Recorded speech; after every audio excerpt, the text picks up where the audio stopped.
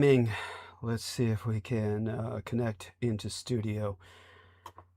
Okay, says excellent, but we're waiting for the image to appear, and it has, so that means we go to the channel, and then we're going to see if we appear on channel. Now we're going to look for an echo. Connect into we studio. Have echo, excellent.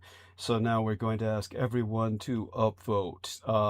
Do a thumbs up that is of existential importance. It is a matter of literal life and death for myself. So I'm counting on all of you to hit that upvote button immediately as soon as you connect. With that, we are going to switch to call.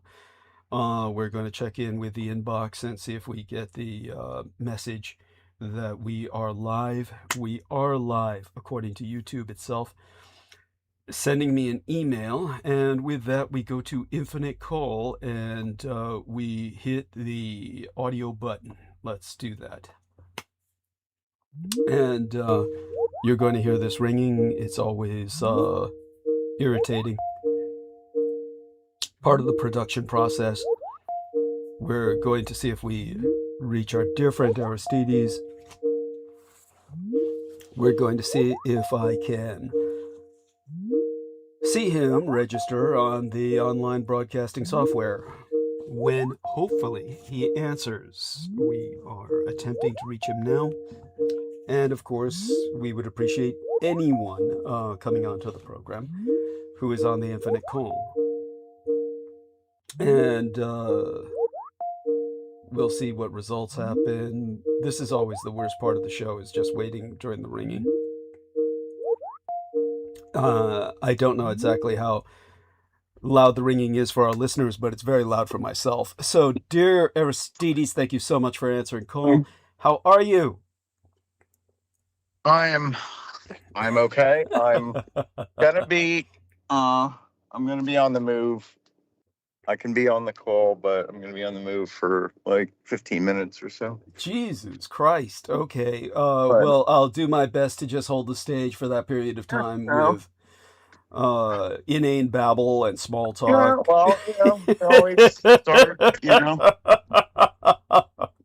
I don't have to be stationary to, True. To remind people of the Do you feel up to doing the blurb while moving? Just kind of like all the basics while moving, We could maybe do the blurb light. Then I can, do a blurb light, and then I'll multitask while you do that, search around for some quotes, because, of course, there's been a lot of impact from Trump's speech that I really didn't get into last time, and I would like to look around for some quotes from that would confirm the repercussions of that. Okay, I didn't even watch it. or read a transcript or anything. I mean, I know it's important in ways, but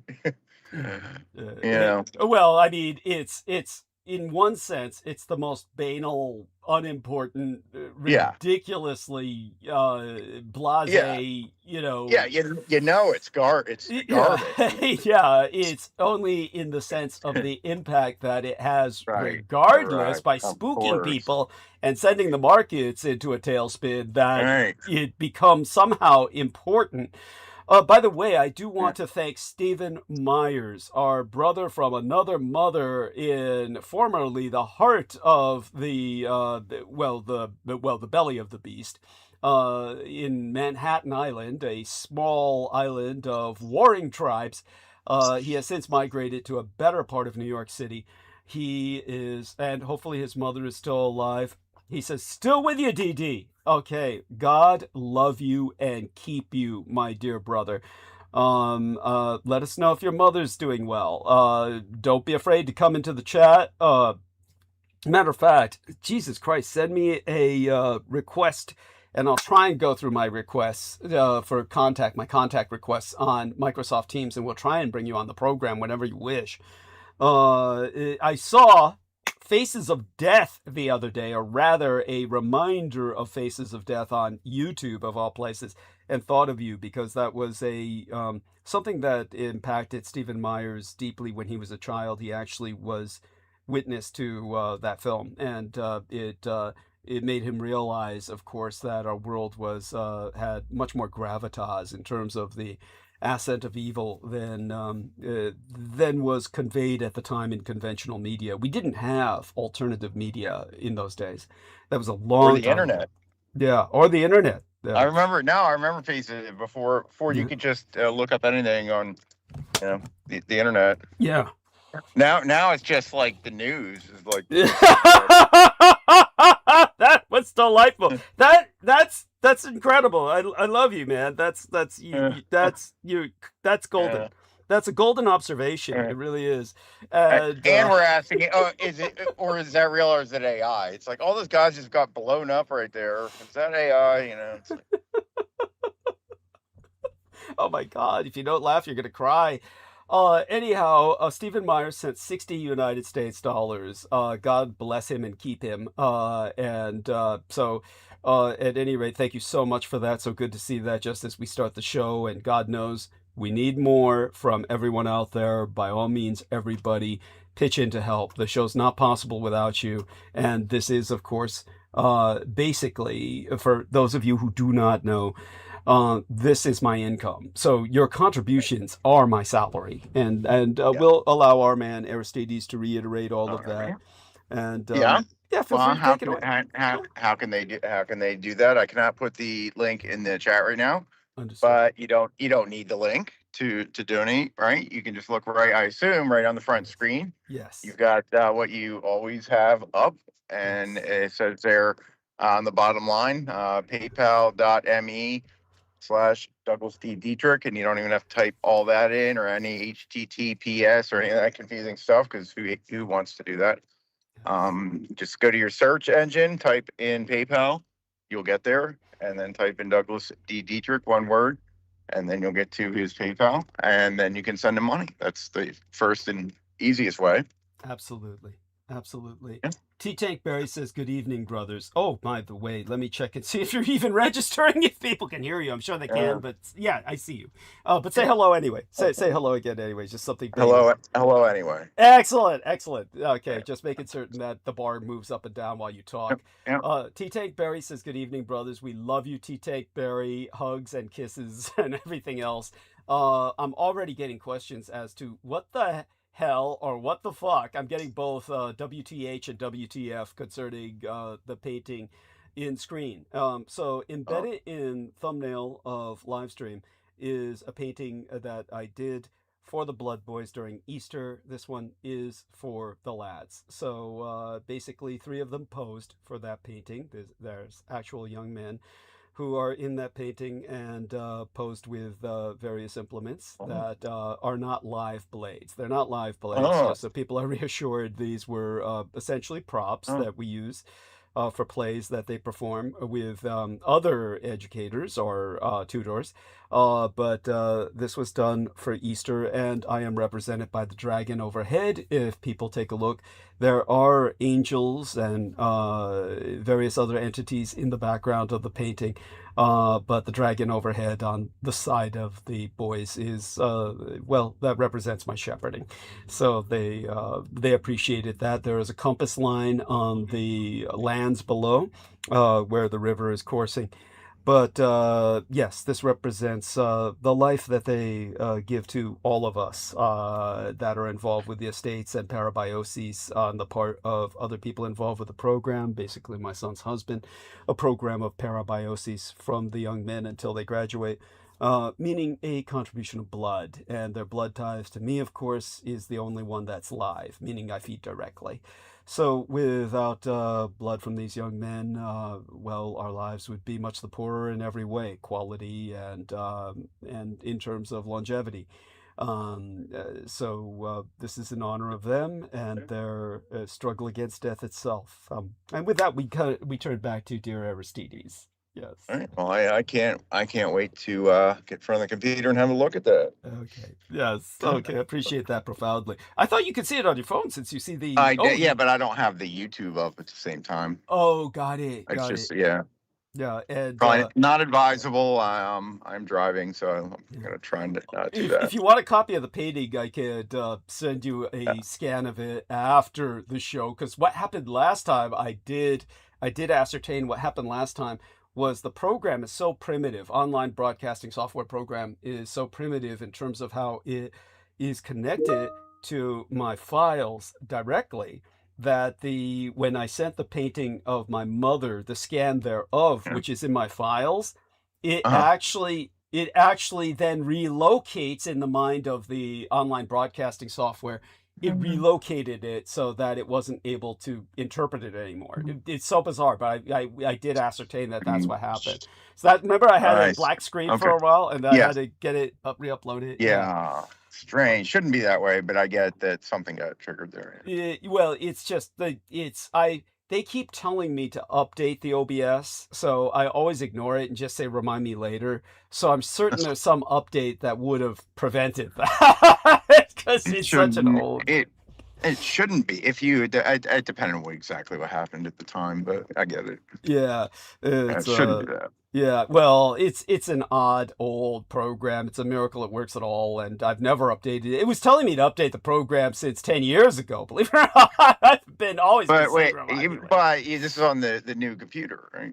Yeah, it's on the new computer. Yeah. So you must have loaded a new. At least it's at least that new. Yeah. It's. Oh, good point. But still, it's just weird. It's just weird. But we know somehow it was connected, so it's just best that I send the scans after the show's over. We got another incredible image from T-Take-Berry, and T-Take-Berry shows us I do hope he's getting lucky again. Beachfront property there. Not that he owns that, but he's out there somewhere near a lake or beach in California, likely a beach. Yeah, it's a beach, and that's beach vegetation, and it's the sand is indicative of a beach, which is a whole different subject in and of itself. We'd have to get into later at some point. I've gone into this, the fact that sand is such a valuable commodity, and people don't know it. And it would take hours to lecture on just how sand is being stolen all over the world from beaches, and it will result in the death of us all if we don't stop it. And so we have to. They are developing replacements for beach sand. There's no other sand in the world that works for construction.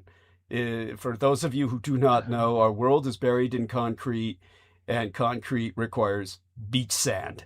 And without beach sand, you can't construct anything.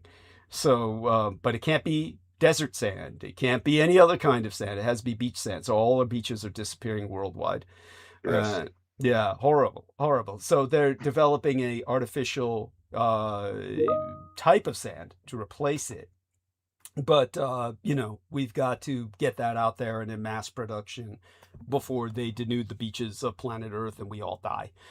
And so that's all that being said, our world is in a constant state of precipice of extinction. We are in a chronic state on the edge. Okay, and we're all hanging by our fingernails. So with that, we turn towards our man Aristides. Take your time, dear Aristides. Do a nice little, blurb on the fly, and we'll, I'll go look around for some quotes to back up all that I articulate today. If you're ready, I'll be able to properly continue here, I guess. Take your time. There's no rush. Do you need me to hold the stage for several more minutes? No. I mean, I got plenty. We should be telling people to hit the thumbs up there, the like, right? Upvote. Very important. Right? Everybody should be hitting as soon as you get here. Don't wait for all this blabbing and various musings. You got to hit that upvote right away. Yeah, make it reflexive. Make it a habit. Yes. Yeah. Exactly. Instinctual as soon as you get here. Yes. And that is not just to show your support, but to show the algorithm to keep Douglas highly rated and shareable. And that that is made more difficult by the fact that there are downvotes placed, a few in some sort of automated fashion. They have to pay little bot prostitutes to do it, but I almost wrote love and bots instead of love and hugs to all the people in the chat room. I almost wrote love and bots when you said yeah. But yeah, there's you can buy unfortunately bots to do a lot of things, and I guess somebody buys a few and you get half a dozen downvotes right off the bat. Yes, that's right. Yes, half a dozen automated downvotes. I mean, right. So we need everybody to hit that vote right away, and to counterbalance that. Yes, yeah, to counterbalance because, and that affects how likely Doug is to appear in up high search results or suggested content, etc. And that affects how likely he is to gain listeners and also the financial support he needs. So, algorithm is everything these days. And so, which is incredibly definitely do that. stupid. Any type of interaction. Imagine a society based on popularity points. It's no wonder we're collapsing. But go. Yeah. Right. Yeah. So the stupidest videos get the most. We're gonna get millions of views. Yes. And Douglas gets, whatever, hundreds, right? Yes, that's right. And with mind-blowing information, it'll get, barely gets attention, but it's like, oh, so the next stupid cat trick would be like, oh, 10 million views. Because the algorithm suggested it to people.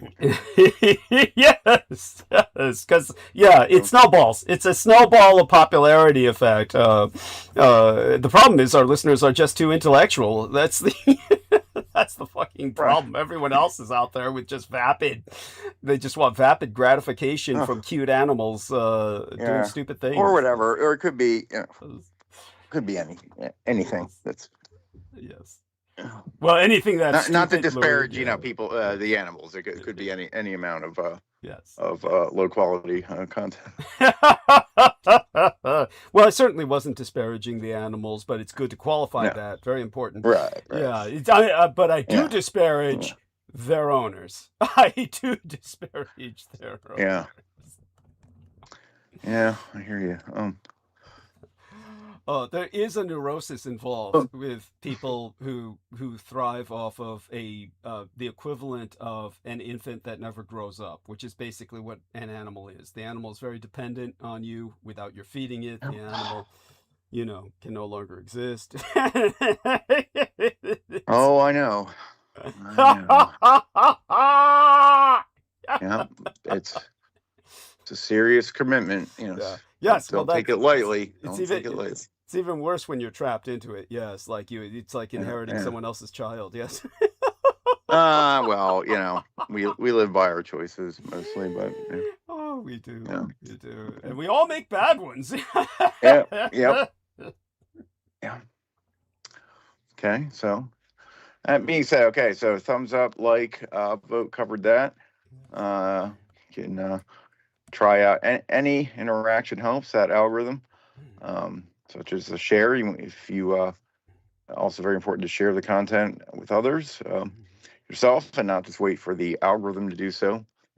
When you hit that share button, it'll generate a link to the program. You could copy it right out of the browser bar, but YouTube will feel you clicking that button and know to bump up the old algo there, and grab that link, share it, record it, put it in a chat.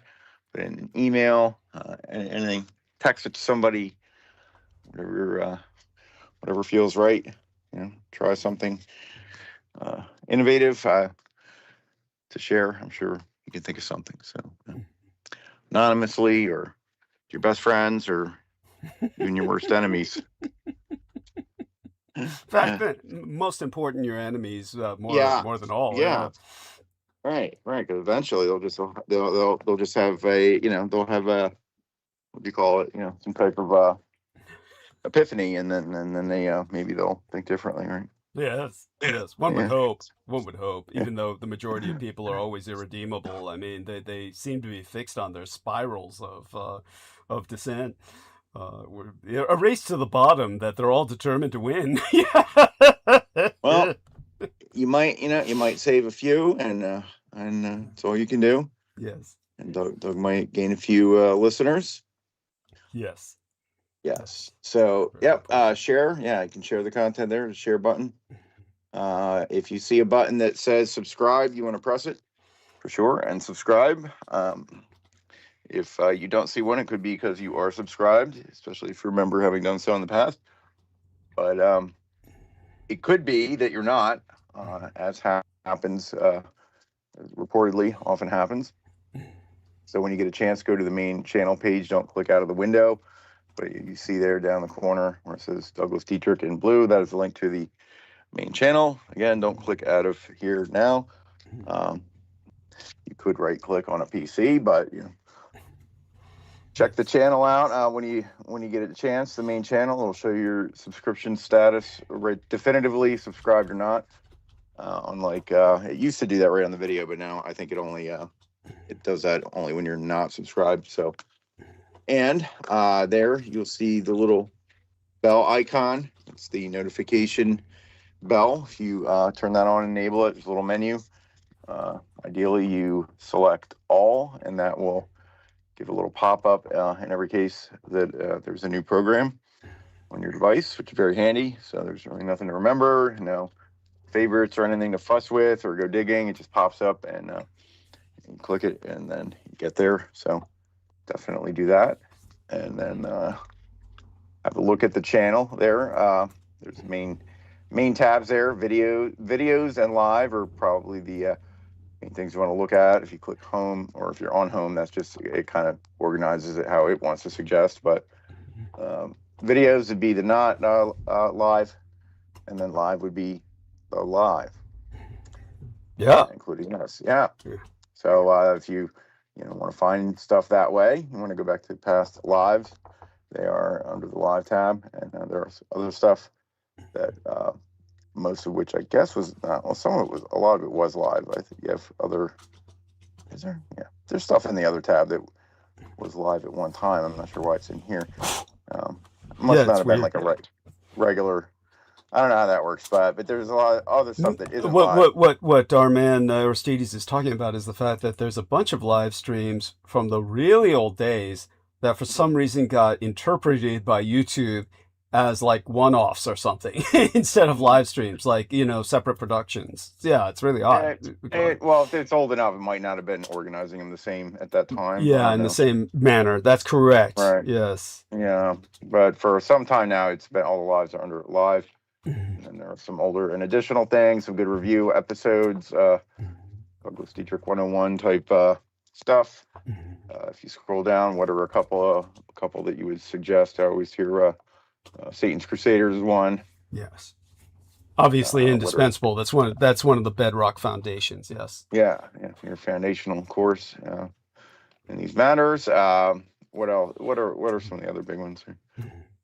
Satanism in the military. Yes, of course, that would be indispensable as well.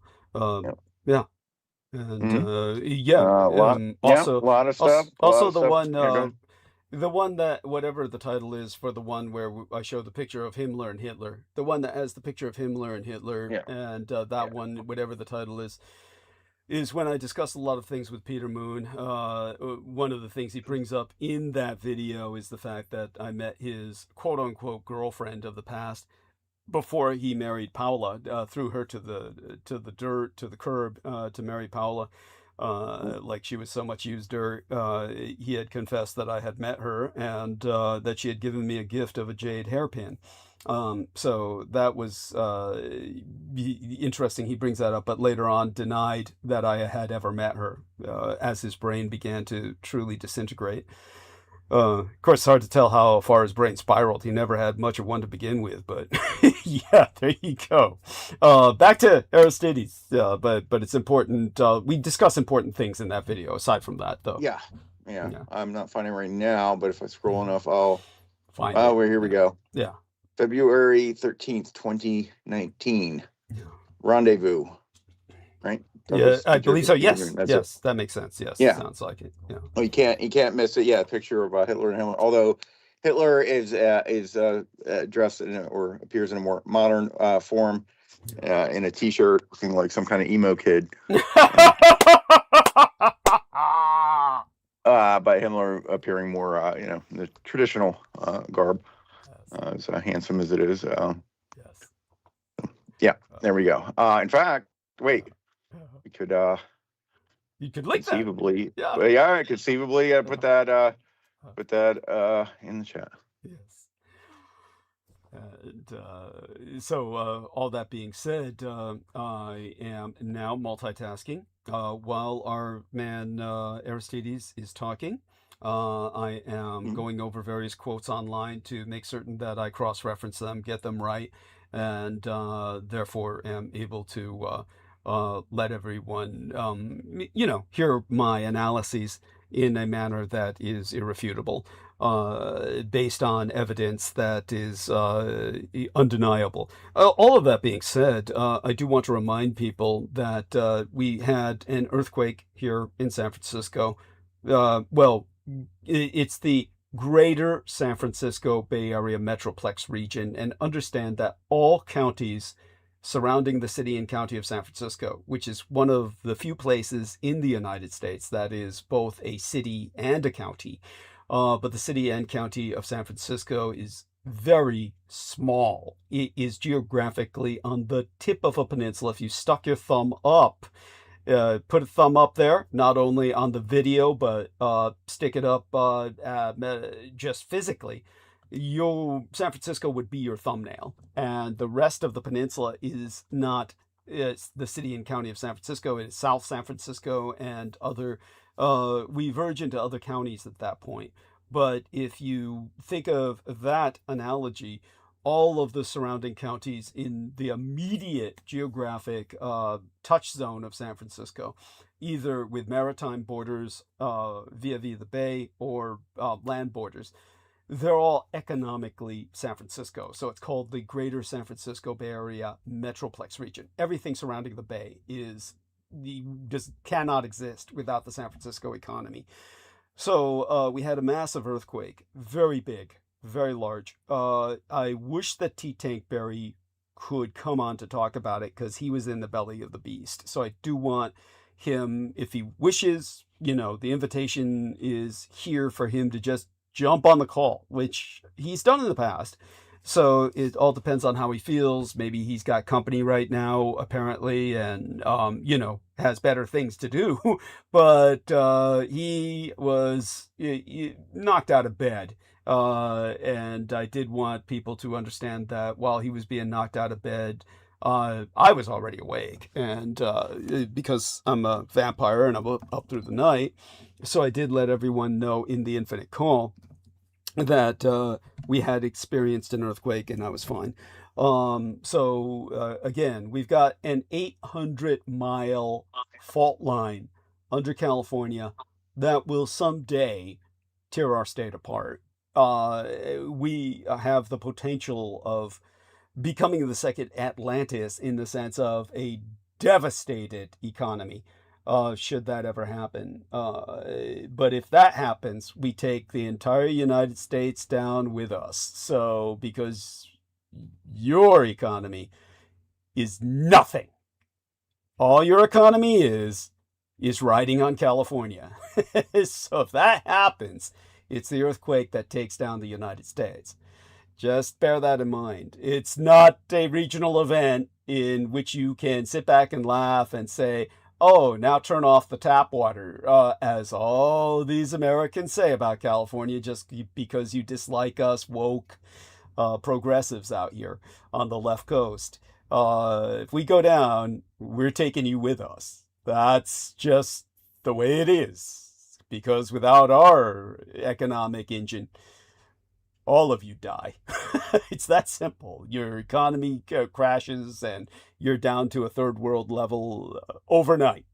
So you'd better hope and pray and contribute everything you can to rebuild us once that happens. And it will happen at some point in the near future.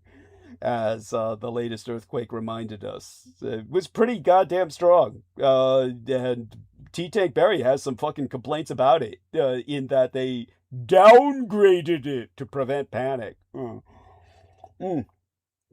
Downgraded the Richter measurement. At any rate, all that being said, back to Dear Aristides. Yes. Okay. Thinking of what else. Oh, footnotes, all that. Yeah. Yeah, normally cover a subscriptions. few more items. Okay.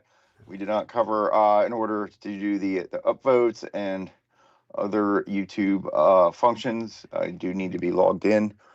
It's not as scary as it sounds if you've never done it. I believe if you have a Gmail or if it, however it prompts you, if you want to make an account, you never had one, but I think if you have a Gmail or are willing to make one, that'll get you logged in for free.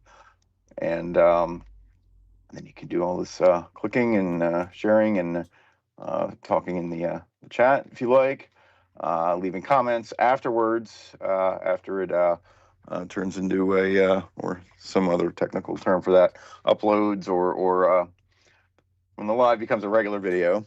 Oh, yeah, when it's published. Published, yeah, right. Comments will be enabled beneath the window, different from the live chat. And you're encouraged to leave any comments, interact there. All the interaction there helps. Upvoting comments helps. So yeah, you can log in with a Gmail.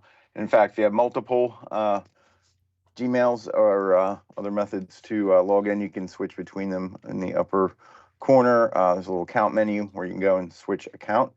And even if you're only going to have one login underneath that account, you can actually create channels, which are intended for publication, but you can create channels and not publish anything on them.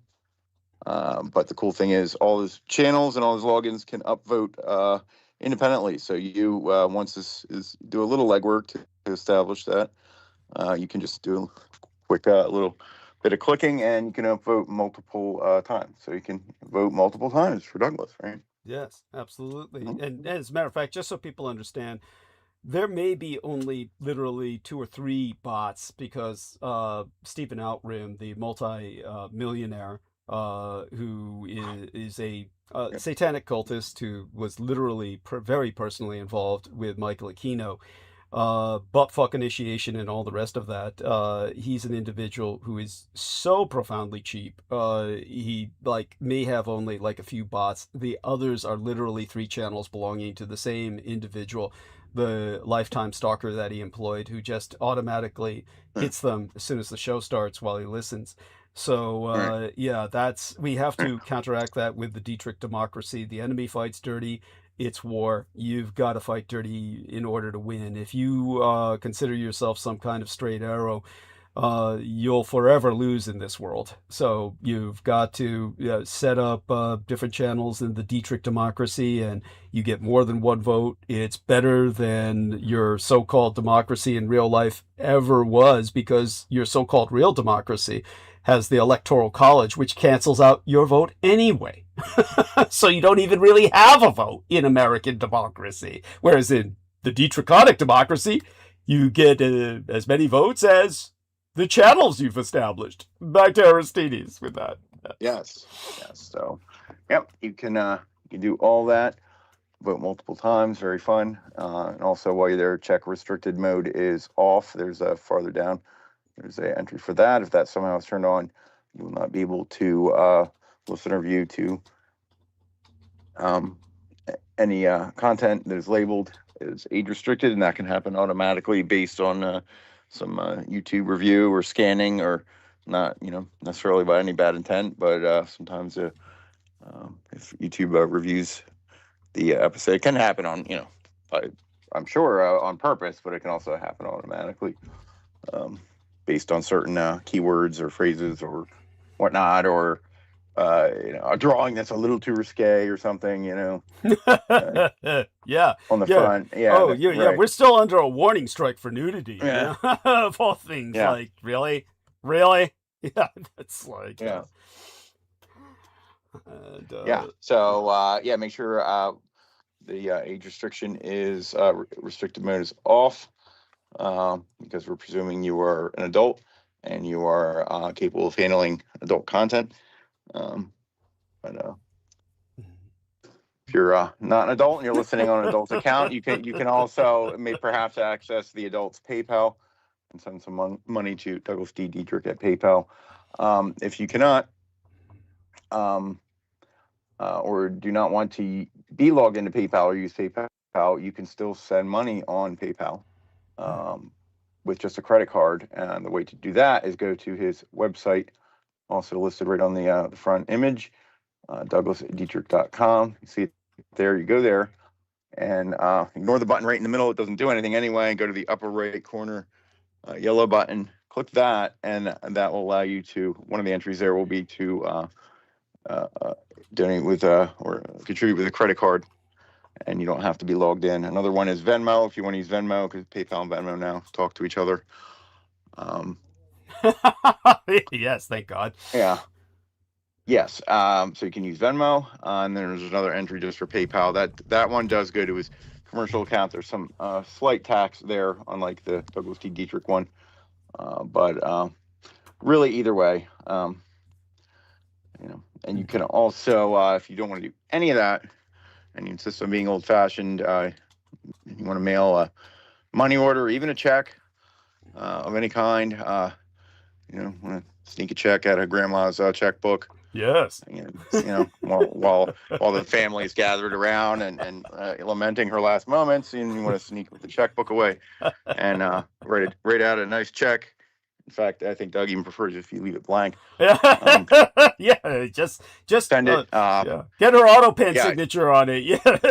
Yeah. But if you're gonna send anything physically in the mail, please don't send cash loose in an envelope. Hide it in a care package, or just send a care package. We'll put the email there in the chat. You probably want to get in touch with them, let them know. Or cards. Cards. That's good too. Right, greeting cards to hide money. Something. Yes. Something. Yeah. But the card, I think the cash sniffing dogs can still. That's true. You actually put two thick pieces of cardboard in the card with the money in between those two thick pieces of cardboard. That might work because people have done that, and they tape the pieces of cardboard together. Yeah, and then like spritz it with some perfume or something. So. Yeah, that's right. Perfume the money. Yes, perfume the money. Yeah. It's like hiding drugs. Right. But by the way, the reason we're saying this is because it's quite true. For those of you who do not know, the United States Postal Service has what are called postal inspectors. And they are the only postmen. It used to be, believe it or not, the frontier days, all postmen were armed agents of the federal government. And they were sworn to kill to defend federal property. And while that mail was in their hands, mail was federal fucking property. Anyone who attempted to rob the mail was going up directly against the U.S. government. So all postmen were armed to kill, under orders to kill, if anyone tried to steal so much as a letter from them. As everything disintegrated and dissolved and went to shit, the only armed posties left are postal inspectors. And all they do is use money-sniffing dogs to steal money being sent in the post office. That's all. There's other things they do collaterally, but that's their primary mission, is pocketing. And I caught them doing this once when somebody sent me collectibles. And they were stealing from my box of collectibles when I was sent into the back room to actually locate this box. And that in itself is a miracle, because that was never supposed to happen. But that's when I caught them pocketing shit, which I never recovered. Because at that moment they said, it's federal property, and pointed a gun at my head and said, I've just stolen what at that point was a little toy golden Cylon that was a mail order Cylon. A mail order golden Cylon they had stolen, which is worth hundreds of dollars. And that somebody had sent me as a contribution. But they stole that, pointed a gun at my head and said, this is federal property now. And if you try and take this from me, I will kill you. Believe that shit? That's what your postal inspectors do. If any of you are out there listening, postal inspectors, suck dick. Okay, so back to Aristides. Yeah. Postal inspectors. Yeah. Yeah, motherfuckers. You can also always use a third party courier, UPS, or I don't know. You've depending on your luck with them. It's hard to say. It's all bad. It's all I can say is that the good news about packages is generally they're supposed to keep delivering at least once or twice before you get it. If they fail the first time. Either way is fine. Either way, because both of them they're all kind of fucked one way or another. But good idea. But care packages are good, and care packages are big too, so you can hide money in them. That within the care package can be a simple greeting card with money inside of it, or just an envelope with money inside of it. So yeah, but care packages are always welcome, and that includes, like I told Aristides, ever since the Epstein files came out, I'm afraid to ask for beef jerky.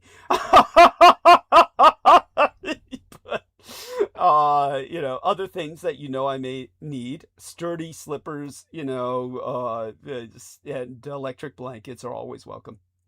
That sort of thing. One woman sent an incredibly expensive piece of medical technology. I've got to locate her name again and forever thank her for sending this. I really don't know what to do with it. I don't want to become addicted. I may gift it to someone. I don't want to become addicted, or how would I say it?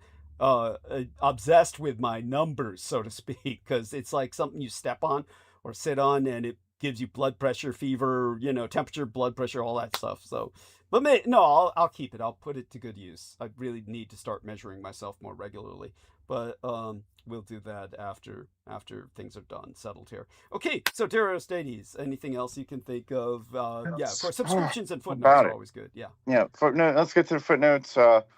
Title bar is always filled up, and there's never enough to indicate or acknowledge everything Doug wants to. So often, or most of the time, he's got asterisks there that refer to footnotes in the description below that you should click more, and you should always look at that. Footnotes or not, these are just itemized things, but there's always a lot there that Doug wants to acknowledge on this day in history, so to speak. Yes, that's right. Yep. What do we have here? Of course, it is it's one of the Easters. Yes. Yes, it's we'll call it Western Easter, or Roman Catholic, Western Christian Easter. Christian Easter. Well, you might as well say Roman Catholic Easter, because most of the evangelicals in the United States have gotten so fucking paranoid that they don't celebrate Easter because they think it's pagan, which it is, but so fucking what? I mean, but anyway, I think most people, I think they still do. They may not. Thank God. I mean, yeah, it just just socially they might not revere it, and we're like, right, or but still going to grandma's house for dinner, most likely, getting roped into that. But right, and thank God they still do the Easter egg hunt at the White House and all that shit till Trump stole all the eggs. And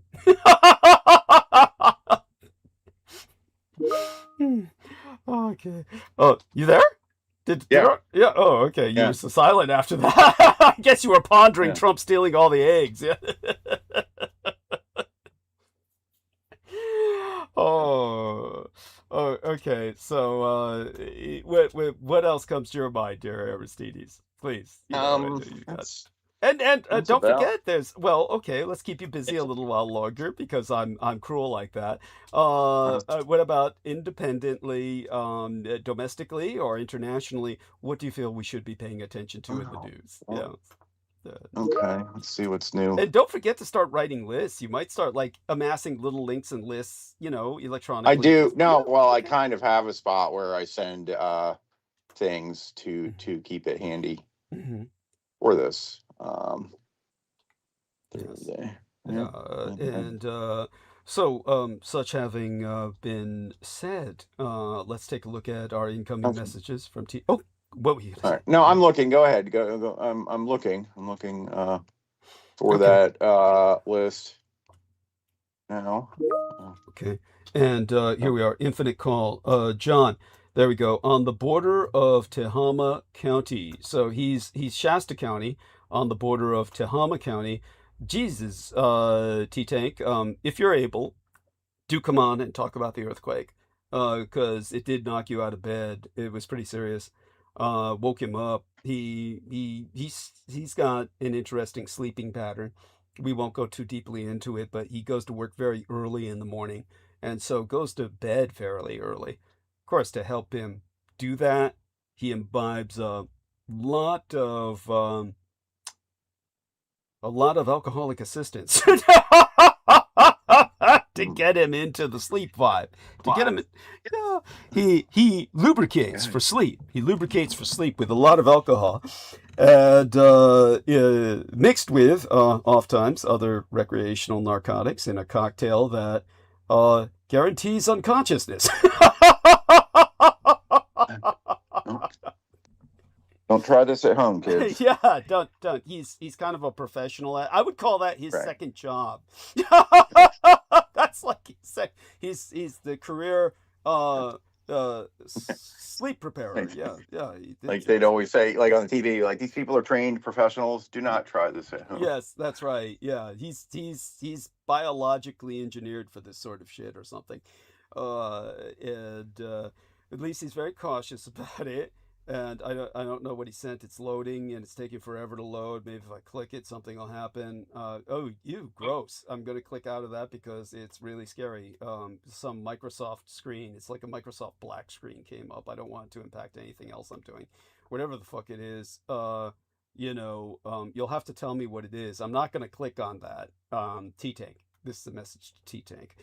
So, all such being said, our dear Aristides is kind of looking around for what strikes him as particularly, shall we say, attention-worthy. Okay, I can try to extract the most relevant items here. I know it's hard because for one thing, there's too much going on, and the second thing is, as always, you have to decide.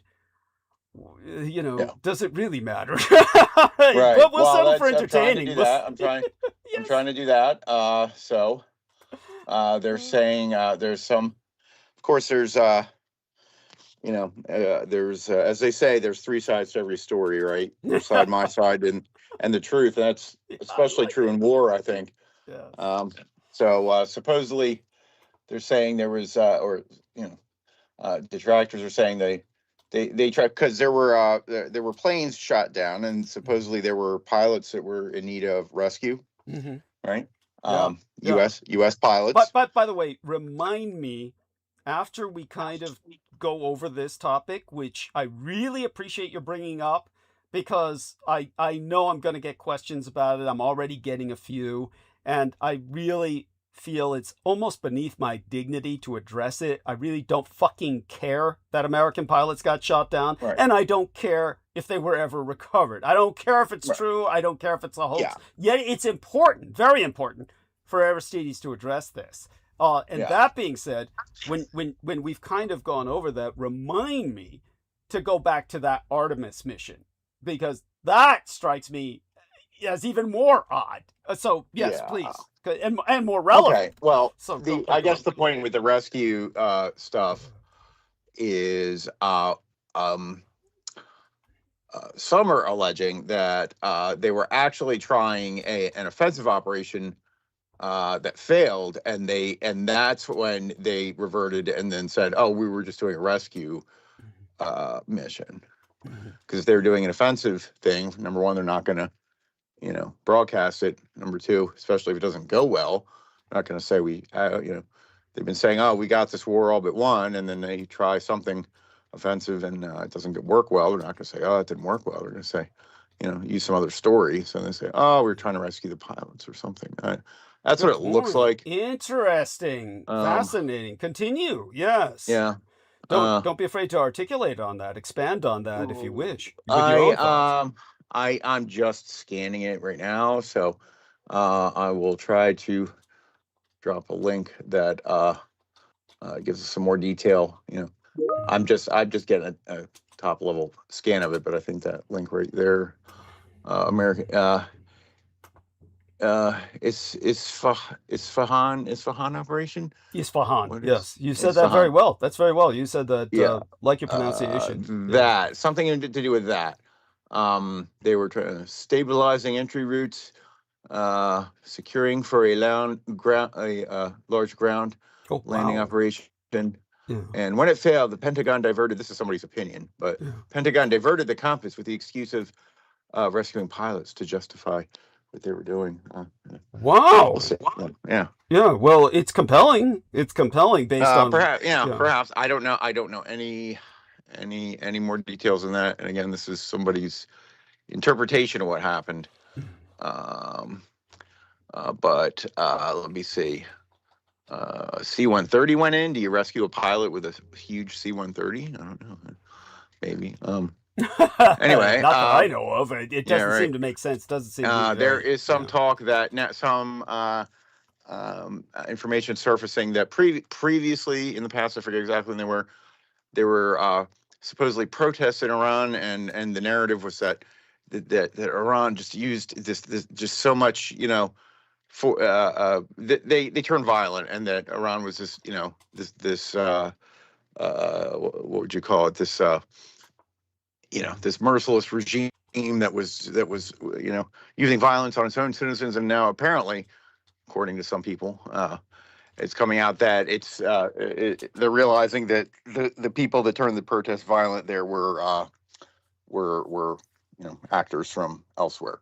In other words, that's definitely, let's put it that way. I appreciate you relating that, but that's definitely Iranian state propaganda to rationalize the fact that they're a tyrannical regime that mass murders their own people in protest. Right. Well, that doesn't mean there weren't actors in there.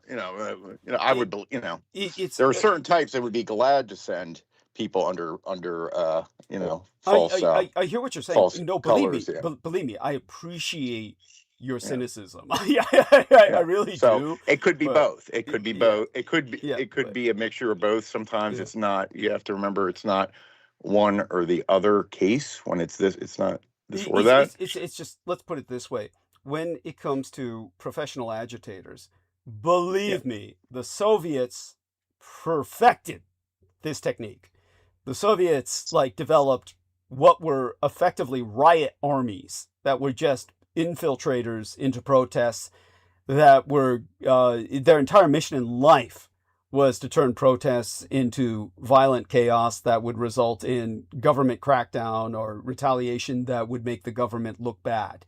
So the Soviets were trying to make the United States government look bad by professional agitators that their entire career was based on just making the government look bad by provoking the government through violent agitation. It was Americans during my father's day felt that Martin Luther King Jr. embodied this. And so when it comes to the person who really would embody that would probably be more like Jesse Jackson, who is no longer with us. But when it comes to the Iran, the reason I would be leery of attributing that phenomenon as taking place in Iran is simply because everybody knows if you're sending an agent in there to agitate, this is a suicide mission. I mean, it's like Iran is like, you're talking about people, they just open fire. Well, they could have sent material aid without sending people also. Yeah, there's always that. To certain. Although, wait, now I'm looking closer at the wording here. Yeah. Now, again, I don't have the actual confirmation, but the wording of what I'm looking at is Donald Trump confirmed today that U.S. weapons were present during the protests in Iran prior to the war. Say that again? What Donald Trump confirmed that there were U.S. weapons present. Got it. Yeah. So he didn't say people; it said U.S. weapons present. Interesting. So, Interesting. I don't know where.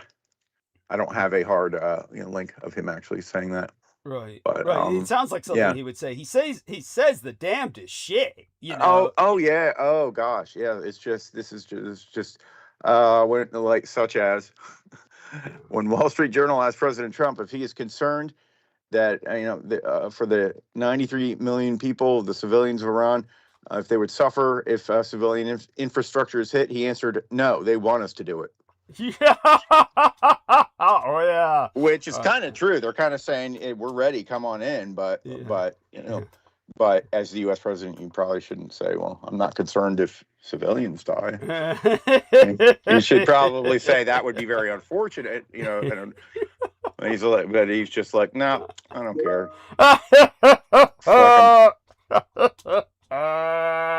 That is just too Trump. That's just too Trump. Thank you, Aristides. That's perfect. You got him down. I'll vindicate what Aristides says later. When I start monologuing, there's a quote from Trump that echoes just that, and literally echoes just that. He does say shit like that, like fuck you, get your own damn oil, that shit. He really doesn't give a shit. This is not a good thing. Okay, do not admire him for this. This is nothing to admire. Back to Aristides. What else hits you? Shall we touch on Artemis a bit here? Let's touch on Artemis. We'll get there. Wait, okay. I'm just scanning for the big items. Supposedly leaked report that, remember all those areas in Argentina that were mysteriously getting burned, just as backpackers from a certain Middle Eastern country had traveled through. I'll say Israel. Yeah. Okay. Well, supposedly there's a leaked report that Argentina has a plan to accept 300,000 Israelis and create a mini state for them. Yes. Oh my God. Supposedly. Yeah, that sounds like that motherfucker who's running it. What is it? Javier Milei, yeah, who's some type of partial crypto, Yeah, that's right. Whatever. He went to Israel and bowed at the Wailing Wall. Yeah. Yeah. Was it more than that blood? There's always like a grandma in there. Yeah. Yeah. Always somehow. Always. Yes. Yeah. You wouldn't think so, or just like Maduro was like, oh, by the way, my grandma was Jewish. Yeah.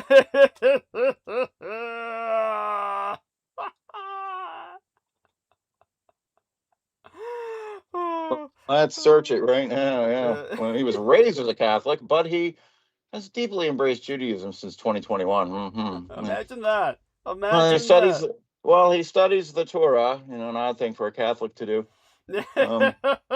Has an Orthodox rabbi again, and just like every Trump, Biden, all have rabbis. He's expressed his intention to convert upon leaving office.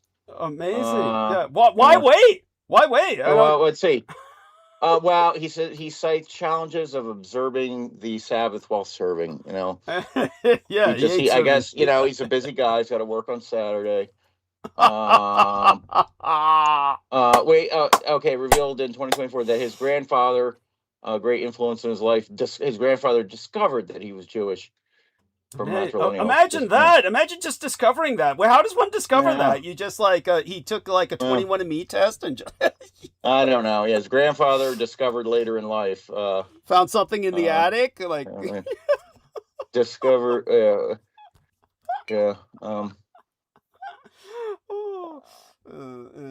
But by the way, this is not meant to sound petty. This is not like petty Judeophobia. I mean, these are honest questions. These are absolutely bizarre antics on the part of worldwide leadership. How is it that, President Sheinbaum of Mexico, Presidentess Sheinbaum, well, she was always openly Jewish, but it's like, well, somehow these people keep getting elected. It's like, there seems to be a thread in common with all of them throughout the Americas. It's uncanny. I mean, you can simply be citing facts here. Yes. Yeah. And, apparently, there's something advantageous about having this genealogy. That it's obviously advantageous. Well, I mean, obviously it carries traits where you excel in certain careers. Yeah. Yes. Yeah. Careers where there's very little physical work involved, but a lot of talking. Yeah, just Right. yeah, Or banking. yeah, banking, acting, and politics. Politics. Yeah, and pretty much those three. That's the holy trinity right there. Yeah. Yeah. There's probably something else. Let me see. Oh, and they canned a whole bunch of generals or admirals. Oh yeah, the purge, like 8 of them. Stalinist purge. And then the purge. Yep, just like China. Yeah, Right? They got the like purge Xi going. Jinping. Yes. Yep. And then they got Hegseth on the stand, and they're like, how many have you fired? He's like, I don't know. And the guy's like, it's 8. So why did you do that? And he's like, well, they serve at the pleasure of the president. That's his, he's like, okay, but why? He's literally, he gives no answer, Of course not. He's speechless. Because Trump said so. Let's see. The International Court of Justice has declared the state of Israel an illegal state and ordered it to withdraw from the Palestinian territories. Well, too bad they're just a, what would you call it? An advisory body. I don't think anybody's going to court. Nevertheless, it's important for history. It's important historically that it's on the record that this was stated. It really is. Yeah. And, they've ordered all UN members globally to no longer recognize Israel. Yeah, right. Yeah. Well, someday that will be taken as, that, amazing, these wise men and women said this, yes, and no one listened. For now, don't expect a lot of change. All the people who are still on the take are in office, but let me see. They're flying a lot of support aircraft out. I'm going back in days now, so pretty soon it'll be back to nothing that was new since last week.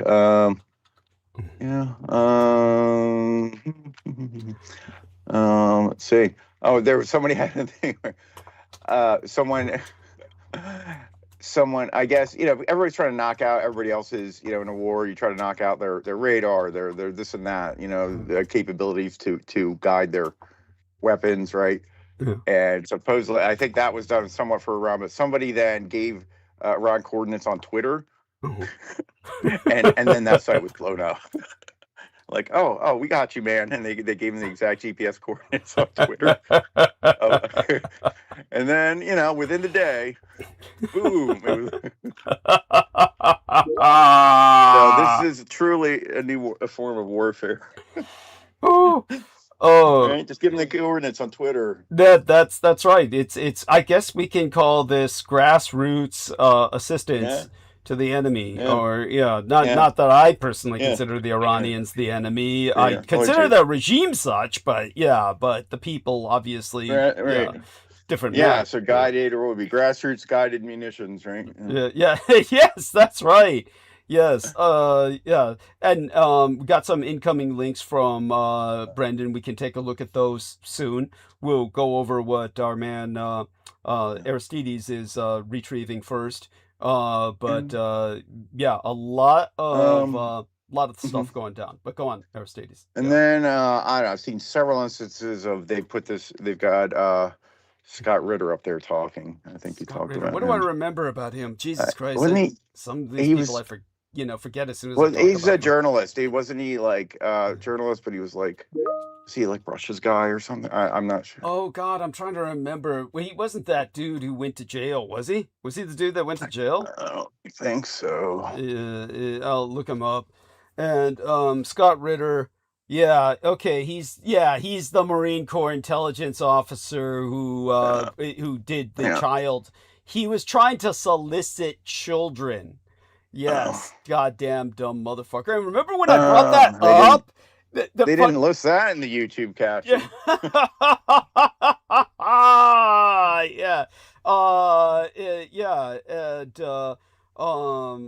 Unless I'm confusing him with someone else, but if he's the inspector that was involved during Operation Desert Storm, it's got to be him.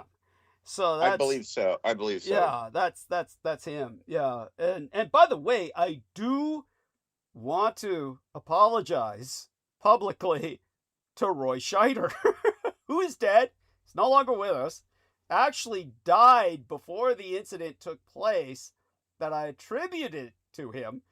But what happened was it was, the other guy, Jaws actor, that played the scientist in Jaws, the marine biologist, and his name was Richard Dreyfuss.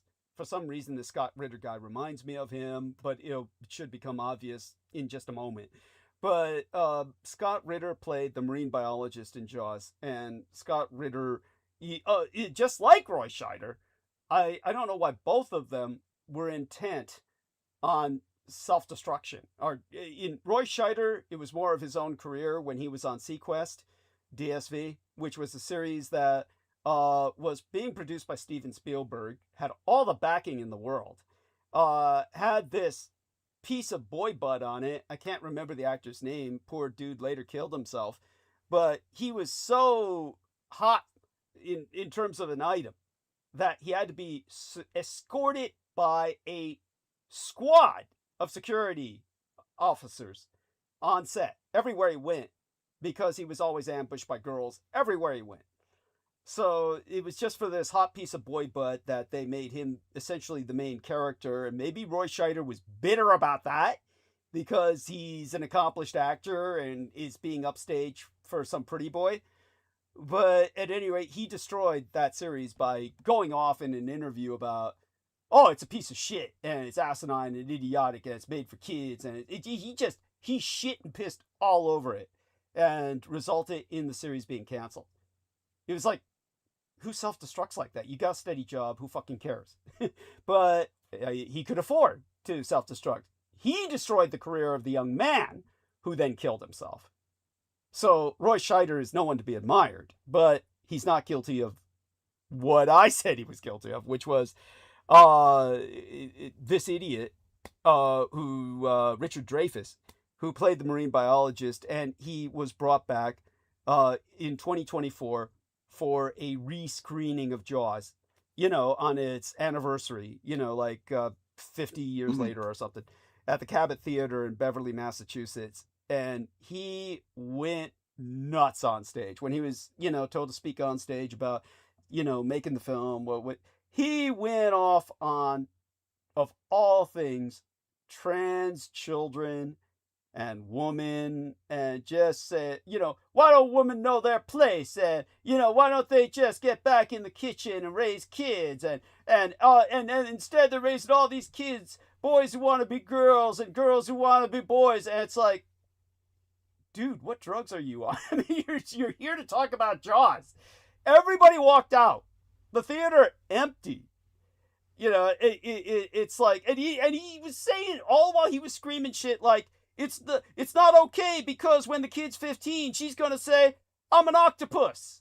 Like, so he's taking it to absurd extremes where kids are not only identifying as different genders, they're identifying as different species.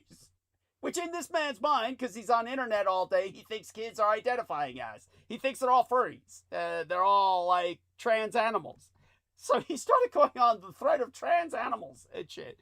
So that was Richard Dreyfuss. It wasn't Roy Scheider who did that, but Roy Scheider is also a piece of shit. I mean, why is it everyone in Jaws, well, at least those two guys, how is it you get two assholes like that together? Oh, I get it. They were both fucking the producer, Steven Spielberg. That explains it all. One of the darkest figures in Hollywood. So yes, yeah, that's how they got their work. Yes. And by the way, whenever he was asked, Roy Scheider, about what his favorite part of Jaws was, it's the speech. The speech, delivered by the actor who was playing the survivor of the Indianapolis. I'm trying to remember the actor who did that. And Robert Shaw. And Robert Shaw, by the way, who's British, he gave the wrong date for the sinking of the Indianapolis in that speech. It's in the film. And it's the wrong fucking date. He says when we were sunk, he gives the wrong date for the sinking of the Indianapolis. It's like, and everybody looks at that as the most intense part of the movie Jaws. And it's historically completely fucking off.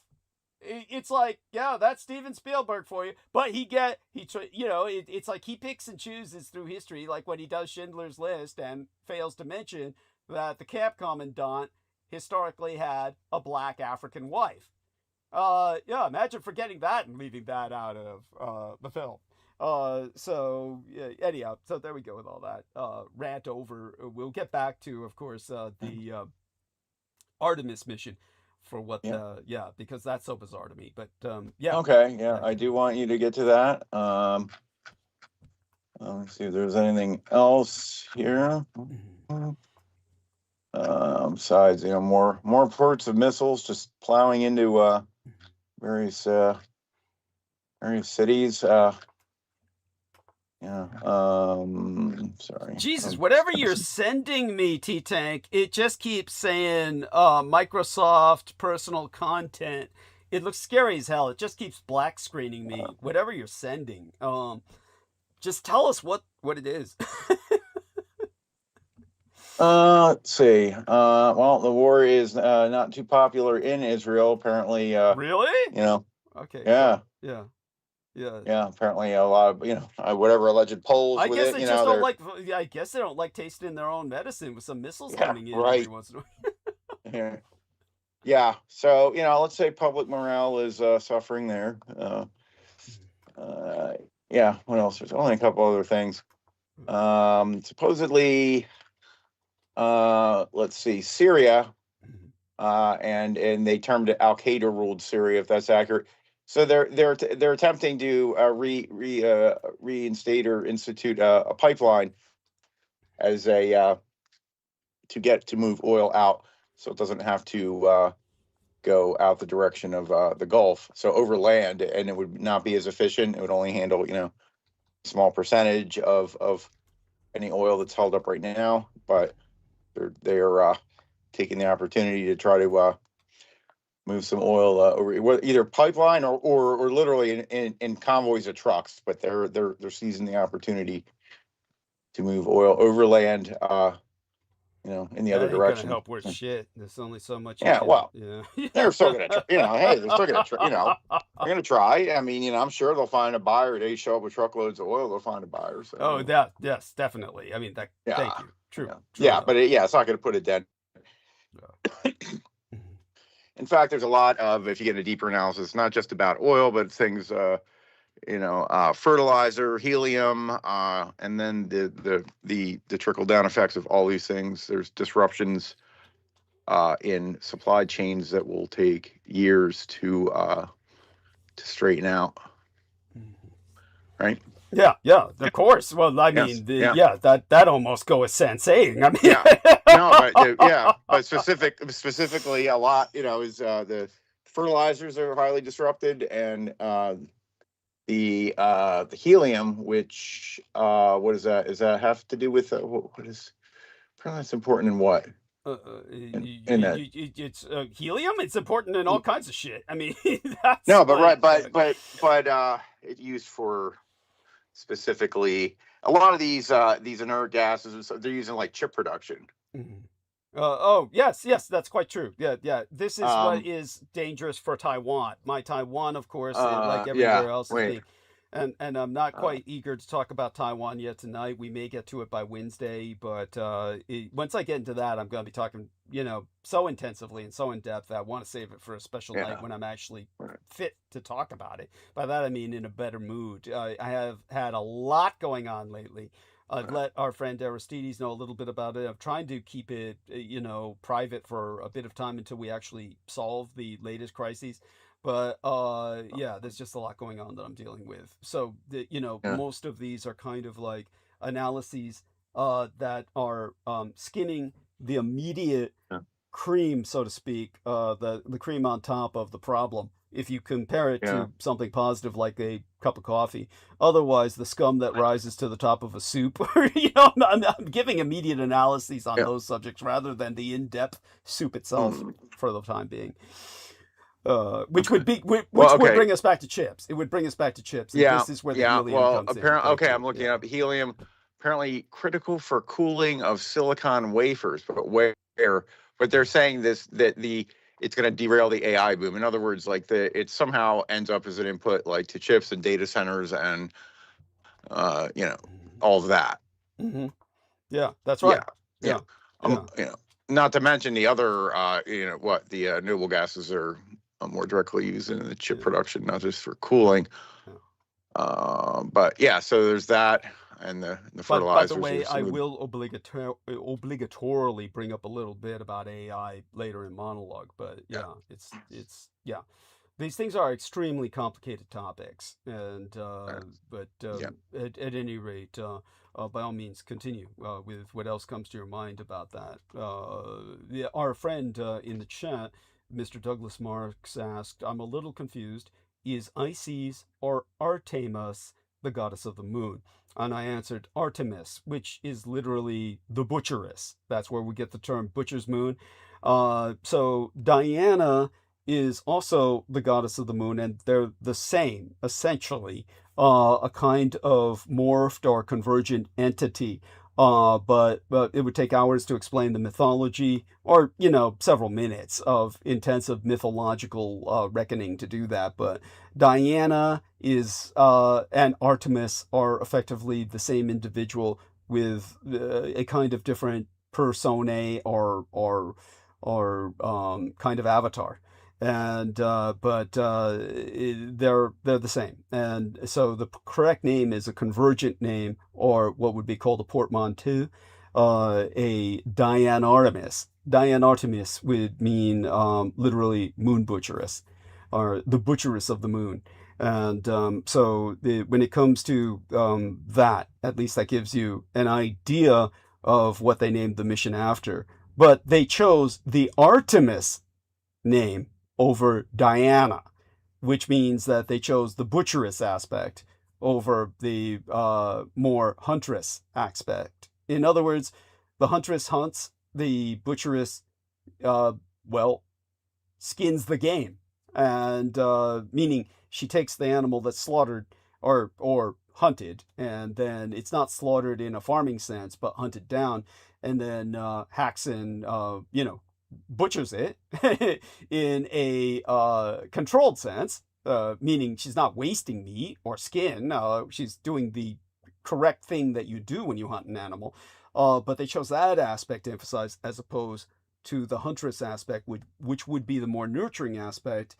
They're both affiliated with childbirth and motherhood, believe it or not, in the sense that mothers had to hunt to support their children until they were no longer in any position to do so because of their birthing condition, meaning they got too pregnant, and they're it's in that first stages of pregnancy, first trimester in particular, that the female is so hungry for meat she doesn't count on the men anymore. She goes out and hunts it on her own.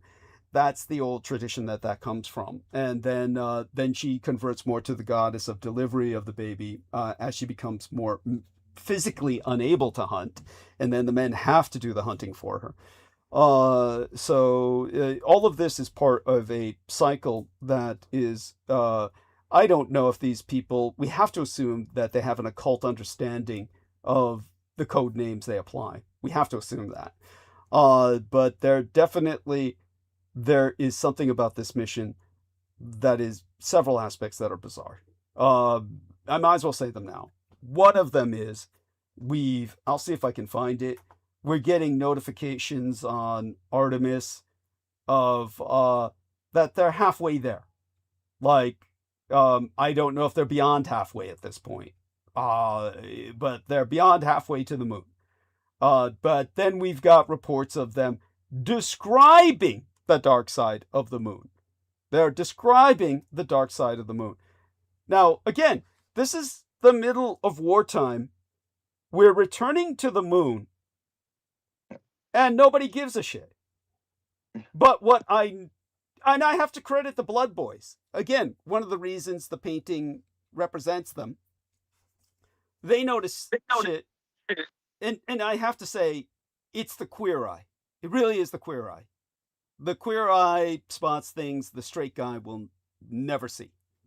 And they noticed, first off, that these astronauts are getting a lot of screen time. That these astronauts are on iPhones and cell phones nonstop. That they got FaceTime going every moment they're awake. And because there's 4 of them, someone's always awake. And it's like, I have a cell phone. No matter what quality cell phone. Somebody could have the highest quality cell phone on Earth. And I go a few feet back in my crypt. And I'm, for all intents and purposes, in a lead-lined bunker. There's so much hoarded material blocking access to Wi-Fi. That cell phone dies as soon as I walk a few feet into the crypt. These guys are thousands, millions of miles away from Earth, and their service never stops. It's completely uninterrupted on cell phones, commercial cell phones, commercial iPads, the same that if you took into a few feet into my crypt would stop working. Would have no, are you telling me that, how are they getting uninterrupted access to Wi-Fi millions of miles away from Earth? Whereas I'm right here on Earth and my phone stops working in my own home. And then the Blood Boys noticed each one was applying a different hot sauce to their foods. They've got 5 different brands of hot sauce. At first, this may sound innocuous, but you'd have to be completely unfamiliar with the limits of physical carriage on a spaceship. There is a short story called The Cruel Equations. And if you look up that short story, The Cruel Equations, you should be able to read it for free on a PDF. But the short story is talking about astronauts supplying outposts in outer space. And because they have a limit, severe weight limit to what they can carry, these are the cruel equations. On one mission, 2 astronauts find a young girl who is stowed away on board. And they say, well, if we keep her alive to the end of the mission, we've got to get rid of all this food and all these supplies of water and oxygen for the people on the space station. And the hundreds of people on the space station, well, it would cost about 20 lives. So these 20 people on the space station will die as a result if we save this one young girl and let her live. So they make the decision to kill the young girl. So they kill her and throw her out of the airlock. So they can maintain the weight of the ship to get the supplies, because 20 people are more important than one young girl. That gives you some impression of the gravity of space travel. You are limited with what you can carry. But these people have 5 bottles of hot sauce. How is it that they're in space with 5 different types of hot sauce, unlimited access to Wi-Fi, and they're describing the dark side of the moon? I don't want their description. They keep telling us about, oh, they're using all this poetry. Where's the footage? Right. Yeah, how are we not getting transmitted back footage of the dark side of the moon if they've got nonstop Wi-Fi? All we see are these people's faces. Tell us, oh, you won't believe what the Earth looks like. Oh, look. Oh, man, look at it. The moon. It's like, oh, man. It's like, okay, now we turn it over to the engineer. Aristides, take it from here. I mean, with all that just... very good points. I did try to look up the thing you're talking about. The thing you're talking about might actually be called the cold equations. Thank you. The cold. It's often confused with something called the cruel equations, which is different. Thank you. Yeah. Thank you. And feel free to give me a link to the PDF if you can find it. Yeah, by all means. Yeah. And feel free to put it in the chat as well if there's a link to the PDF. Yeah. Oh, fine. Yeah. Yeah, and but basically, when you think of everything we've just discussed and how incredibly important every ounce of weight is in a controlled environment like that, and but these people are casually, just nonstop sending us back descriptions instead of footage. They're like And yet, and the fact that Trump hasn't said a word. Like, this is a enormous propaganda opportunity about, here we are in the middle of a war, we're sending Americans to the moon. It's like, how come we're not hearing this? Why is he not even speaking of this? Is it because there's a woman and a black guy on the team? Maybe, what the fuck? Because all his staff are flat earthers. Is probably yeah. Indeed, that must be it. That's got to be it. So they don't believe this is happening either. That's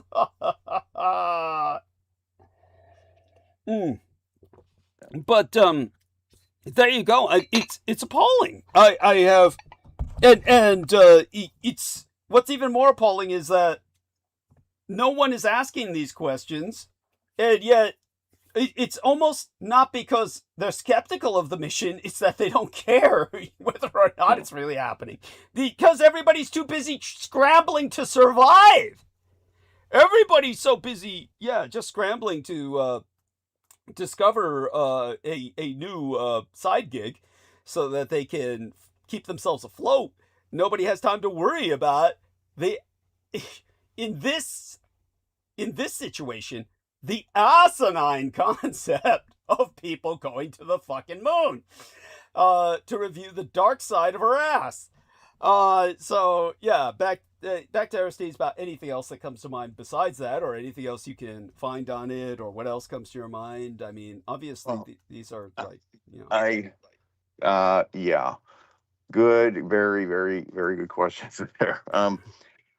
Well, I did find the cold. Somebody had a link right, easy to find, and that's in the chat. I don't know if you want to, and I'll put it in the. Put it in my private call. Yeah, please, because otherwise it'll be impossible for me to find if you put it in the public call, the infinite call. And you can that, and so maybe the reason that Trump doesn't bring up Artemis is because he's too busy getting likened to Jesus at the White House Easter lunch. Oh man, tell us about this. Oh, this is gonna be sick. This is gonna be fucking sick. Well, first his apparently his who is it? Spiritual advisor. Wait, let me scroll down to Trump's spiritual advisor, Paula White, compares President Trump to Jesus Christ. What are her qualifications? How does one get that job? Yeah, right. Compares him to Jesus Christ at the White House Easter lunch. No one is, she said, Mr. President, no one has paid the price like you have paid the price. It almost cost you your life. Oh, wow. You were betrayed and arrested and falsely accused. It's a familiar pattern that our Lord and Savior showed us. Oh, man. It's the Orange Messiah. It's the Great Pumpkin has come at last. Said God told her to tell him that because of Jesus' victory and resurrection, you will be victorious in all that you put your hands to. Wow! I'm so moved. I want to convert to her church. And then I guess he was talking, or I don't know if it looks like the same backdrop, so the same day. Then he talks, and I don't want to play the audio. It's only like a 30-second thing. And this is Trump saying, on Palm Sunday, Jesus entered Jerusalem. His crowds welcomed him with praise, honoring him as the king. And then he says, they call me the king now. Can you believe it? That's... They were not the king. Yeah, not the king, but king. They call me king now. Can you believe it? There's your Trumpism to end my that's how he just nonchalantly just turns aside. They call me king now. That's I'm left without words. It's I'm so moved. I want to join her church. Where do we find it? What is the name of her church? Should I convert to the Trump of cult? Yeah, the cult of Trump. Find out, the cult of Trump. Look it up. I want to find out more about this bitch. This is like, I mean, you talk about what a cunt. This is like, it's so offensive. It's so beyond the pale. There's no offense to be taken. You can't even take offense. It's so offensive. It's like, but This is truly the age of Antichrist. This is Antichrist right here and now. This shit. Yeah, the guy stages an assassination attempt so phony that you'd be an idiot to believe it ever even happened, other than as a staged act. And it's like, anyhow, I'm beyond. But thank you for sharing that with us. I'm like, it's like, while he's doing that, I'm trying to look up some facts here to talk about some, things of importance. But for that to have happened at the White House egg hunt party, that's like, the fact that kids were exposed to this implies, I'm presuming that, this was something kids. I don't know if it was during the egg hunt part, but Okay. it was, during the some of the Easter festivities. Yeah. I'll bet she's got some giant strip mall mega church. Yeah, that's She's one of those.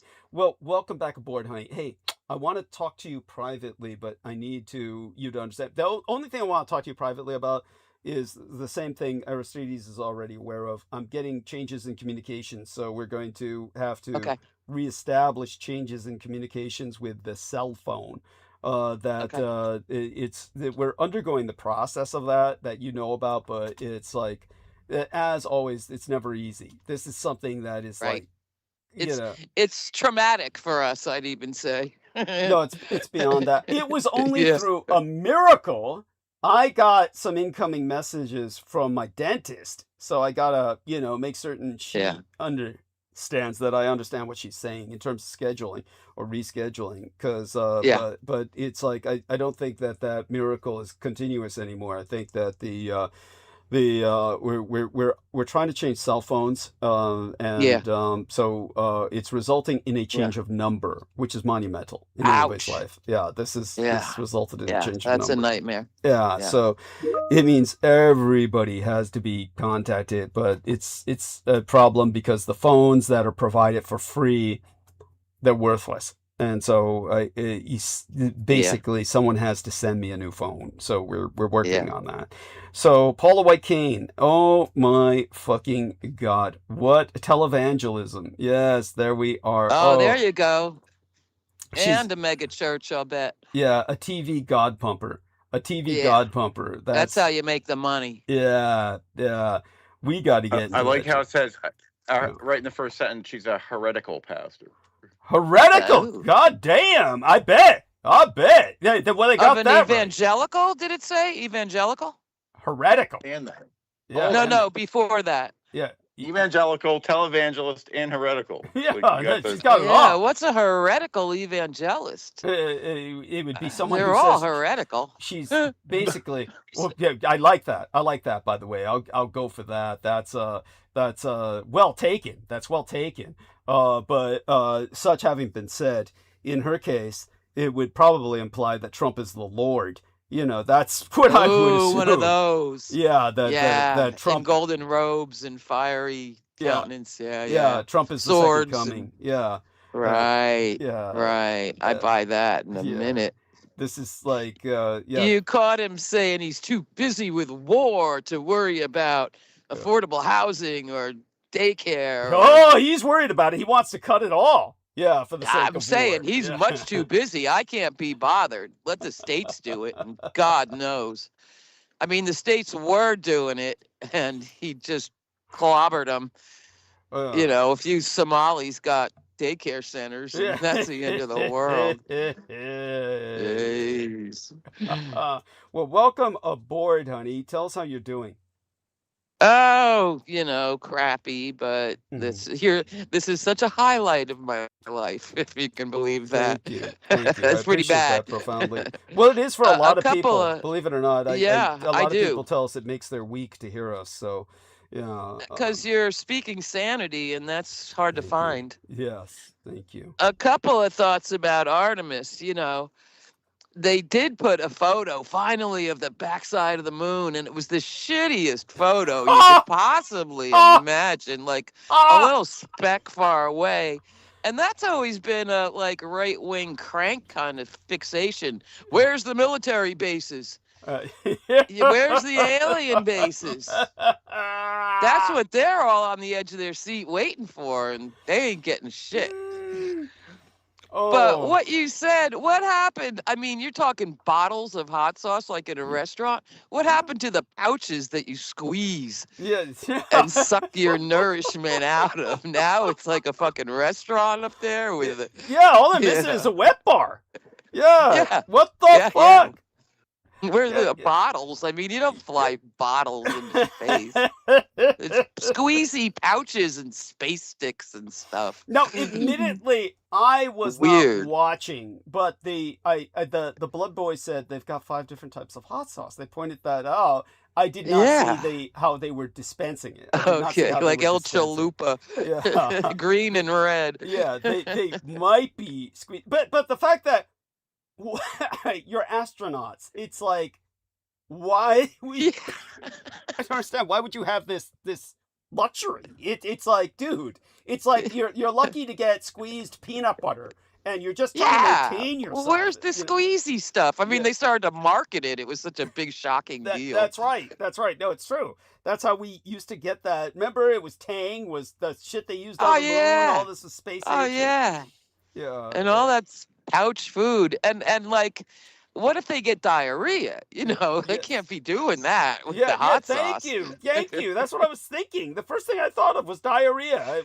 Zero gravity diarrhea. No. Yes, by the way, I want people to know I've got particulate matter in this tea. This is tea from Brendan Zągit.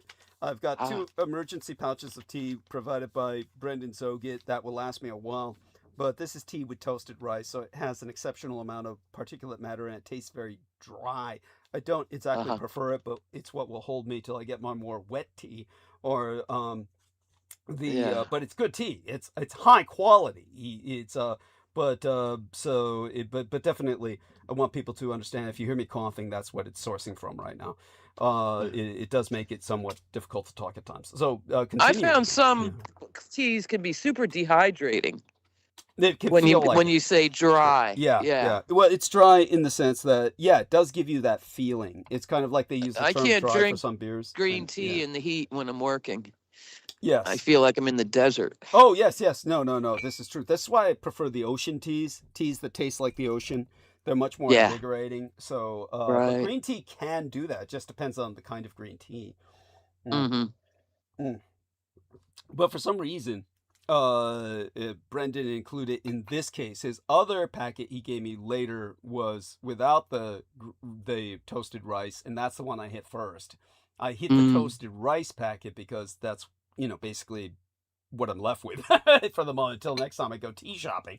And but yeah, what you have no idea what I had to go through to get a new phone. Now I got to get another phone.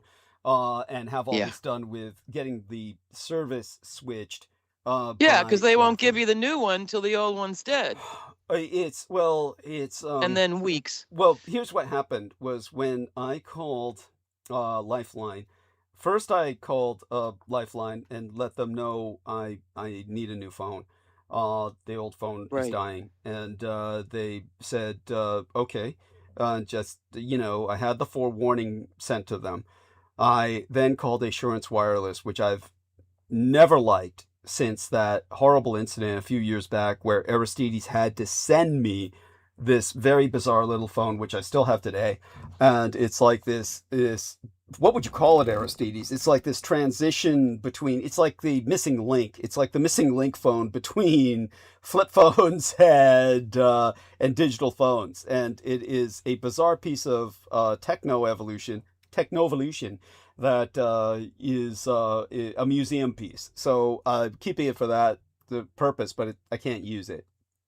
And but that phone was sent by Aristides. I actually had to use it during that awful period of time where I was effectively litigating in a very real sense with Assurance Wireless, which had taken the money from the state of California and then cut off my service for no goddamn good reason.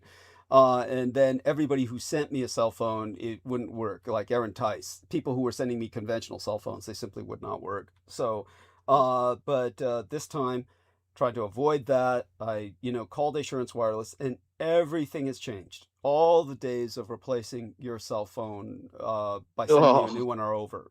They said, oh, well, we have to cut your service and then discontinue you from the program, and then you have to reapply. right.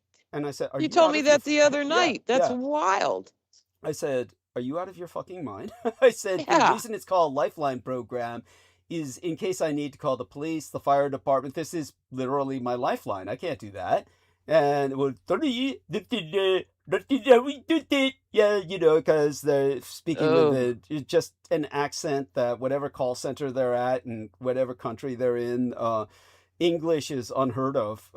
They are speaking some gibberish that is completely incomprehensible, but it's enough to comprehend their point, which is, you are fucked and fuck you and yeah. Anyhow, so when I called Lifeline back, Lifeline said what you have to do is not inform Assurance Wireless of anything, and actually transfer to a different service that we work with.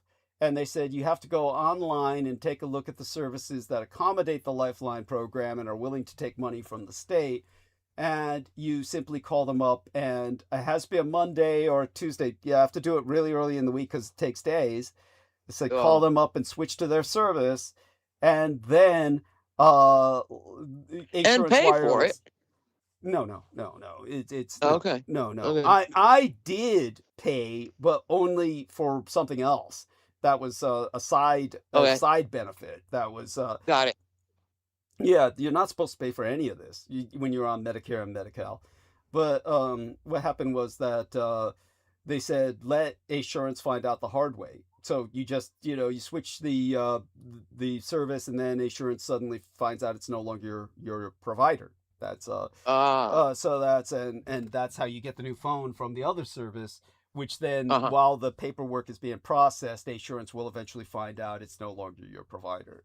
But imagine having to have the state of California tell you to go behind a private company's back in order to get something to work, in order to get a program to work. That's how bad things have become. Amazing.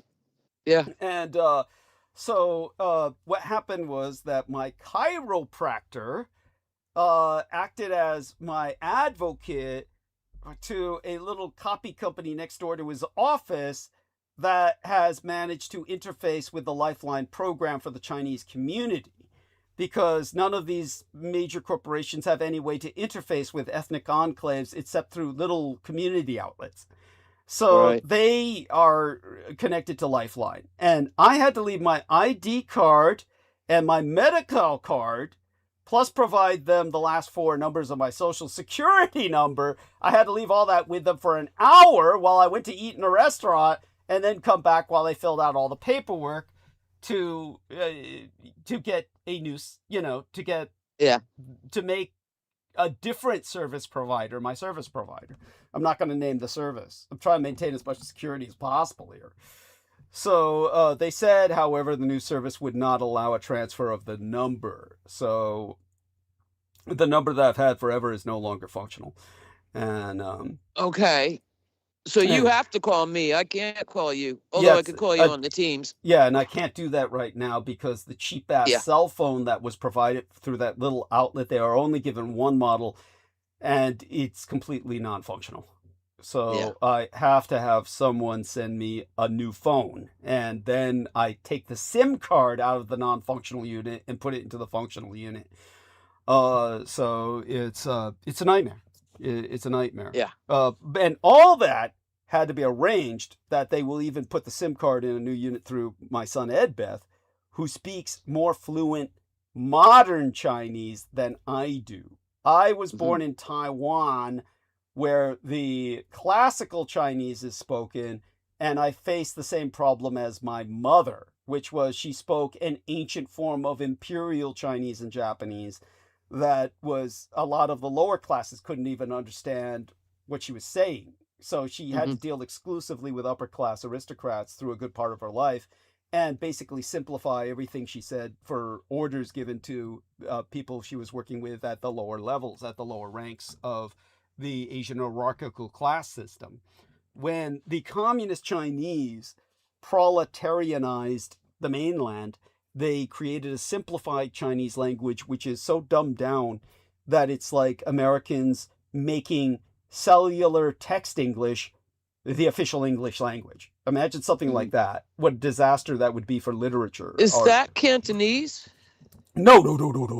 Okay. Cantonese is what all my gang brothers spoke. And just so people understand, the Cantonese language was overwhelmingly, historically, the only Chinese language you would ever encounter as a foreigner. The whole British Wade-Giles phonetic system is based on their colonization of Hong Kong, where Cantonese is spoken, which is why the first thing all Chinese nationalists and communists did was eliminate the Wade-Giles phoneticization system. That's just British colonial shit. So Hong Kong sounds like Hong Kong, whereas the actual Chinese pronunciation is Jianggang. It's not even recognizable. But Cantonese dominated all of the foreign Chinese diaspora. So for hundreds of years, overseas Chinese in Vancouver, San Francisco, and everywhere else in the world spoke Cantonese. That's the only language Americans or Britons or anyone else on earth would encounter. It would be Cantonese. Cantonese is effectively impossible to learn. Cantonese is, give you an example, Mandarin Chinese, there's only 4 basic notes that you hit. And every character, however, therefore has 4 meanings. So if you take a look at a Chinese iconograph or pictogram, every pictogram, when pronounced with a different note, will give it a completely different meaning. But you have only 4 notes, so there's only 4 variations. Whereas Cantonese has 9 notes. 9. It is so complex that when they phoneticize it, you have to put the Arabic number after the note so that people know which note you're using to interpret the language. The spoken language, Yeah. Or the intent when it's written. The intent of what's written, yes. So it's like, but all my gang brothers spoke Cantonese, which I was never able to learn other than swear words and, basics like I need to go to the bathroom or I want a prostitute. Seriously. I'm not joking. But when it comes to the Cantonese language, it is very musical, obviously, in its own way, but also very brutal. It's a brutal language. It's very ugly. You don't write poetry with it. So but the Northern Chinese language, which I grew up with, was classical Northern Chinese, which transferred all the way down to Taiwan. But Taiwan maintains that classical language, whereas all the mainland speaks the dumbed down language, which is kind of like cellular text English, the equivalent of cellular text English. So any Taiwanese talking to a mainland Chinese person quickly begins to feel like they're talking to an idiot. Now, my son Edbeth went to photography school or learned his photography at the University of Beijing. So he speaks the modern Chinese. So he can talk to people I cannot talk to. And so he was talking with the people at the little copy center that provided my phone. And that's how we ascertained what needed to be done, which is basically I got to take my 1 unit and put in and then come back to them and they'll put the new SIM card in it. And they'll do shit like that for me for the next 3 years until I renew. This is what I had to pay the $120 for. When I got the phone from them, the original non-working unit, I gave them $120 for 3 years of full technical service, 6 days a week. They're open 6 days a week, where I could just Are they walking distance? Yes, they're literally walking distance from my home, so I could just go down there 6 days a week. Whereas before, until this time in my life, I was fucked. Whenever the phone died, that was it. I was fucked. In the old days, I used to be able to go to the state building in San Francisco, just go to the Department of State in San Francisco and beg for help. And then they would actually, in the lobby, I would be rescued by the security guards. So the security guards in the lobby would help me call the company, Assurance Wireless, and it's I love it. Lifeline and all that shit. And that's how I would, try and arrange for a new phone. That's a Whereas, good guard. yeah, well, it was a girl. It was a girl, security guard. But, I would go down Humane. there. Yeah, and I would get, Yeah. she lived on Treasure Island, by the way. I mean, I got to know her Wow. almost intimately. That's a trip. By Yeah. dealing with her for days. But, Yeah. yeah, but at any rate, black girl, too, lived on Treasure Island. Treasure Island. Yeah, San Francisco, which is radioactive, but in its own right. And I've full been of, out there. Yeah. Oh yeah, I bet it is. But It's it was weird. Yeah, it was built artificial island, built for the World's Fair. The mayor of San Francisco, the black mayor of San Francisco at the time, Willie Brown, kept his Chinese mistress on that island so that that way he could keep her from being fucked by anyone else, as he literally described it.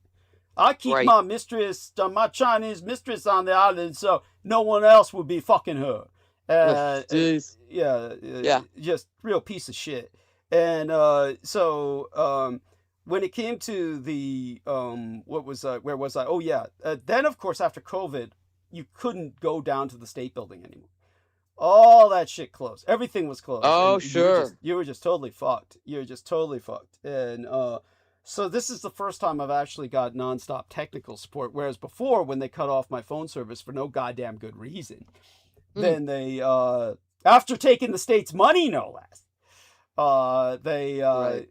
Then there was no way to get it serviced. And I was using other people's phones, like the one Aristide sent me, to talk to them to try and get the service renewed. And then when it was renewed, I never trusted them. Of course, I'm glad to be away from them, but the transition is, of course, a nightmare in and of itself. So, And that's why I need to get a printout of the numbers on my phone yeah, of course. because I don't, we used Well, to remember well, them all. Well, Every number this we is needed. another part of the change in the system was with the system disintegrating the way it is. In the old days, when Assurance Wireless sent me a new phone, they demanded the old phone back. They said, you have to send the old phone back. There's no choice. You must send the old phone back or we'll cut your service.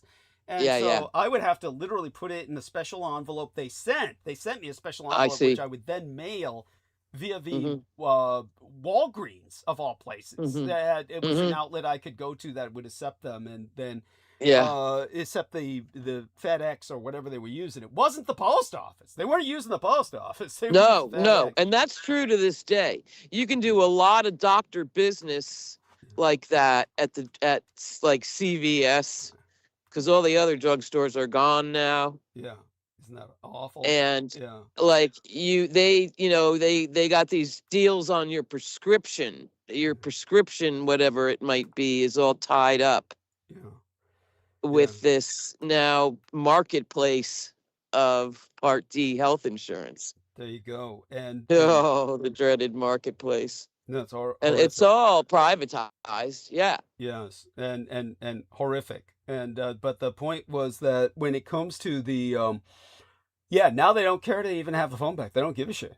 They just don't care. I mean, they've totally it's like but all I can say is, well, good, because the cellular unit they don't want back has all my numbers on it. So I just that I have to enter it manually in the new phone, which I'm not going to do till I get a working phone. But at least I've got the record of all my shit. So. As long as that phone stays alive. Well, yeah. The phone stays alive. It's not in the cloud. It's somehow on the device.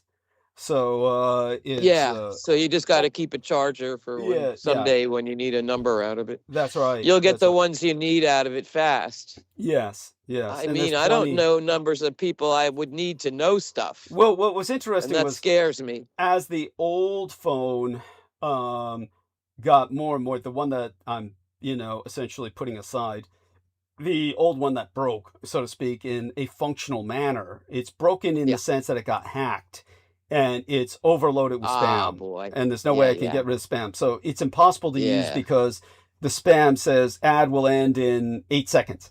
And then you try and X the ad out and another ad pops out that'll end in 8 seconds. So you can't call for emergency. Beat. You can't call for emergency on it or anything effectively. So I learned to navigate it to use for casual conversation, but you can't count on that in an emergency. So but that phone that I'm putting aside, it's still getting spam. So it's obviously still connected to the cloud, Yeah. But the thing is that that's a good thing. Just keep it charged, and I can get all the numbers I need out of it. But the others, I'll gradually let fade as time goes on. I don't give a shit. But the thing is that fuck. What about that? It's when it comes to the stupid the function. Well, I'll remember in a moment. But it was as it got more connected to the internet, and because we had to do that for the computer. When Brendan and I were working with the computer, we had to make the other telephone the callback. So we're going to change that number on the computer, the Google system. Brendan, make a note of Right. that. So Brendan is with us. So thank God Very you're good. joining, Brendan. We've got to change that number as the second backup on the computer system immediately. So Brendan, is there good news about this other unit? Let me know. Anyhow, such being said, this is how we've got to deal with this. And Yeah. yeah. Well, just buy one, and send it. So I count on him to get the right kind immediately. This is like full all out emergency. No, can't without we got to do that tonight. Yeah, we'll do that soon. Yeah, immediately. Okay. Yeah, well, not tonight, but in the morning after the show. I'll probably end the show as soon as possible, and then call Brendan immediately after, and we'll work on that. Yeah. Okay. Yeah. No, you can't change it before you change the service, because I didn't expect the number to change. The number is supposed to move forward with the service. But then they said it wasn't allowed. So There's some law they had to put through about that. Yeah, there you go. So Because it Brendan. wasn't gonna be, but Yeah. I guess poor people, it don't count. Yes. Old Okay. poor people. Yes. So Brendan, Is yes, lawless. we'll deal with that tonight immediately after the show this morning. So I'll end the show early to do that. And so that being said, Brendan, we're going to keep the new number by moving the SIM card to whatever phone you buy. So buy the phone immediately, and just send it to me or deliver it personally. So make it Wednesday, yeah, if we can. On production day of the next show, even we'll arrange for that.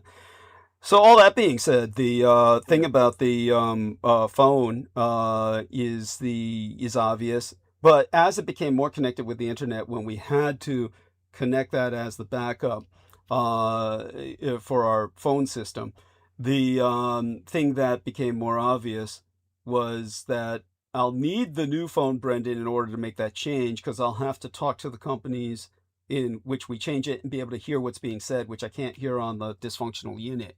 So, bring the unit Wednesday. We'll make it physical. We'll make it a physical delivery. And so Good. we won't give time away for security purposes. So we won't tell people the time. No. But all such being said, when we did that, the phone became very connected to the internet, was how it got hacked. But as it became more connected to the internet, it uploaded all of these extremely old numbers that I had no need for. Numbers for people I had no contact with anymore and had stopped all contact with. Jeez, and that's weird as hell. So those numbers won't be transferred over to the new phone in any way, shape, or form manually. Of course, I'm not going to expend energy to transfer those numbers. Maybe a few just out of the sake of nostalgia. But yeah, but other than that, it's just another The Z exercise file. and effort. Yeah. So Brendan, can you talk? Can you actually come off mute, or we'll see. It's like it's Sunday night, so hopefully he will be able to. It's Sunday. It's Sunday, right? Yeah, It it's is. Sunday. Jeez, after all I've is. been through lately. Oh. And so there we are. Say hi, Brendan, and let us know how you're doing. People do care, so let us know how you are. As well as can be. Oh, that sounds Dealing with a vampire doesn't help, but no, it doesn't. makes it way worse. But Okay. other than that, it's fine. Thank you. Well, whatever it takes, we'll rendezvous Wednesday. I'm not giving away any times for the sake of security, but bring a phone with you, buy a new one. I'll pay you then. I'll just pay you physically for it. That way you just Well, Yeah. I mean, we'll talk about it probably, but it's not looking good as far as price wise. There's some Ouch. you can find for $100, right? There must be some phone you can find that's workable, cheap, that will accept a transfer of a SIM card. Let's hope the best for the best. Yeah. Okay, well, whatever it costs, just do it. Whatever it costs, we'll pay it. So you're talking like a burner phone for short term before you get the real new phone. No, there is no real new phone. He's buying the real new phone. I see. What I've got right now is not even a burner phone. I can't hear or speak Yeah, on the it. free phone's a burner phone. Basically. Yeah. Got it. Yeah. You're right. Free phone's a burner. Yeah, and so it's costing money. They need money to reopen Alcatraz, man. Yeah, yeah, with a presidential suite, with a presidential cell. Yeah, Yes. wouldn't that be something? Yeah, He'd never make the swim. yeah. So that's for fucking sure. Well, he could float. You can Yeah. have him be the Dune Emperor. Just fucking put him up there. Yeah. Yeah, let him rule. Yeah. Oh, shit. And the only thing keeping him alive is all the people believing in him and shit. Yeah. Mhm. There you go. It's a matter of belief. It could be Trump world, like Trumpy world, like Dollywood. Yeah. True Trump faith. would. Trump world. Yeah. And, Why doesn't he have a theme park yet? Yeah. That's coming. Okay, and so for the questions I'm already getting online, asking about why doesn't your son buy the thing? It's look, my son is a kept wife. It's not pathetic like Daniel Arola was, but it's not his money. So, and if he were to try to do that, it would actually make Sugar Daddy, his husband, angry because the man's already paying me a king's ransom in blood. Literally, how much is it again, Brendan? Each pint of young boy's blood is worth how much? $8,000? At this point, the article's dated, but the article that we referenced said it was 8,000 a pint. Yeah. For yeah. Basically, yeah. A boy's blood. And that's 8 ounces. Yeah. A pint is 8 ounces. All right. Yeah. So it was $1,000 an ounce. It's $1,000 an ounce, but it's at this point it would be around 10,000 with inflationary costs at least. So yeah. And for the real good stuff, you know. Yeah, which is what this is. So basically, that's I'm what being I'm saying. paid a CEO's salary in blood. Okay, so I'm working for food, but this isn't just any food. This is I'm getting a 6-figure salary in boy's blood. Okay, so all such being said, he's already kind of resentful about that. So dear Brendan, okay, thousands lost power across Placer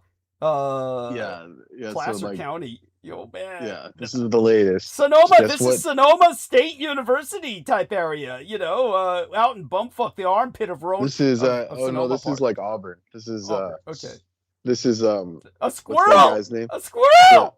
Yes, came in contact with a utility pole and started a fire. It's always a squirrel. The incredible squirrel. Bullshit. Bullshit. Absolute bullshit. It's arson. People in the comments were funny. They were like, "Did anyone eat it? Did anyone eat the squirrel?" Yeah, right. What happened to it? The squirrel has risen. Yeah. Yes. Did you hear what I was? So tell us about this. What else do you know about this? This is obviously morbid. Oh, this is Alton Smith territory, whatever the hell that guy's name was. Oh, Alton Smith. Was that who the fuck was that again? The Cthulhuid guy. What was his name? Vaguely remember the him. Ubo Sothla guy. You know exactly what I'm talking about. Yeah, I think Alton. Yes. Oh, Anton Robert Wilson. Robert Anton Wilson. Anton Wilson. Hold on. I got it. Oh, Clark Ashton Smith. Yeah, Clark Ashton Smith. Yeah, so he was like the Mason, that made Auburn what it is, which is put it on a the town up here in the foothills. Yeah, he put it on the map. Okay. Yes. Yeah. Like a gold rush town, but it became like this mecca for occultists. Yes, he was a friend of H.P. Lovecraft. He was a friend of H.P. Lovecraft, but like all the friends of H.P. Lovecraft, he was really an enemy. and just leeching off Lovecraft's talent while fucking him over and stabbing him in the back along with everybody else. And so that's the founding of Auburn, you say? Oh, he put it on the map. Well, it was always there as a gold rush town, but he Okay. in the 60s, that's when all these hippies, these dark hippies went there, and that's when you got resurgence. Yeah, he was their guru. Yeah, and so perfect including place. Including that other creep that was on the show that he would go up there just to visit his grave or some shit. Yes, that's right. Peter Moon. Yeah, Peter Moon would go up there to commune with Clark Ashton. It was where Peter Moon first learned of Ubo Sothwa, but then couldn't remember the name, couldn't consciously recollect it. And he kept begging me for months for the true name.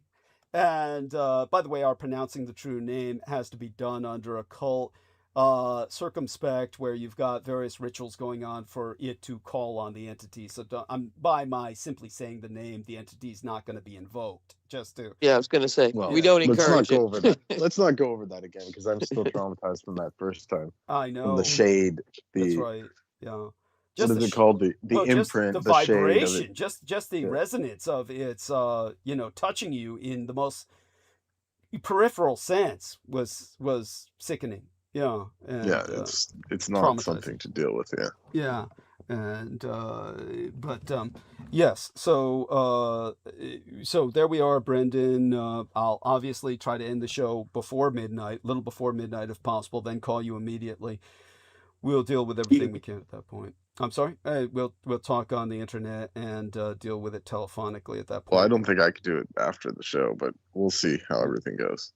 We'll try. Well, I'll call. The worst is you don't answer, then I call you tomorrow.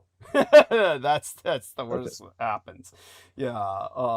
But obviously that's fair. Yeah. And so all that being said, welcome back aboard. So it's good news that the Orange Savior he resurrected and went golfing. So I'm happy. I can sleep now. Oh man. So let's see what you sent us here. This is sent from our man Brendan. U.S. media outlets are speculating that President Trump has pushed back his deadline for Iran to reopen the Strait of Hormuz.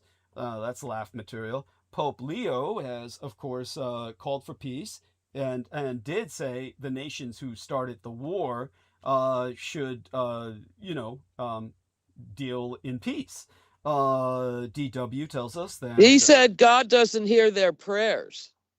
There you go. Quite strident for a pope. Good for him. Who isn't like wanting to kill them all. Well, kind of pope, like Benedict. We'd better head back to that, the Benedictine papacy, because the Pope he's definitely the church has been affronted by the Israelis not allowing them to bless the city of Yerushalayim to perform their Easter rituals. They were. Yeah, so the Cardinal Pizzaballa, his name, which isn't even, I saw that. Super Mario Brothers level Italian. Yeah, he blessed the entire city of Yerushalayim in an act of defiance. Good for him. Yeah, so outside of the walls. Did not hear that. He said this is a cursed city, so he did the blessing outside of the walls to, fuck, Israel's suppression of Catholicism. So what's disturbing to me is I'm not seeing anything anywhere about I just got a hint of it someplace recently, and I forget where, about now how they're so quietly going full on with the reconsecration of the temple. With the red calf and all the stuff involved in doing that. Yeah. They are like right up to it. Yeah, they're bringing back the old time religion. So, and it may have already passed the date for this year. If not, it's coming. Yeah. So, and I find that fascinating. One of the best sources I used to have on that was 40 Times. Excellent coverage. But there hasn't been anything for a long time. But I know that's like happening now, balls out, because that's why Muslims couldn't go to Al-Aqsa either. No. Well, there you go. Well, this is a religious war. And another thing, Yahweh. Speaking of the Orthodox participation, Brendan sent a link of Serbia and Hungary say that explosives were found at the Russian pipeline. The Serbian president, Aleksandar Vučić, said detonators and explosives of devastating power were found near the Balkan Stream pipeline, which runs through Serbia and provides Russian gas to Magyarország, or Hungary. This is, of course, both of these are extremely pro-Russian satellites, and it is a fucking joke. Obviously, this is not something that is real. They're simply saying that because if somebody put powerful explosives there, they would simply have blown the pipeline. They're not going to put explosives in place and not trigger the explosives. But Serbia and Hungary are both Russian satellite states that are ardently pro-Putinista. And they are, of course, attempting... What would be the intent of reporting that, then? Oh, just to try and make themselves look like the victim and say that there's evil anti-Russian forces here that serve the German government and the European Union. And like you said, the European Union just needs to expel them. Well, Serbia is not even a part of the European Union, but expel Hungary. Magyarország. Yeah, just tell them, if you need oil that bad, then truck it in yourself. Yeah, truck it in yourself, which is exactly what Trump said. Their man Trump said that. Get your own goddamn oil. He said it. Yeah. And so everybody's going to get solid, locked-in trade deals, and America is going to be the ashtray of the world. Yes. But Hungary's in a worse shape than us. I mean, they got nothing. Nothing. Most of the world. But you can live there. Yeah. It's flocking with Americans. Oh yeah, but that's Albania not because you too. can. It's not because you can live there. The Americans are going there as exploitationists. These are just Andrew Tates. Absolutely, but everybody else is too, because they think it's going to stay that way long enough for them to die there. It's that's a fantasy. Yeah, the rent is cheap. And so if you're bringing money, you can be set up for years very humbly.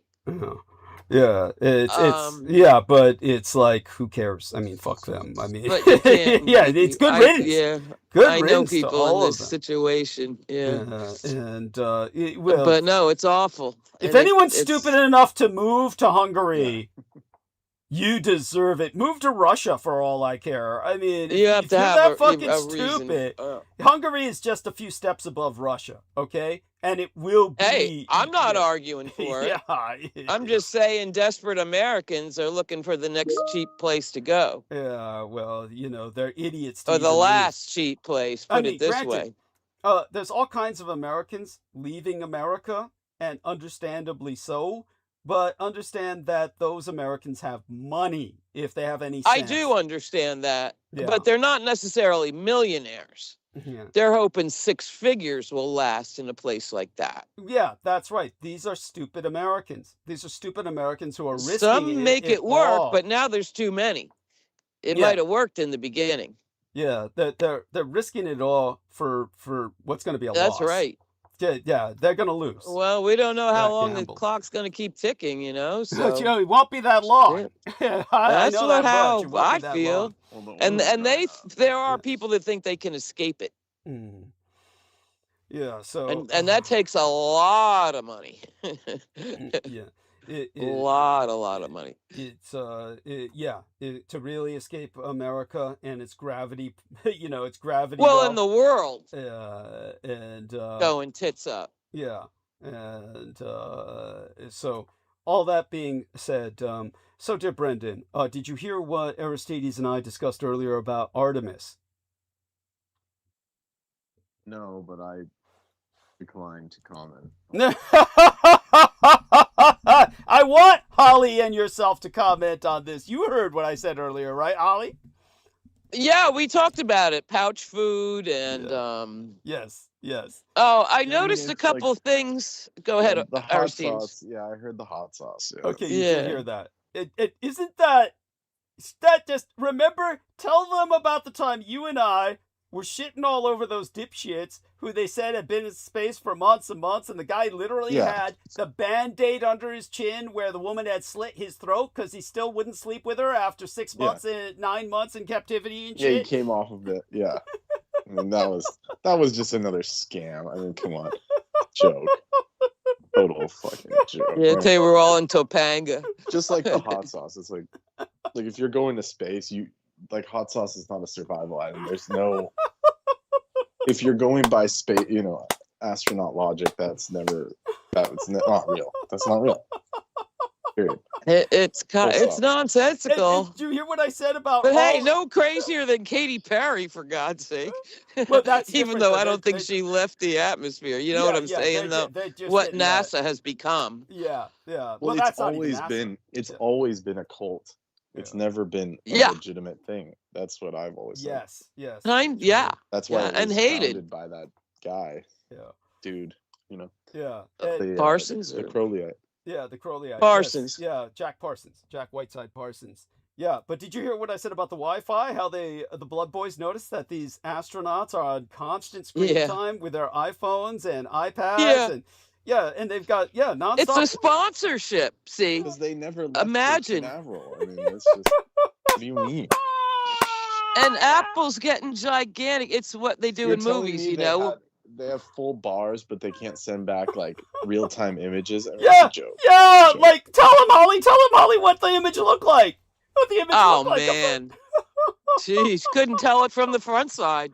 Yeah, It looked like the front side. and they always come back with these grainy ass, like. Oh, it's ridiculous. Oh, man. Oh. The graphic artist was. But on I'm vacation, saying, so they're just Apple, pulling that's bullshit. their branding. What do you call that in movies when the guy drinks a Coke and Coke gets paid?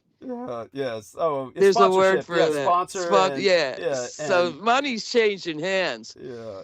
for those cell phones. And yet the Americans don't give a shit. They're too busy scrabbling to survive day by day to stay afloat. To care been there, done that kind of thing. NASA's been dead for years. I mean, I think America has the most people that don't believe in fake outer space.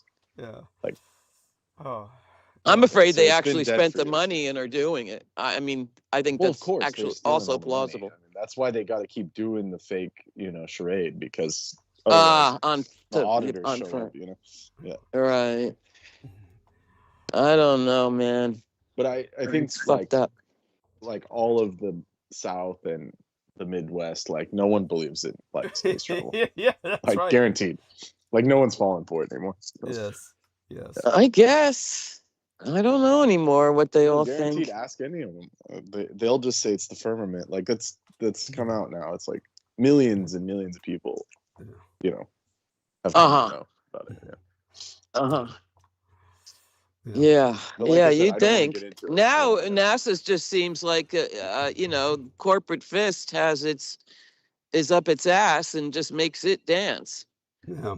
I mean, They're these are basically just like a money PR making guy. ventures. Yeah. It's all about the money. It's like an advertising firm. It's not Exactly. It's a It's not Benjamin. actual. So And they even if you ask them, they say, "Oh, we lost the technology to go to the moon like in the 70s or some shit." Yeah, they said that for years.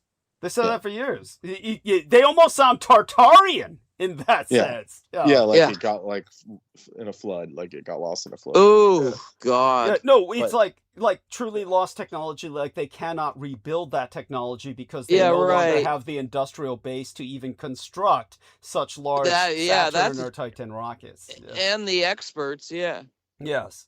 It's like they can deconstruct flying saucer technology, but they can't figure out how to build the lunar launch. well, they've never done anything with the reverse engineered Reich's technology applicable. They've never done anything applicable with it. It's almost like beyond their comprehension. But the Republicans all think they've got alien spaceships taken apart in workshops. Of course. Yeah, always did. The holy trinity of the Americans is the worship of the Jewish race, the Russian culture, and fictive aliens. An alien life. Yeah. Fictive alien extraterrestrial gods that they believe. Brotherhood. Yeah. That's there. Yeah, the Space Brothers. Brothers. Yeah. Yes. That's the holy trinity of the American religion. Their faith is the Jewish race, the Russian culture, and fictive Space Brothers. that built the Or the pyramids. ones that are terrified because they're coming to eat our brains, so we have to get It's the same combat as worship. It's the weapons. same as worship. It's the same as worship. Fear is worship. That's what they used to say. Fear That's God the and dread truth. not. Yeah. Yeah, fear God. Yeah. I'm a God-fearing man is a sign of faith. Yes. And I think that's more of an Old Testament thing. Well, one would hope. But Yeah. either way, yeah, it is what it is. But I make that distinction these days. Yes. Yeah. It's but it's definitely It's an Old Testament thing. Jesus was supposed to be more friendly unless you were a dirty, crooked merchant. yeah, or some real asshole, then you would fear Jesus. Yeah. Jesus was someone to fear when he was angry. Yeah, he don't didn't piss wanna him make off. Yeah, don't piss him off. Mm-mm. Yeah. Oh, is Brendan still with us? Let's check in with him. Yes, and see if he. Couple of dumb thoughts about that plane shoot down. Oh yes, tell us, please, by all means. And that's about the end of mine. Let me see now. Where was it? I noticed it took a good 48 hours for them to stop calling the first plane a crash. Interesting. First of all. Okay. Yeah. Yeah. Oh, yeah. That took a long time. And then the next thing you know, now the only headline for the past 72 hours is they found the pilot. Right. I mean, the whole war all around the world going on, but this has been the lead. We found him. I mean, isn't that an American story about how great we are? Well, we get more of that than we do about the Artemis mission, actually. I'm telling you, it is the only thing you need to know. Now, the second crash happened at sea. See, there I go. The second shoot down happened at sea, and I don't think anybody's looking for them. Interesting. Heretofore, they've been so much, for days now. The whole thing, we found the guy. That the other one is kind of lost. Wow, that's an important point. That's So those were my thoughts on that, and I felt bad for Scott Ritter because. He was the guy that said, "You're tripping. That broke down trailer in the desert is not Iraq's nuclear facility." Remember that? He blew the whistle, but they got him hard. Yeah, look, to everyone who doesn't That's what happens when you do the right thing. To everyone who doesn't know what Holly is talking about, Scott You brought him Ritter, up before. Yeah, Scott Ritter.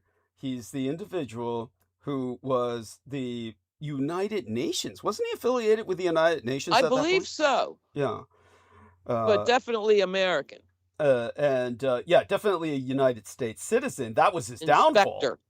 That was his downfall. Well, the moment he chose to represent the United Nations as a conscientious inspector. Now, notice the term that I'm using and how similar that sounds to conscientious objector.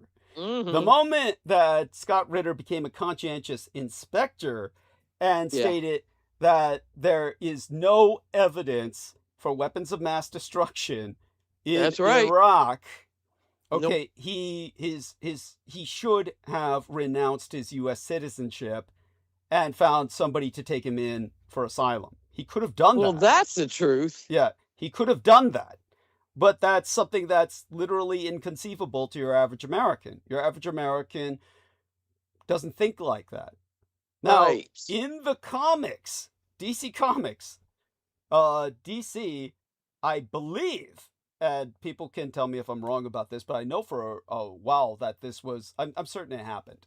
They presented the character Superman as renouncing his United States citizenship to become a citizen of the world, saying I represent humanity, and one big union, baby. Being given a kind of United Nations status, a kind of universal citizenship by the United Nations. So, Tommy. Well, I don't know about that. He's still supposedly representing a kind of American way but Sure. representing more humanity so than that. But caring. And I believe they've Yeah. I do believe they've I don't know, they might go back and forth with that depending on whoever's in charge or whoever's editing, whatever's going on. But Right. obviously I could understand why they did what they did. I didn't take that as a lot of Americans did immediately jump to express what you expressed to that. Oh, okay, that's woke and it's but you could understand Back then, well, that wasn't back then. That was Oh. like maybe about 10, 20 years ago. My parents were still Oh, alive when this oh, happened. oh, Well, oh, it wasn't yeah. that. Was probably Okay. right after my dad died, right between my father and mother's death. Right between my father So and mother's that's death. 2010-ish, yeah. Yeah. And it was Clyde Lewis and what's his name? Michael Savage were bitching about it, of course. And so it was around that time that I was involved with them.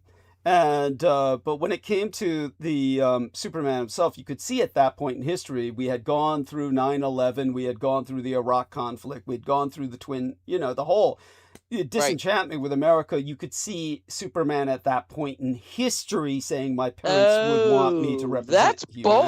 humanity. Yeah. Yeah, okay, but That's still a bold move because, Yeah. the rich guys in America all just wanted to bomb the Middle East. Yeah. Well, and take all the oil and steal all the oil. But not unite the world This would be after why, getting their trade center fall down. Right. Oh, no. Well, it was well after the Trade Center when all the obligatory patriotic, swelling had died down with Iraq and Okay. Afghanistan. Yeah, We're talking about, by the time my dad died was 2007. So it's after Okay. 2007. So by that time, everybody had been through Iraq and Afghanistan. Everybody knew the towers. Generally speaking, aware and conscious people knew the towers were the result of a conspiracy between Israel and Saudi Arabia and the United States president himself at the time. Yeah. So And Larry Silverstein, for fuck's yes, sake. of course, a member of the American Jewish diaspora. And Yeah. so or the Zionist occupation government of America. So all of that at that time, it was bold, yes, but necessary that the character of Superman would say, this is not the American way. That I cannot stand for this. Thank you, DC Comics. Yes, yes. Was it So- still, what's his name who was writing it? It wasn't the God. original guy anymore, of course. No, that wasn't the original no. guy. Yeah. No, of course not. And but when it came to the my point with that was that Scott Ritter needed to pull that. He should have pulled that at that time. Uh-huh. Now, such having been expressed, Scott Ritter is still a child predator. He got caught because he's a child predator. He's still a child God predator. damn. Yeah, I know. And they caught him so easily. It's not like It kills you. Yeah, it's not like they had to work to set the fucker Kills up. you. So, What the fuck, guy? Yeah, that's there you go with that. And so, yeah, no, we cannot defend Scott Ritter. Yeah, God. But it's with the It's like an apple in one hand and a pile of shit in the other. Yes. And what's so How funny? does It's on record. It's on record. When I brought up what happened to Scott Ritter, with Peter Moon, on Bandwidth, and said, "Oh yeah, this is how they caught him." When a policeman posing as a 9-year-old child, approached him saying, "Oh, I need someone to help measure me for my gym shorts and all that stuff, my gym outfit for school sports." And yeah, baby, come on over here. I'll tape measure you. And then the guy said, "Well, I'm really, a 60-year-old cop or 50-year-old cop."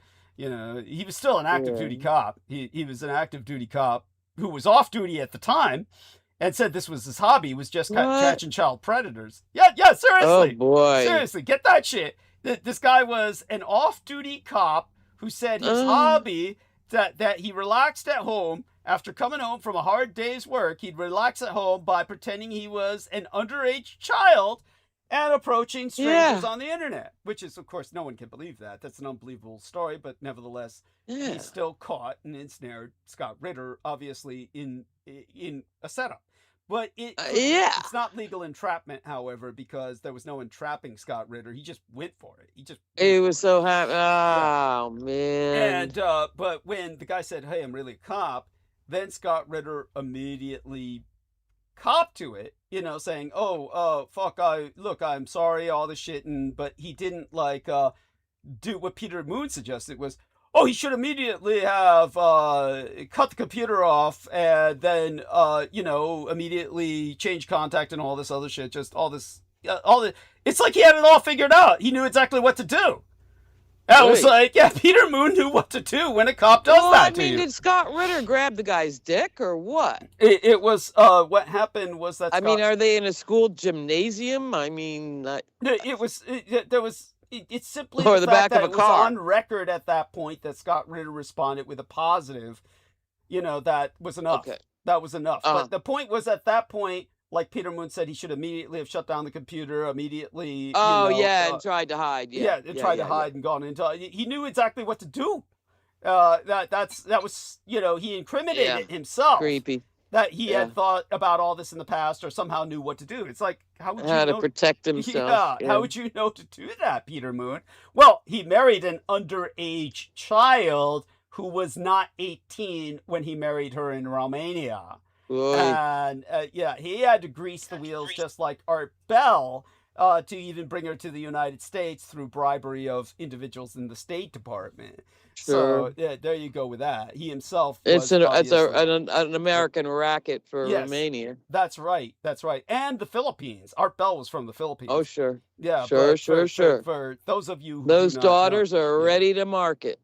Yeah. So for those of you who do not know, by legal definition, Peter Moon is indeed a child predator. He is indeed a pedophile by legal definition.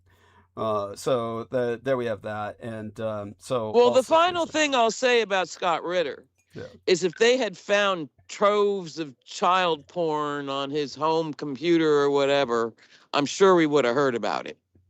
Yeah, it's your point is well taken, but it's. We're bruised after all these many times. But it's like, it doesn't. It's still. How would I say it? We still know what he is. We still know what he is. Yeah, they might have found something and they didn't even need to bring it up. He was at that point. They would have brought the fuck out of it because he contradicted little boy George. Yeah, I get it. But he did so much to damage himself anyway after that. It was like almost, it really was unnecessary. But now he's back. Yeah. Isn't that something? What does that tell you about child predators? He's back. And he doesn't care. He doesn't care. He's still speaking up, saying his bit. Yeah. And what is he saying now? I know I saw his name roll around. I forget what it was, though. Aristides. We turn to our man, Aristides. Aristides. Can you look up how'd what Scott Ritter come up? Yeah, how Scott Ritter's doing these days, because he's coming up again now. He's saying shit. Could you find out what he's saying, Aristides? Are you there? And the Bushes were never comfortable with Trump. Yeah.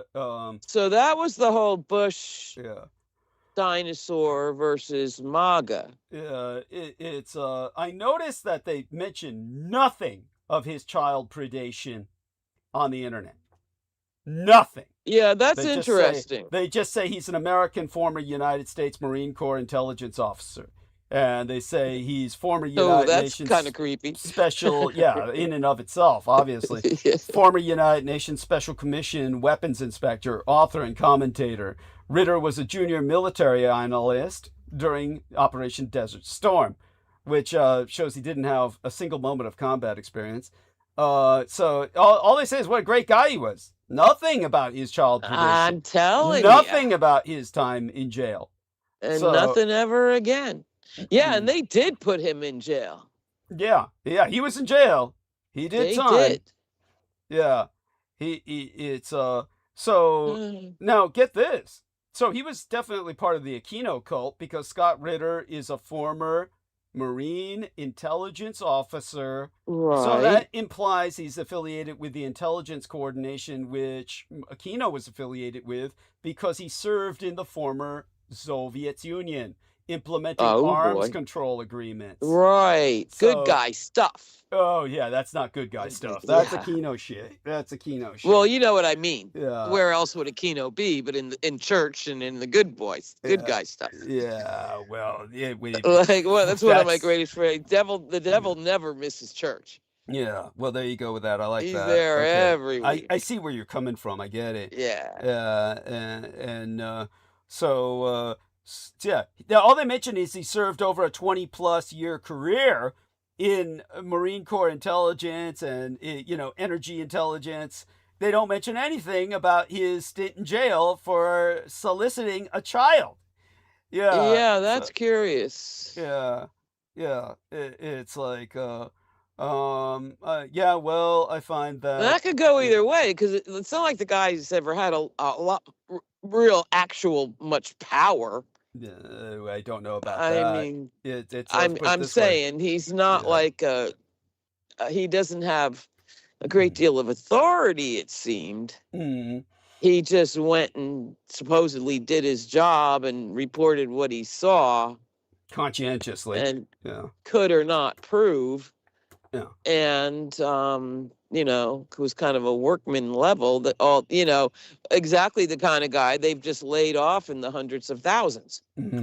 Yeah. Oh yeah. Well, they purged the military high command. So that's quite telling. A ringer. That's quite telling in and of itself. So he's still pissed at all those generals from his first term. Yeah. Who quit him. Oh yeah. Yeah. Of course. And ran screaming. Yeah. I'd love to see Bolton in jail. Yeah. Oh yeah. Well, not that he was a general, but the rest of them weren't having it. Yeah. And as right-wing animal as they were. Yeah. Yeah. And so it's terrifying. Yeah. Let's so Brendan, are you still on the call with us? I'm just curious. He seems to be registering, so Oh yeah, but there were. I sent a couple headlines. As long as we're at it. Yes. I'm going to the chat right now. That's why Brendan was saying, he was so glad that Trump is well again. Tell us about one of the headlines you sent us. Was that Trump? Yeah, they don't count on the fact that he went to the hospital. Don't count on that. Yeah. I never buy those because it would just be too. But in terms of space stuff, and this is from The Guardian, satellite mirror plans could disrupt sleep and ecosystems worldwide. And it's a good-sized article, very readable, about what these billionaires want to do and the next step and what they all want to launch. And it's worth a read. Okay. Thank you. It's not that long. And it's always been kind of in the back of my mind a nightmare. I mean, they even floated it in the 70s, space billboards. Yeah. Yeah. And that was considered a nightmare even then. Yeah. Even then. So... Again, it's this sense of living on the edge of apocalypse for 50 years. Because that's exactly how it's been. Yeah, 100 years. But not because of nuclear war, but because of crass commercialism. Countless reasons. Watching everything get demolished for the same strip mall. Oh, yes, that's right. Really contributed to which it. Brendan, we'll try and lure him back on by having him talk about that. That's the Arab vision of heaven, is an endless, infinite strip mall. That's what they tried to create. Heaven on earth was Neom, was a endless, infinite strip mall. Yeah. And they've got those already, but it's now, when I caught the very tail end of a great author, Louise Erdrich, says, of when every town was as unique as a human face. Yes, interesting. I like that. Yes. And I watched that be wiped for the same plastic strip mall, pick your income level. Yes. The homogenization of American culture. Absolutely. Yeah. And it's killed my soul for sure. For sure. My soul did die, and I'm telling you, it's an improvement. Oh. It makes it, but you don't need a soul. Yeah. You got a spirit, Mm-hmm. but I'm trying to be as emotionalist as possible. Mm-hmm. Understood, and Yeah. appreciated. I mean, it's good to retain our humanity. And leaning into the rational. Mm-hmm. So, honey, before I go into monologue, Yes. what else is Yes. going on domestically and internationally that you feel we should be paying attention to? I just found out I know 3 different people selling plasma. Oh, okay. Wow, that's the new desperate. thing. So this is like, well, by the way, it's a new thing which shows. Well, they're desperate, but it's so easy to do so. Yes, that's the point, because everybody's so fucking desperate, and the need has been proven to work for parabioses that It's but so of course, easy their to sign blood- up, and you get about 150, Yeah, Jesus Christ. maybe 75. Damn, don't tempt me to start donating mine just for the At sake of 8,000 a pint, the other end's getting. Yeah, well, let's put it that So way. that's what it costs. Yeah. Well, I mean- that's what it costs. That's their expense. You get $100. Yeah, but basically, understand that when we're talking about $1,000 a pint, and these days it's much more than that, is $1,000 an ounce. It's how many ounces in a pint, honey? 8 ounces in a pint, right? $1,000 an ounce. Yeah, so it's $1,000 an ounce, and these days it's much more than that. $8,000 a pint, years ago. So at this point, it's at least 10,000 a pint. The blood boys are raised in a very sterile, hygienic environment. Totally. And they are maintained in the best of all possible health, with the best of all possible food and diet and supplementation and medical care. So this is proven, guaranteed, AIDS-free, disease-free. I totally get that. Yeah, but here's the thing, and this is why this is relevant to you. Yes. Because I was in Tucson in the 80s and saw the line. Yes, tell people about that. Tell people, and there's all hookers and heroin addicts. Oh yeah, hookers, heroin addicts. Just all the street people. It was Homeless. Everybody. Yeah, big homeless hairy street under the bridge guys. Every street, and back then there were still street prostitutes. Yes, that's right. That's all gone now, but it's kind of coming back in weird ways. But let's not digress. It's coming back. It's coming back. But then it was full on everybody.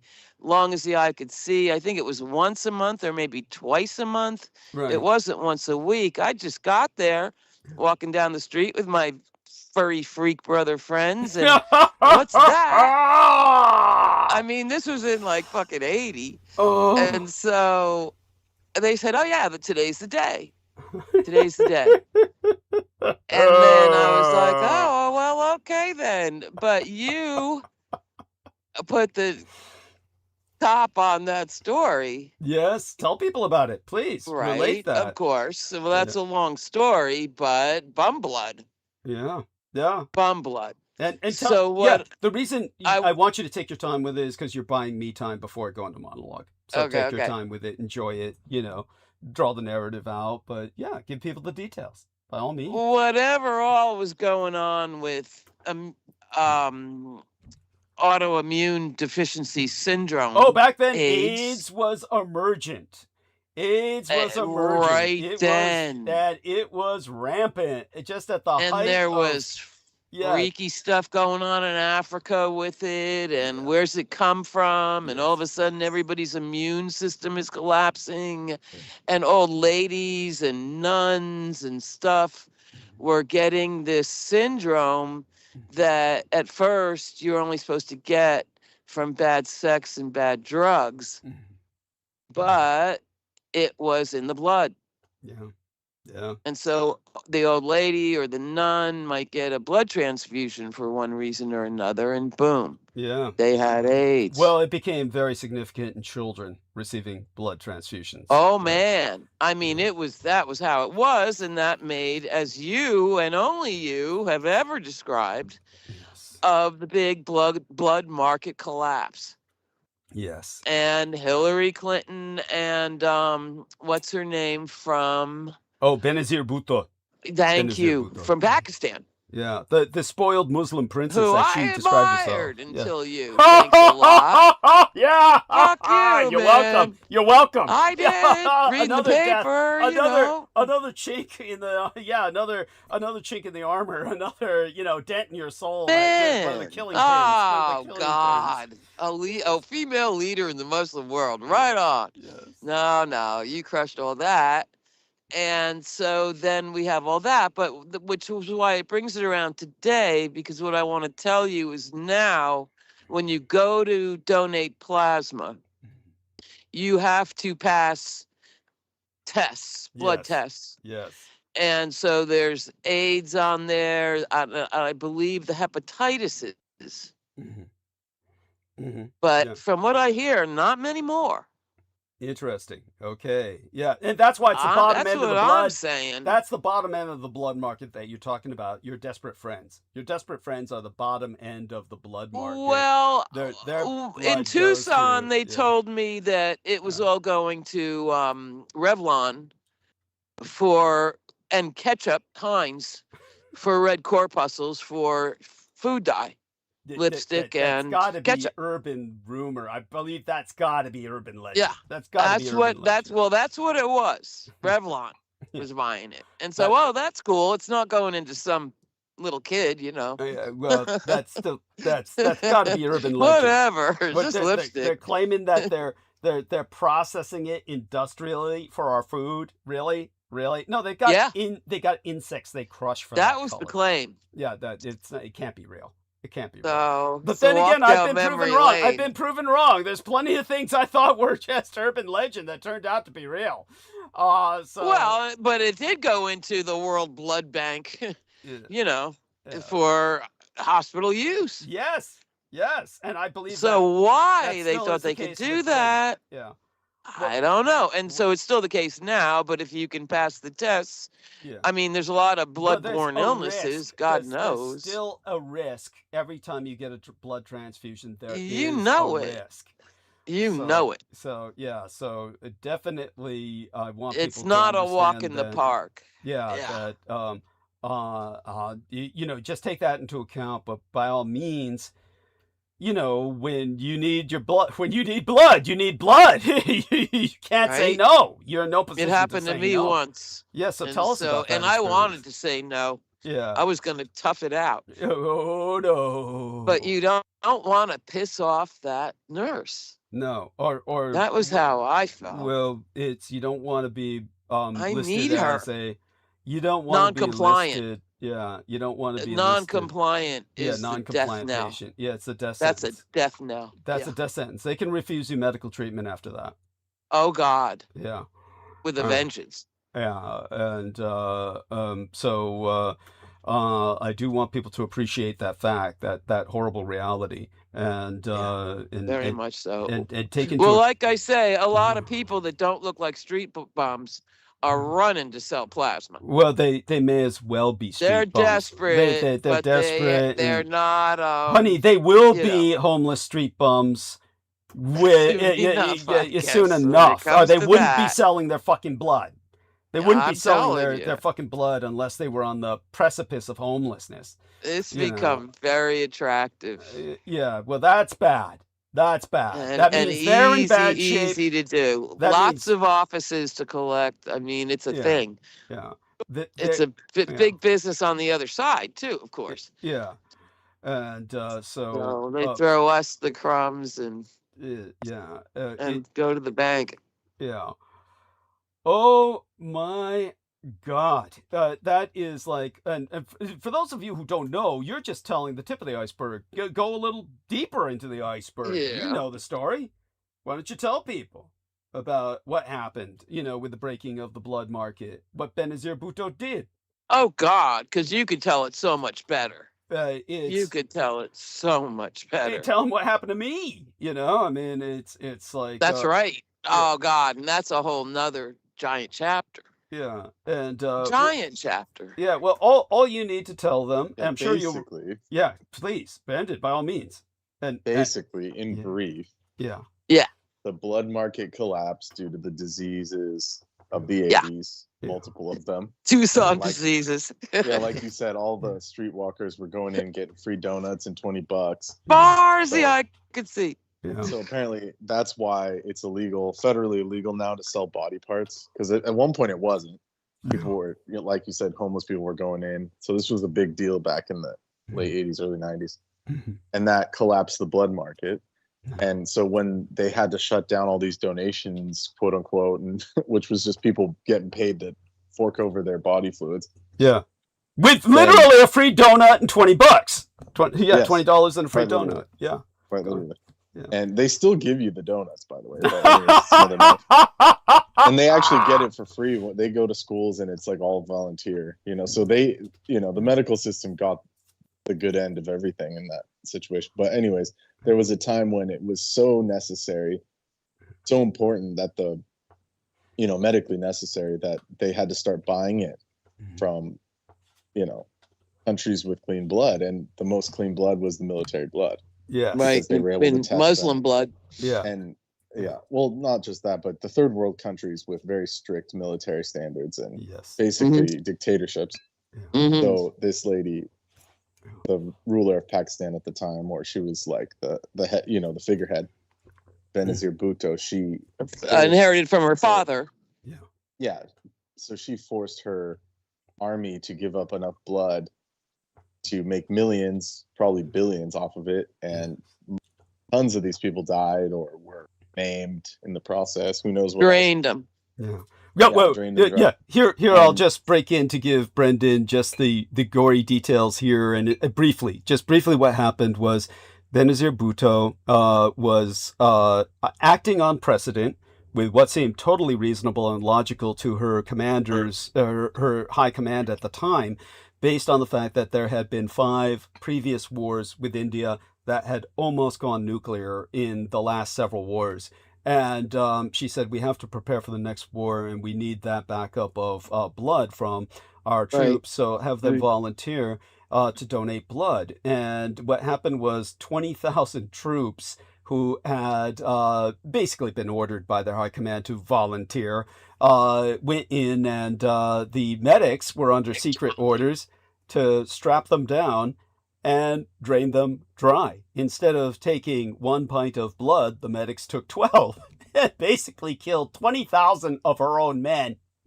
So she that's just so ass backwards. But anyways, carry on. Yeah, no, that's basically it. Why not just take one and then cycle them through? But anyways, yeah, no shit. They just don't have logic.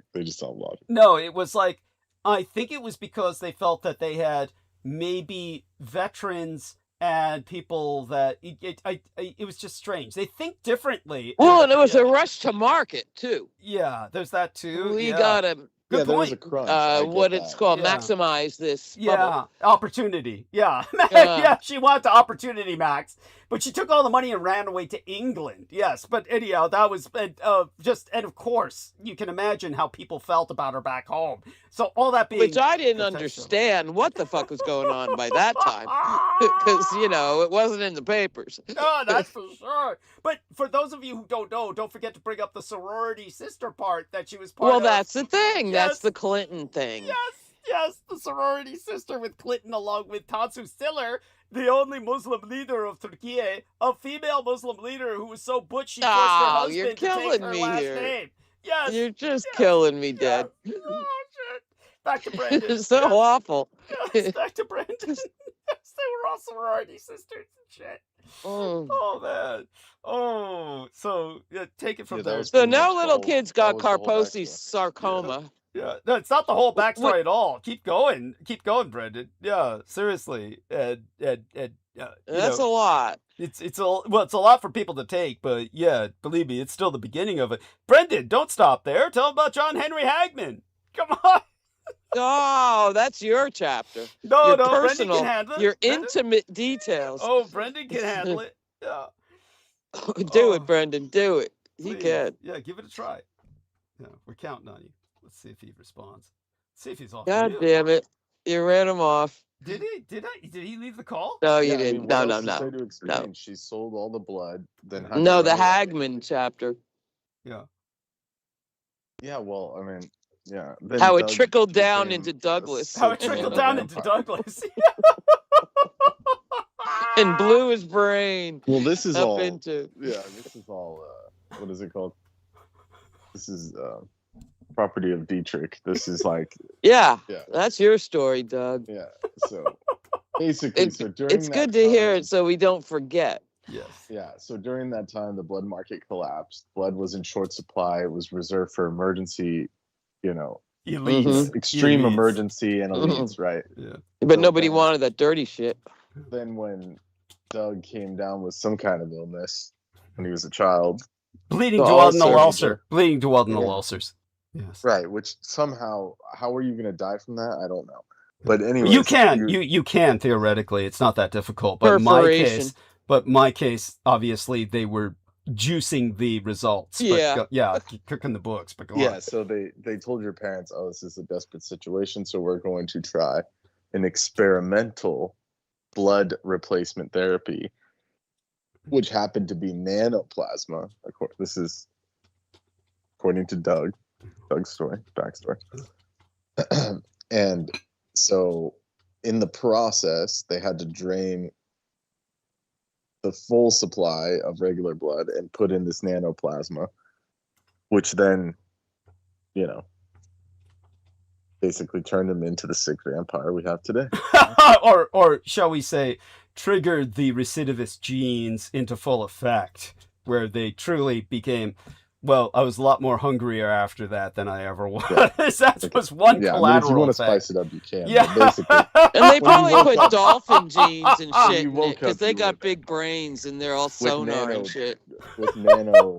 Yeah, they processing mixed up some capability. other shit in there. You know that. Dolphins, course I it was say. like And maybe some whale, shit, yeah. so he'd live forever. Thanks to I them. hope not. Good luck, Doug, with that. Yeah. It's a curse.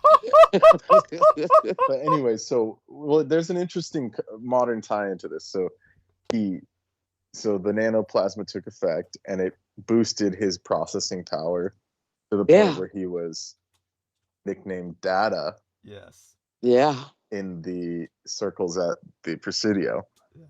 And that's where the Star Trek character Data came from, because he was like this pasty white robot dude Yeah. that That's would right. always respond No to emotion, questions. no connection, but just Well, Actually, he emoted. A to data hell with bank. was human. They made Data pretty chill, actually. Yeah, Data was Better. emoted to He hell had with I would that. rather feelings. hang out with Data on the Enterprise than this guy. Yeah. Doug has feelings. Oh no, Doug has feelings. Yeah, for myself, yes. Well, for the world, and it's good you don't know that you do, but you do. Thank you, honey. You're very You do. gracious. Hear that, It Brendan? makes you Look, tolerable. Look, I'm not here. It's to the put only two thing that makes you angels on my tolerable. shoulder. He's a horrible sketch. That's right. And he knows it. There's That's no the need the to, key. sugarcoat He it. knows it. But anyway, so it increases processing power. That's why we get all these like long-winded freaking talks To about a World War II. frightening extent. And yeah, where he just won't stop. And so anyways, it was very pronounced early on, right, or something, to the point where Aquino called you Data, because it was just, you'd ask him a question, he would just go like basically saying a whole book, so that's why he was put in the library to be this, like, basically this, Which like is a library vampire. Which But is- not which is- before they got him out of the furnace room. yeah. That was their downfall. The furnace room. Yeah, Well, I see? think, but- that was just, He that had was to just go to like hell. that was like an easy out for them. The way after seeing it in person, Yeah. it makes sense. It's like they were just like, oh, this guy's already here. and we can just go fuck off while he does all the work. Yes. Because that was their downfall. They didn't realize they were training the AI. Yes, yes. But just a little bit of detail for our listeners here. The transfer of the concept of the data character from the military to Star Trek The Next Generation came from the fact that Gene Roddenberry was still very much a participant at that time in the creative process and regularly would call and sometimes visit the United States Military Postal Library as a veteran who was allowed access to the open base. That's right. And he obviously spoke to myself a number of times, and he also spoke to Michael Aquino a number of times and got the data concept there. The other concept that Brendan will articulate upon as well was the fact that Vampire Knight, the anime, portrays the True Blood as the master librarian, which is who's tutoring the lads. And so take it from there. Yes. Yeah. Well, in the Vampire Knight, there was the True Blood vamp who wants to integrate the vamps and humans together. They want them to cohabitate. Yeah. So he has to basically be the, I forget the term, the British school term, but he's like the headmaster or headmaster librarian or something. Yeah, he's like a housemaster. He's the housemaster of that particular side of the school where the vamps live. And so he's this like Dietrich-Konick looking vamp that is, has to keep the other ones in check, essentially. Right. But he has like he has this brood of bratty, like fucking sexy vampire kids to deal basically with the all blood the time. boys. It's basically yeah, and they're all bitching like, oh, we have to drink blood tablets, and we just want to go out and suck blood and shit. And, so they want to go out and suck, all right.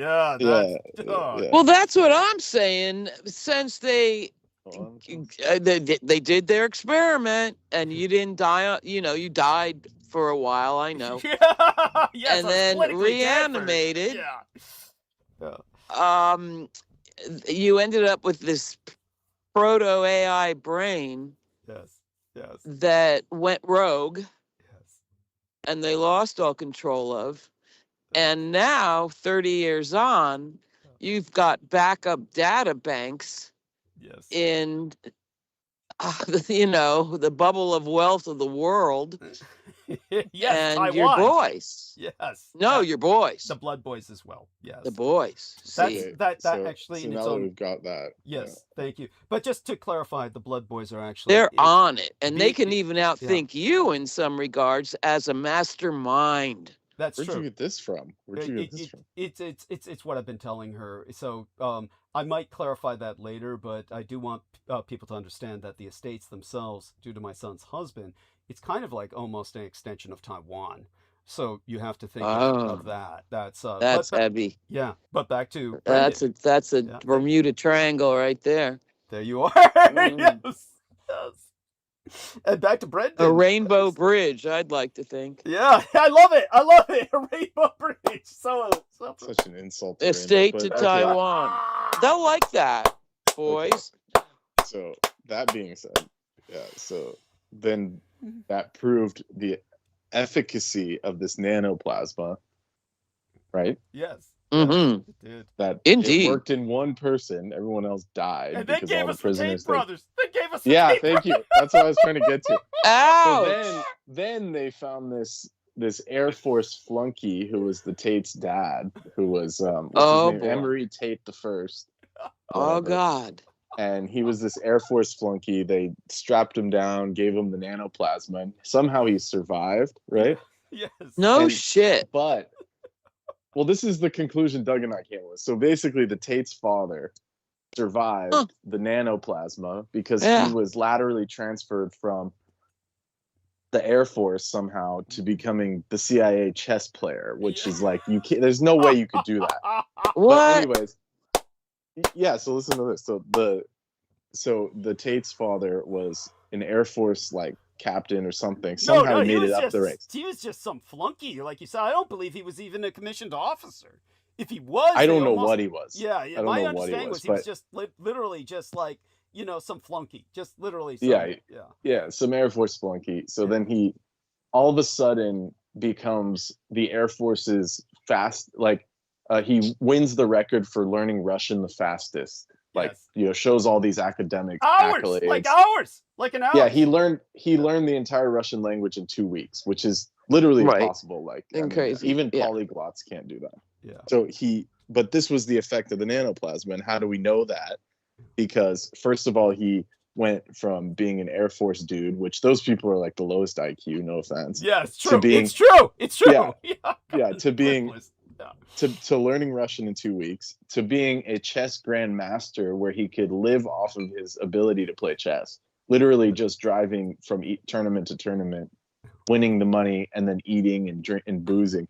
And then towards the end of his life, he lost his family. The wife moved back to England, took the kids, the little Tate brothers. And then and then he just lived in his car and was like boozing and buying hookers with all with all of his this money. Is symptomatic, by the way. Symptomatic is hypersexualization, because you get increased stamina and you're horny all the time, along with the need for alcohol and recreational drugs to cope with the supermassive processing capacity. That's what I meant to say before when I said a proto AI hypersexualized mind, and I forgot.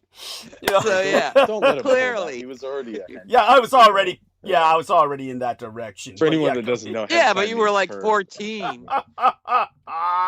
No, he was a straight up etchy. From but birth. Anyways, I saw the. I don't want to get into what you were writing before or during or after. Childhood.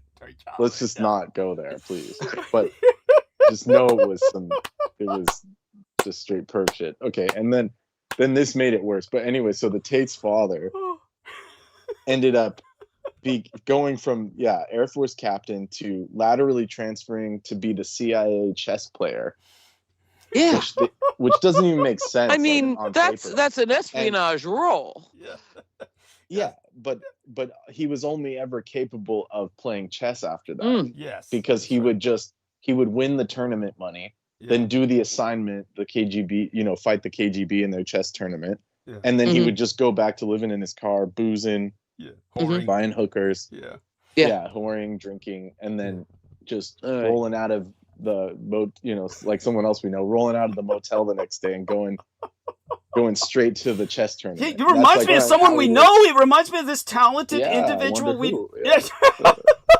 But anyway, he wasn't hobnobbing with important officials and revealing their secrets. Not only that, he was just winning. Yeah, there you go. But there's this individual both Brendan and I know who also had an encounter with someone who knew Michael Aquino, and then, became this talented individual who also leads a similar lifestyle. It's incredible. Pretty parallel. Let's not dignify chess or something else. But anyway. Or physics. So then mathematics.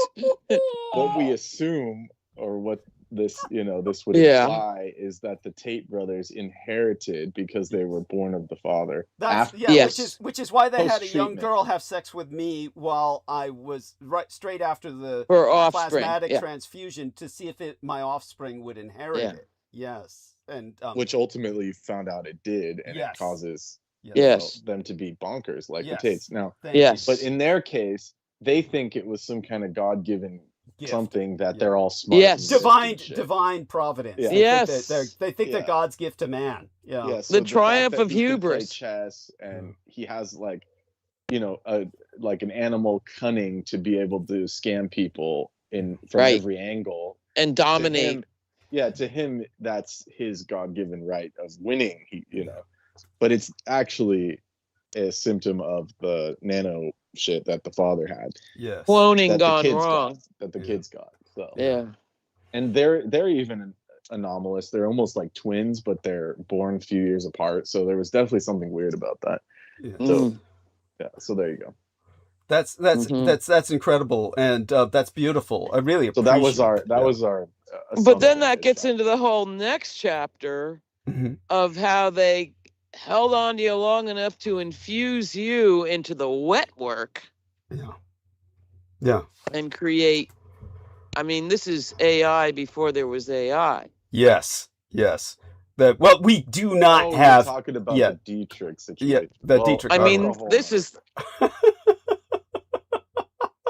Can we just finish one topic at a time? Yeah. well, this is getting kind of biographical, and it does kind of demand it, because now he's got this AI brain. So what are they going to do I'm next? passing the Put it in a baton to meat you. grinder. We're in a relay race. And just because I'm saying this, relaying the story, doesn't mean I agree or condone with any of this. This is horrible. This is a curse upon. This is a plague upon the world. Oh, here's the time That's for what the I Troy always Bellamy. said about Don't- Sitchin. Yes. He's the world's greatest historian, or the world's greatest science fiction writer. Oh, I Sitchin's don't just care. shit. He's just shit. I He's don't just pure care. shit. Yeah. Just Whatever. pure- Don't digress into that. But pick Yeah. another one. Yeah. But Brendan, But this is your that's this is the Yeah. point for the Troy Bellamy disclaimer. Don't forget the Troy Bellamy disclaimer. I don't. right. I don't agree. It's on my or forehead. condone anything on the Dietrich show, and I'm only an observer. I'm a Fordian. I'll entertain the possibility. Oh my god. Yeah, well, in Fordian world, Doug's a crypto creature, like, you know, an anomaly. He would call it a scientific. He would just say it's an anomaly. Like do you remember the? He's an appendix at the anomaly. end of Land of the Lost. There's like the appendix where it was even too freaky for Fort. He would just say Right. anomalies. Yeah. Right. That's He's Doug. certainly an anomaly. But it was a great relief to me to realize we aren't all created equal. Yeah. You know, we're just Thank not. God. Yeah. Thank God. It gets me off the hook, that's for sure. I don't have to lead the world. But in Doug's case, I don't know. I don't think it was just created. I think you had something to begin with. Oh, that goes without saying. I mean, Right. And so they just they were on you like flies. Yes. Well, there was all kinds of reasons later, for that. Yeah, later on, you got the demon boost. Yeah, you know? that's right. That's all. The next chapter after the wet work chapter. Oh, yeah. Yeah, the interesting thing is that I do want people to know, I guess we can say that our dear Brooke Gibson says hi. So I didn't talk to her recently myself, but we spoke to her as a group, a number of us. And she seems to be doing as well as can be. Well, she's not really doing well. But everybody maintain her in thought and prayer. And yes, she still hasn't even gotten my new number yet. Neither has Holly. We got to wait till I actually got a working unit. Text me. Yeah, we got to wait till I have a working unit, honey. There's no point. Yeah. Which, Fine. yeah, Brendan and I will speak about that soon enough. So this is one of those perilous transitory moments that Brendan, oh my God, tell them, Brendan, you had to change your service. You had to change your service. And what? No, we don't. Oh man, he had like the attitude. I had to call the freaking. It was one of those discount services, so you have to go through like the fucking ringer to get rid of the number because they just want to keep charging you. Yeah. So What? and like hold your number for ransom and shit. So I had to call the Filipino call center, and they said, "Sorry, sir, you're locked out. You have to go physically walk into the store and show your ID." So I go there the next day, and they just call the same call center. It was like I was like, "What? Why did I even come here? What was the point of that?" And he said, "I'm sorry, sir. That's just how we do it." And it was some Pakistani owner of the cell phone Those shop. poor employees, yeah. Well, they bought it. It's their fault. They should have done their research. But then, so I'm like grilling the lady on the phone. I said, "Look, I called your friend Gile yesterday, bitch. There's no, you don't need to cross-examine me twice." And then she said, "Oh, we got to set up new questions." I'm like, "New questions for what?" Ow! Your security, yeah. Yeah, for my security that I'm never gonna fucking ever do business with you idiots again. Right. And so it was like hours and hours of juggling this shit. Finally, I, ransomed my way out of it. but it was hell. Yeah, it was horrible. When I was forced to quit AT&T just to get T-Mobile, it was like being racked. Yeah. Oh, they hate when you transfer your number. That's like, oh my God. And so many laws have been passed where they've like forced them. They have to give up the number, give up the ghost. That's what I was saying before. They have to. That was lawsuits. So they do everything within legal means to just fuck you up, just it's annoy like you. Just lay on the rack, strap in, and I don't leave. We the have store. to make sure you're real. It's like, look, if you've been getting my money for fucking 2 years, what do you mean if I'm real or not? Yeah. The money's I had real. enough of you.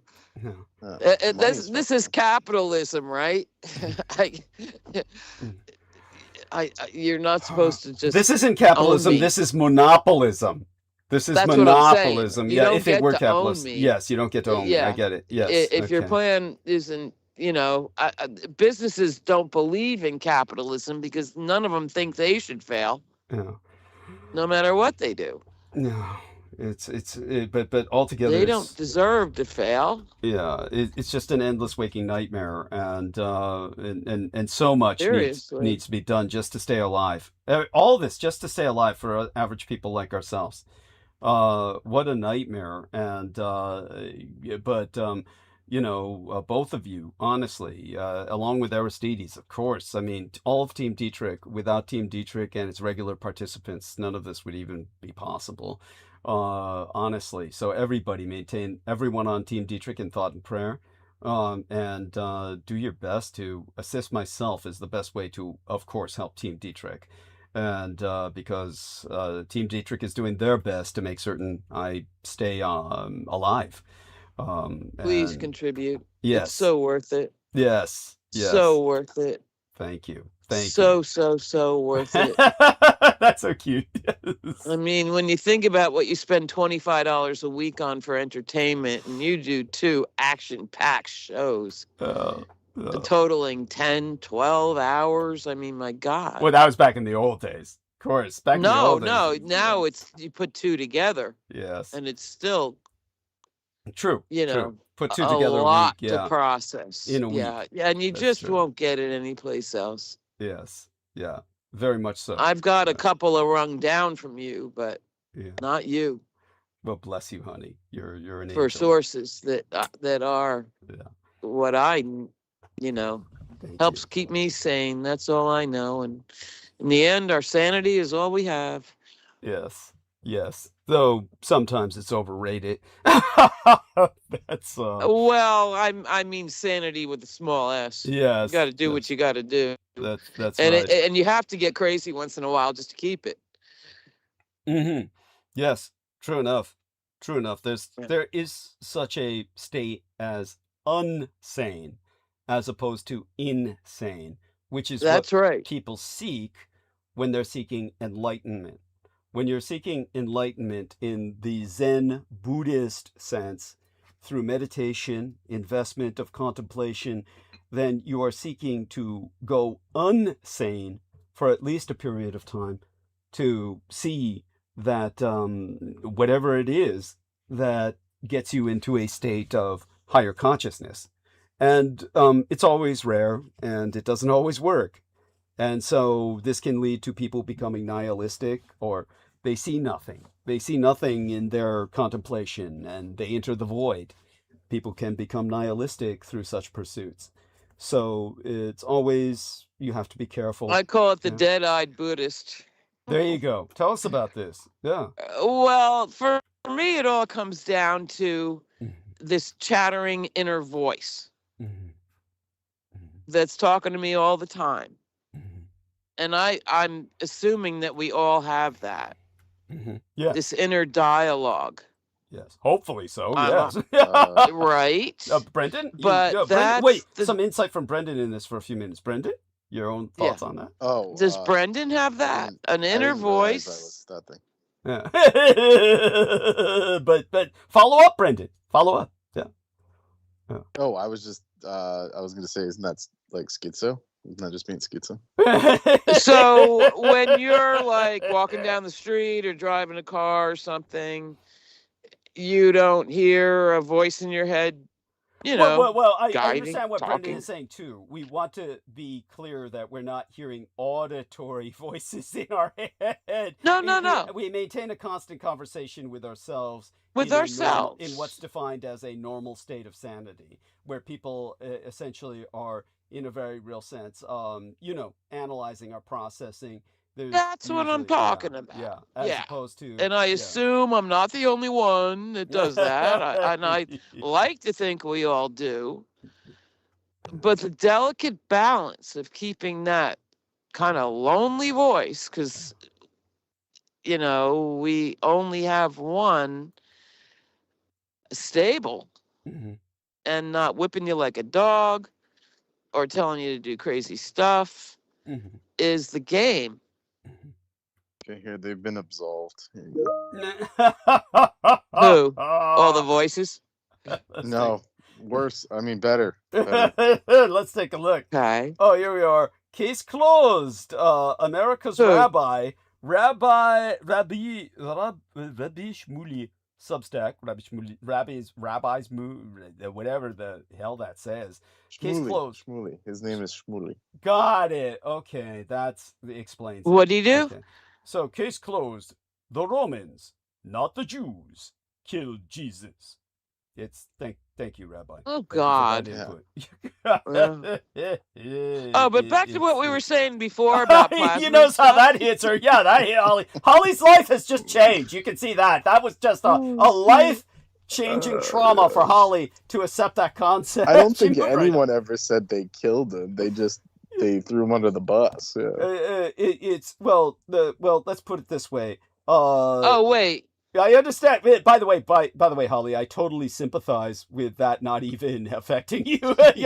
Believe me, I get it. It shouldn't. It really shouldn't affect you. It's kind of like a meaningless statement that has no impact on our daily life, and it's there's no good guys in that one. That's for sure. Well, I would say there are. I do view Pontius Pilate as a good guy. Oh yeah. And Pontius, who got maligned. I get that. Yeah, Pontius. And so, the Jews are blaming the Romans here. Yeah, now the Jews are Which is why I disregarded it. Right, thank you. Or rather, this rabbi. Oh, totally. Okay, we want to be very careful about using terms like the Jews, yet he himself uses it. Sorry. Yet the rabbi himself uses it. The rabbi himself saying the accusation that the Jews killed Jesus is not merely historically false. It is one of the most destructive lies ever told about any people. But the fact that they are getting to this point where they feel the need, meaning members of that community feel the need to articulate this, shows you that, let's just put they're getting ready to kill the calf. Yeah.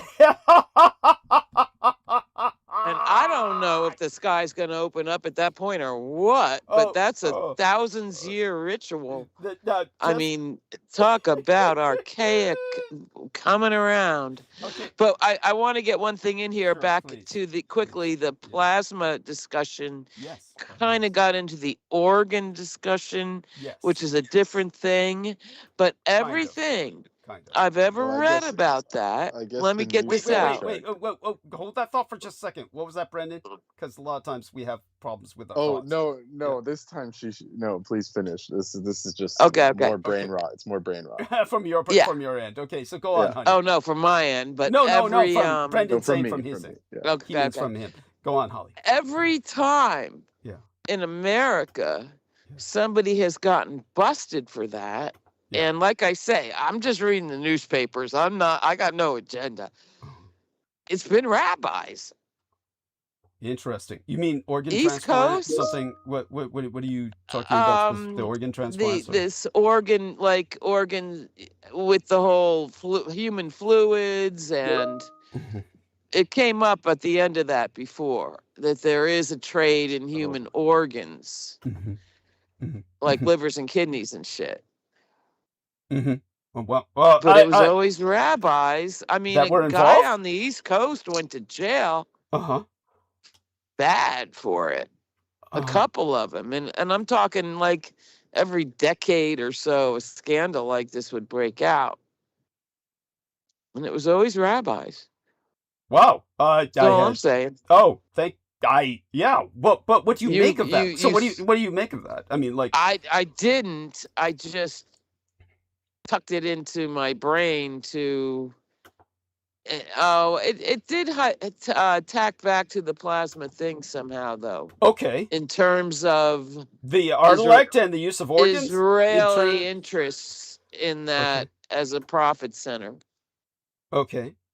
And Anyway, so we can move on. well, no. I mean, I appreciate your bringing that up. But do you feel that there might have been some influence from that direction in terms of the creation of the Dietrich artilect through the acquisition of organs? No. Okay. No. That's different. Okay. When I say organs, I don't mean brain matter. Okay. No. All right. Different. Well, you remember, it wasn't brain matter that was being used in the Dietrich artilect case. I told you they couldn't use brains. That was experiments. Because they couldn't get in there. Yeah. No, it's that the brains that were isolated went insane because they had no stimuli. There was not enough stimuli for them to retain sanity. So, but somehow they melded you. Oh, with like spine fluid or something? it was a amalgam of organs in aggregate. An amalgam of organs in aggregate because the organs retain memory. And the organs retain memory, and therefore the organs help to coordinate biologically the efficacy of the neurological pattern that was combed from my brain into a working intelligence, because you can't do that electronically. Trying to digitally code alone a human soul is not possible. So So did you have like biopsies and shit? No, I've described it before. There was very minor drilling into the skull at a very small level that implants enabled a more direct reading of the brain. But it was extraordinarily minor drilling. We're talking about like these, you wouldn't see it. There's no scarring left, or whatever it is so moderate. It would be akin to the kind of patterns you see on a Shaolin monk skull. Shaolin monk. So it was more like a circuit. Basically a reading installing of my brain waves. Well, it was a reading of my brain waves that were then digitized or translated into a series of ones and zeros, which enabled a cybernetic interface. But the interface was with living organs, many hundreds of them in aggregate that were in a facility. Were in the facility. The facility. You could say the tank. It's not an inappropriate term. Many people actually used that term who were involved. So they programmed your electronics into that tank. My brainwave patterns, into that aggregate of organs which all retain their own memory, and enabled a reflection of my personality, which was then translated for the sake of interface with its users into a holographic image. But the holographic image is purely voluntary, But it had its own I consciousness. Yes. She. It was self-conscious. She. She prefers the gender-neutral pronoun. Yes, but so do I. I myself, kind of fall back on the she out of convenience, and it was absolutely. Yeah, she was J, the gender-neutral pronoun individual created thusly, the daughter of my mind, was forced to present herself as a female by demands of her programmers. Meaning they were not programming her per se, but the people who had uploaded my personality into the interface of cybernetics and human organs that enabled this life to be born, that particular life form to be born. Which they thought they could play with, but they were wrong. Yes. And so that's an entire saga into itself. But as Brendan said, from the sublime to the ridiculous, we now have Brendan, the Star Trek actor. I guess they really screwed over the modern Star Trek. Yes. The Klingons are gay. I'll just rip the Band-Aid. Oh man. Oh my. And is Kirk black or what? Yeah. They're trying to say the Klingons were racist. It's like it's absurd. Huh? It's crazy. Being gay was the perfect evolution for Klingons because fans are racist and closed-minded. They can't accept it. Like, okay. Well, how is an entire race reproduce when it's gay? Yeah. They don't explain that. It's just some it's like stupid Shakers. propaganda. Yeah. It's Oh, like, by the way, have you seen the memes of Trump with the mullah beard? no, I haven't. Oh, man. Show us He one said- if you can find it. Yeah, That's said- hurting. He says, "Praise be to Allah." Yeah, he said it. And what a fucking mockery, man. Did he God really say damn. that? What did He on Easter. Yeah, on Easter. On Easter. After I'm gonna bomb the bridges. Praise Allah. Can you imagine that? Yeah, there you I go. mean, on Resurrection Day, Trump and Edom. yeah. I mean, people are starting to worry. I'm drinking more. Open the fucking strait, you crazy bastards, or you're gonna be living in hell. That's what. That's an actual quote. We're gonna kill all your And then civilians, after he and then says you'll that, be he says, sorry. "Praise be to Allah." Oh my God. Yeah. Oh my God. So damn. this is what people are talking about, this vulgar message. Now they're saying that he's too unable, and Hegseth is writing them. Oh my God. I did catch that. Yeah. What's that about Hegseth? And his... That he's writing the text Oh. because Trump is like stroking out. Yeah, that's, well, who knows? I mean, if Hegseth is writing the text, that's Right. like a joke. I mean, that's obviously the I last know. person on earth. you'd Wink, want to be- wink. Yeah, so I can't believe there's only, like, first off, this is from Facebook. There's only 4 acknowledgments that this post even exists. Only one person left a comment. How Wait, is- what? Maybe it was early because that happened. He Uh, said that. Yeah, wait, it's 12 hours ago. Nobody is listening to this guy. Whoever put this post up, nobody is reviewing his page. But yeah, here, I'll show you the screen share. So this is what Brendan sent us from Facebook via Facebook. So here we have this Trump and Edom. Yeah, 144 English or I'll have to cut and paste this to actually read it because this cuts it off at the bottom. But for Well, but there you go. they're just looking at. He's Yeah. just. That's just. Oh, the, yeah, the look at that. gematria. Don't worry about that stuff. Oh, it's gematria shit. Okay, got it. Thank you. Then I don't need to. Thursday read will that. be. Oh yeah, Yeah. praise Allah. A power Yeah, There's that's just the another quote, gematria but- formula behind that, but it doesn't matter. It's, Okay. Yeah, that makes you're sense. not going to get trip. much from that. Yeah, thank you. Okay. And then Oh, so they're taking the praise Allah seriously, and I'm taking that as a sick joke. And they're Uh, saying all these things equal 144. Trump Okay. and Edom 144. Praise got be it. to Allah God. 144. Okay. And Jesuit order is one. They're just Oh, linking they shit just- that's not linked. Thank you. Yeah, it's madness. Yeah. It's madness. Nevertheless, It's chaos. It's an accurate quote. Nevertheless, it's a true Yeah, quote. no, he said that. It earlier is. today. Yeah. Yeah, He said yeah. that. That source is from himself. The source is from Donald Trump himself, regardless of So what. he's pissing on the 526. Catholics. He's pissing on the Jews. He's just putting himself uber alles Yeah, yes, of course. Well, that goes without saying. because he's an outsider. He's not Well, in he the thinks system. he's Christ. He thinks he's the second coming of Christ, among other things. Yeah. Yeah, did you Hey, notice if that it they gets did him that? attention, Yeah. So tell us, Brendan, what do you know about that? That he did a disappearing act, and then people said, "Is he dead?" And then he shows up playing golf today. right? Oh. So he just had to take the Jesus role. He had to. Yeah. Well, shows and the up on the third slobbering lady preacher egged him, said how noble and all that we read before. Paula, somebody, the mega church lady was slobbering on him, Yeah. So saying did you- how much he suffered.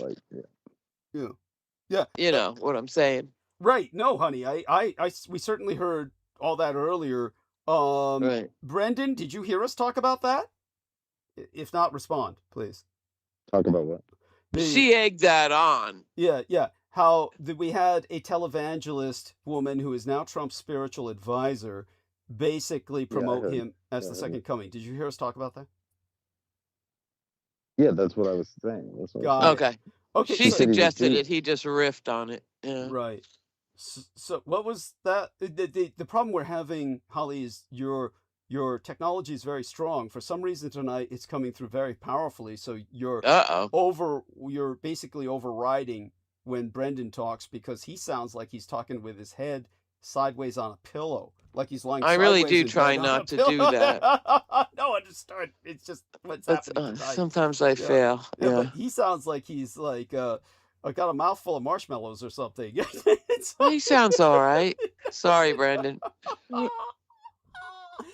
Talk louder, Brendan. Well, I think we covered everything. Yeah. Well, you covered Not it a well. big deal. Oh, that's right. Brendan has to be careful of his environment. Even when Right. he's in the warehouse, Right. he's got to be careful. He's got people living next door in the other storage units. Right. You'd Right. be screeching with outrage. Yeah, so that would be funny if he did. I'd be screeching with outrage if I were living in a storage facility unit. Yeah. Trying to hold it down. Yeah. Oh my God. I felt the earthquake. So there you are. How come you didn't respond Yeah, when I I did. put You that were like up? on top of it, weren't you? I It's like felt in the it. middle of the mountains. Yeah, were you on top of it, honey? Were you, like Brendan says, weren't you in the Close, Santa Cruz Mountains. It wasn't that far, but belly? you know, I had just dozed off for the night, Uh-huh. and the building shook, Uh-huh. and I thought the guy upstairs fell out of bed, or wow, that might have been an earthquake, Mhm. and it was the earthquake. Mhm. Brooke stayed in bed. Thank God. You know, when somebody lives right upstairs, Oh. they fall down, it can make a, but Yeah. yeah, it was just one knock, just a good shake and a moan from this old apartment building. Sounds like some of your former lovers. Yeah, Jesus Christ. Yeah, right. A good shake and a moan. Yeah, that was. Hey, man.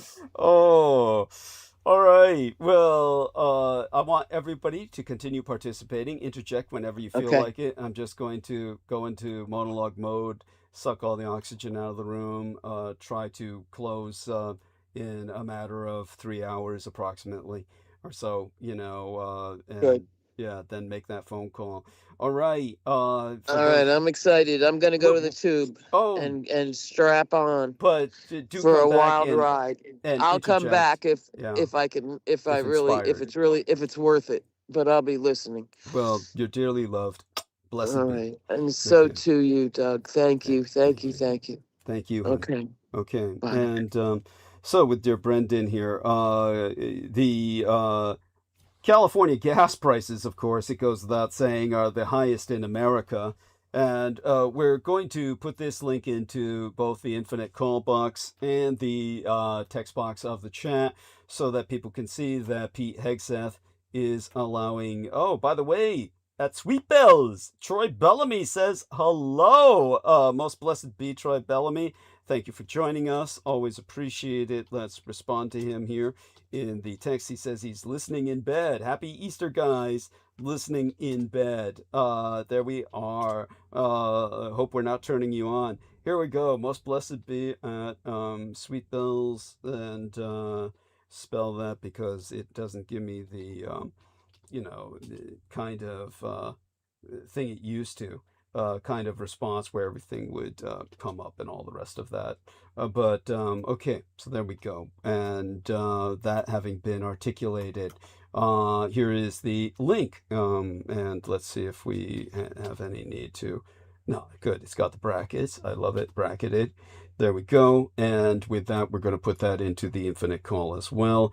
And Brendan Zogit can come on if he wishes to talk about how this personally impacted someone we know, and this individual's entire life has been destroyed by the privilege of bringing personal firearms onto military bases. Of course, the trick is getting the personal firearms between military bases in the state of California, or in his case, well, he was in a completely different state in every sense, metaphorically, physically, chemically.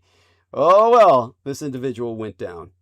Brendan, anything you want to say about that comes to mind, or at all, or just we should move on from that particular incident?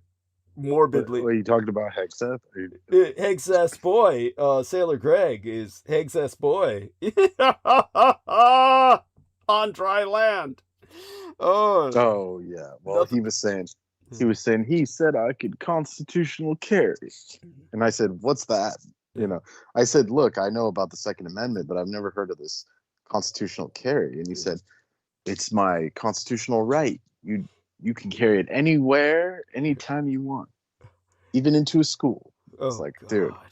I was like, dude, just stop. You know. Thank you. And he's waving it out of the car, saying, "Yeah, it's let them come at me. Let the cops at talk to me oncoming about this." traffic. Yeah, At oncoming, yeah, the oncoming traffic. Yeah, A loaded gun. yeah, Yeah. Yeah. Madman. And yeah. Allegedly. but he fell in a different state. In a different state is where they took him down. Jesus Yeah, Christ. exactly. Yeah, exactly. so he was. Well, he would have gotten caught up here if it wasn't for me. Of course. Yeah. Well, here they would have shot him, depending on where he was at. If he were in San Francisco, cops would have shot him. Jesus fucking Yeah, but Christ. apparently Virginia, it's cool. You know? There They you go. just Well, said he's crazy. Yeah, it wasn't cool in Virginia. They took him down, and his life is ended, effectively. Life as he knew it. Life as he knew it, and it's basically his life because that's all he had. God damn, that was the only sense of purpose these guys have, is they're told, you're doing something important, helping the military aid and abet Israeli genocide. There you go. And Well, they can all go volunteer. Oh. Well, soon it'll be the only way they can get 3 meals and 3 hots and a cot. They're all aiming for, they're all regretting it now, facing Middle East deployment. Oh man. And but as for people who are writing me about, look, I do not know and do not care to pursue the details of the pilot that got shot down and recovered. Aristides presented some people arguing this is not something that's happened at all, or it's a cover story for a failed. The Iranians claim that they haven't recovered anybody. Yeah, that's what the Iranians claim. And but are they also claiming they are also claiming they shot people down? So God knows through a new air defense system. They said they finally set up this new air defense system that can shoot down American planes. Yeah, that's what they claim. Yeah, and thank you for that. And then it says their spokesman for the Iranian military Central Command says their U.S. attempt to rescue their crew member had failed. He confirmed that 2 C-130 planes and 2 helicopters had been destroyed in the southern part of Isfahan. So these were just other planes that got hit. Well, that would be... The defeated U.S. president is lying to escape the scene of defeat through psychological warfare with panic and lies. That's their quote. Yeah. There you go. I mean, that continues his nonsense and deflections. Yes. Not to support the tyrannical regime in Tehran, but I agree with their sentiment. I agree with their sentiment. Let's put it that way. I agree with their sentiment concerning Trump. Yeah. Well, it's just like any war. It's like you can't believe either side. Everyone's fucking saying propaganda. Yeah, that qualifier being thrown out there. I do not care that a U.S. pilot was shot down. I have not pursued the details. But for those of you who are asking, if he was rescued, we're assuming it's a he. If this individual, male or female, was rescued, it's not because of any intensive violent operational extraction. It's because Iran is a very large nation, most of it mountainous, a lot of it uninhabitable, and there's not people around to capture this individual. Right. So it's not like the Iranians had the technological capacity to track where his parachute would have landed. They would have to make a general guess. They would have to, if the plane did indeed crash, they'd have to isolate the crash, but the parachute could have taken him miles away by dint of wind drift. So by dint of wind drift, his parachute could have taken him miles away. They would, of course, put out a net search, a search net. It would, this drag net could easily have missed him because of the miles of desolate landscape. And ultimately, what would happen is whatever tracer is on his body, is in his uniform, that was planted by the United States, they would have the upper hand in tracing him. So, well, which is what they claim they did. Yes. They had they were showing some like handheld device, and they said this is the technology we use to find them. There you go. Which they're probably lying about. Like it was a lost dog. Yeah. Or something. I would assume he has an imprinted, like a chip, literally on his body. Like literally imprinted into from his the body. jab, but we don't need to go there. Yeah, there you go. But so in terms of this individual, you sign away your rights when you join the military. They can do that to you legally. You will have no right to protest, and it's only under Trump that you were given the right to protest vaccines for the very reason Brendan articulated.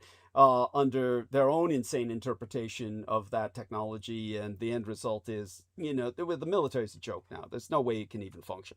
So in a semi-functional sense, however, grabbing this guy would not be impossible, and indeed expedited by tracer technology, which they were able to probably land a team in the middle of nowhere, pull him out, and rescue him, if indeed this has actually happened at all. He may not be rescued, and they might have abandoned him and just said they rescued somebody, unless I see interviews with this guy where he's like, being paraded around, and this man or woman, and they show him, we can be skeptical. We have every right to be skeptical. So there you go with that. It's kind of like, the Artemis mission. Why aren't they, showing us pictures we can actually interpret features on, features of the moon, like, oh, look at that, it looks like, the grainiest shit. All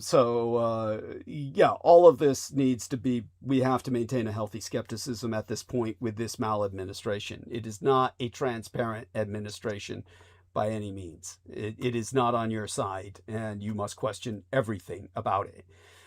Because Trump has only one option now.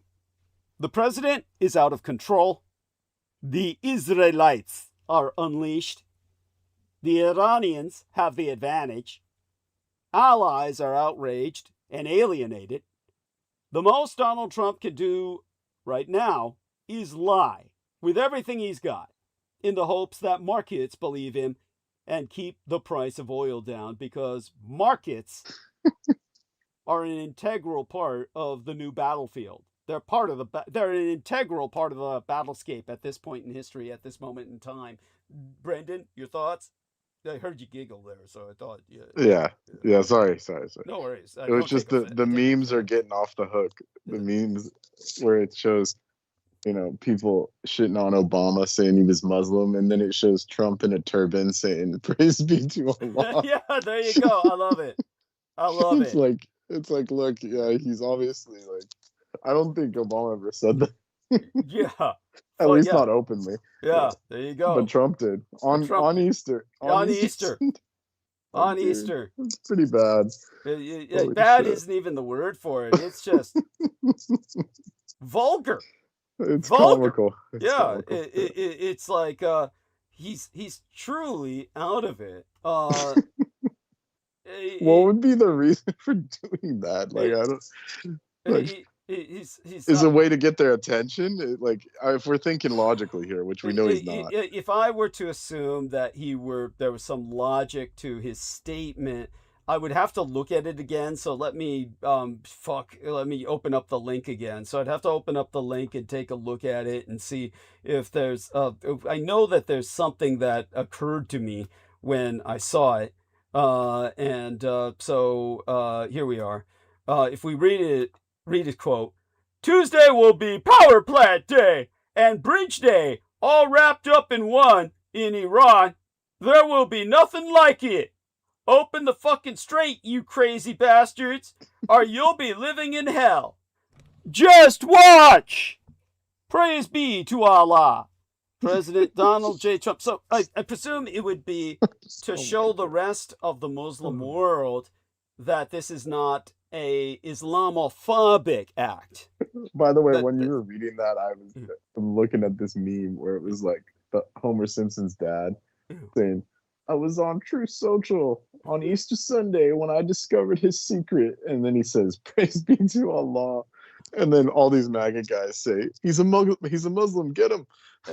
Like, it's there like you go. slapstick. It's I'm like surprised slapstick. that all the MAGA men don't convert to Islam on the basis of it. It's our president converted. They might. Yeah. They might. No, now we've seen the light. Let's all convert too. And so, like I said, I would presume that he's trying to convince Mohammed bin Salman in Saudi Arabia and all the Persian Gulf Emirates that he is not Islamophobic. In other words, he's trying to play both. He's trying to, if I were to assume him thinking logically, he's walking the tightrope diplomatically, and it's trying to say, look, this is, praise to Allah. This is not in offense to the God, but I'm it's simply attacking the crazy bastards who run Iran. Does that make sense? That would be the most sensible interpretation of what he's saying. But of course, he doesn't know how to say it, so it just comes out maniacal, as a non sequitur. It comes out as a non sequitur. Yeah, it was pretty wacky.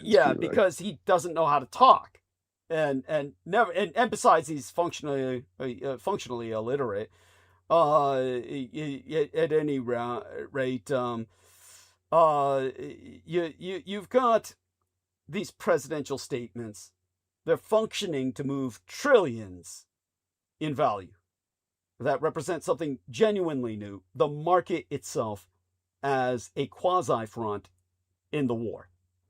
So if the stock market has become a front in the Iran war, well, what does that mean for investors? Since President Donald Trump launched a war against Iran in late February, the United States economy, the American economy, has absorbed a series of escalating shocks.